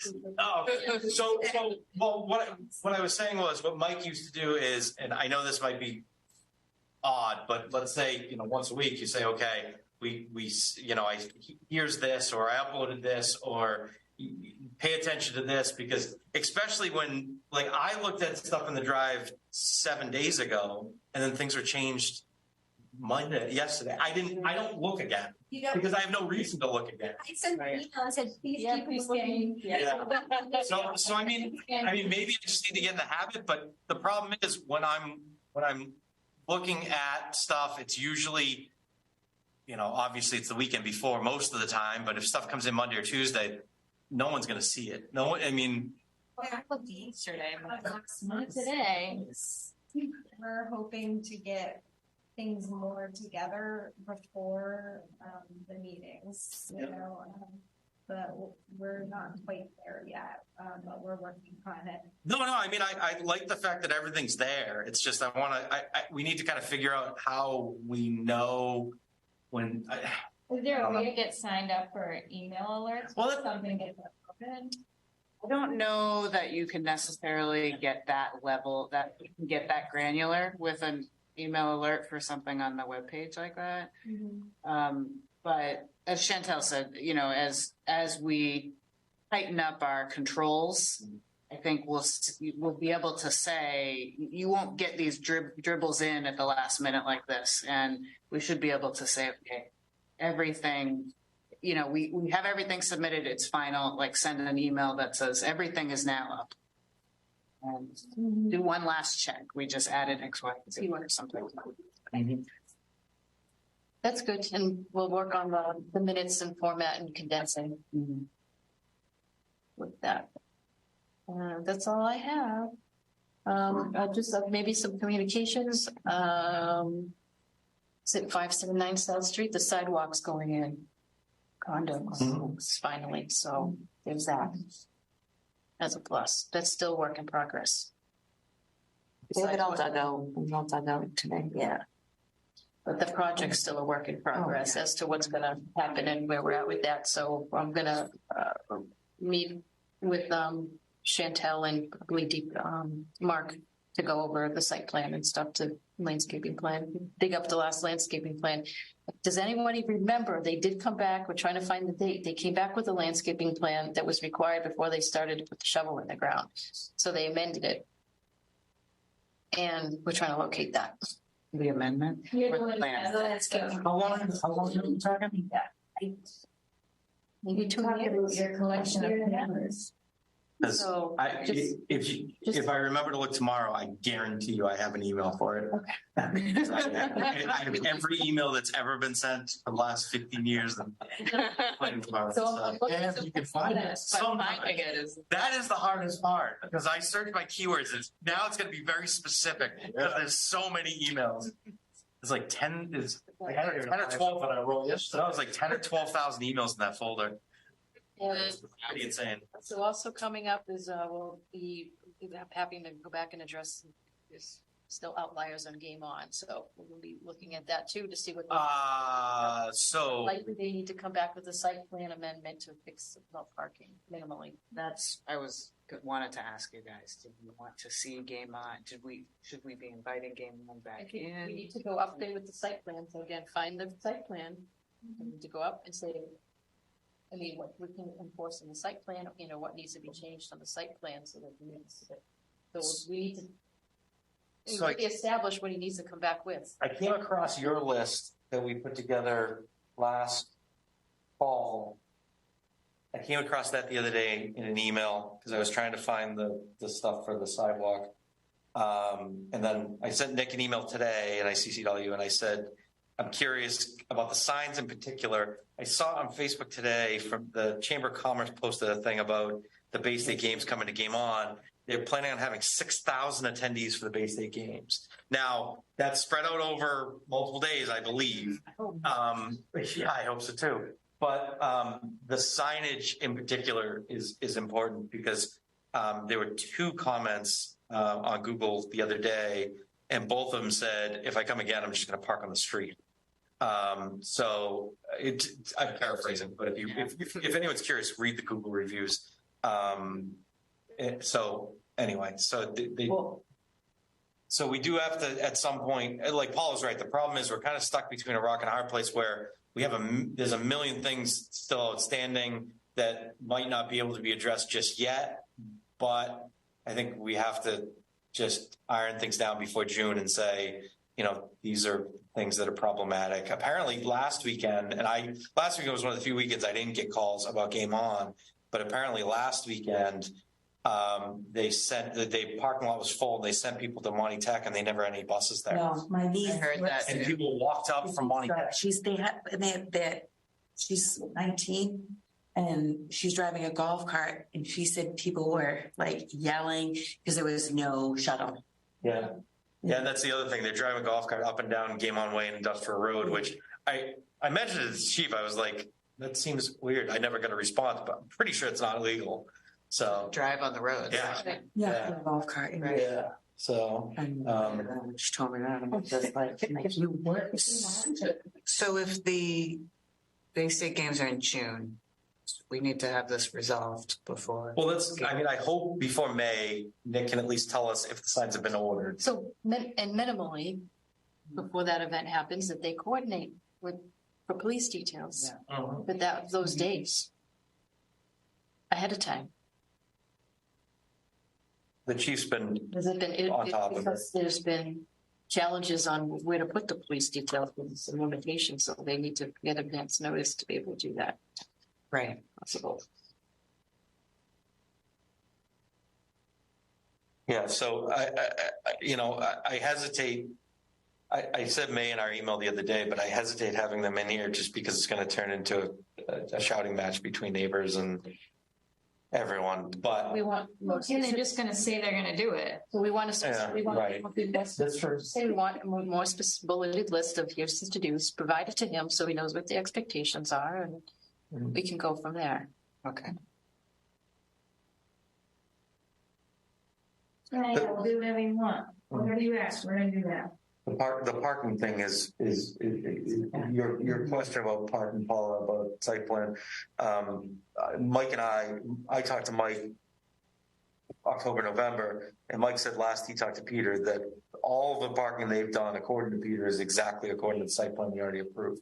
I agree. There's discrepancies in that site plan too, but that's a whole nother. It's also probably just even amending it to create more parking because there's a demand. So I think we need to look at that, because whether or not the natural fields ever get built, maybe that should just be parking.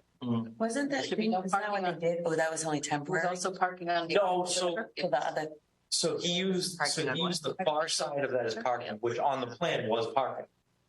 But the whole flat area on the left is what was going to be the grass fields, which I don't know. I mean, that brings its own challenges too, because the neighbors already said they didn't want parking closer to their properties. But I get you. It's stuff we got to iron out. I don't know.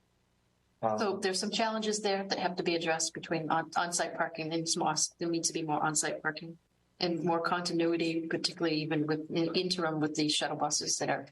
Yeah. I think you and I. And then also with the, I guess there's been a lot of issues with why people are parking off sites, because they're seeing a sign on their exit saying that they have to pay for parking. Yes. For 2 days. And then there was lines at parking kiosks. And yeah, it was like 20. It's like $20. People are missing their events. $15 a day. That's about that, but it's our business when traffic is off site. Yeah. Right. I mean, I heard that one. it's been a big problem. $5. Yeah.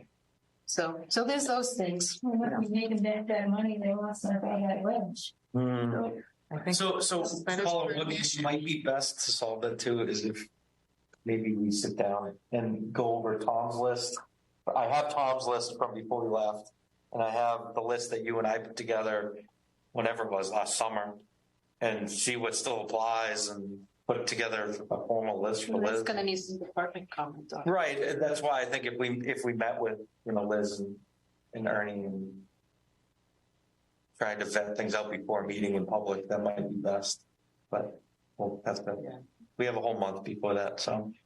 All right, so that's what we have there. Anybody have any issues with any projects they need to delve into or come look into?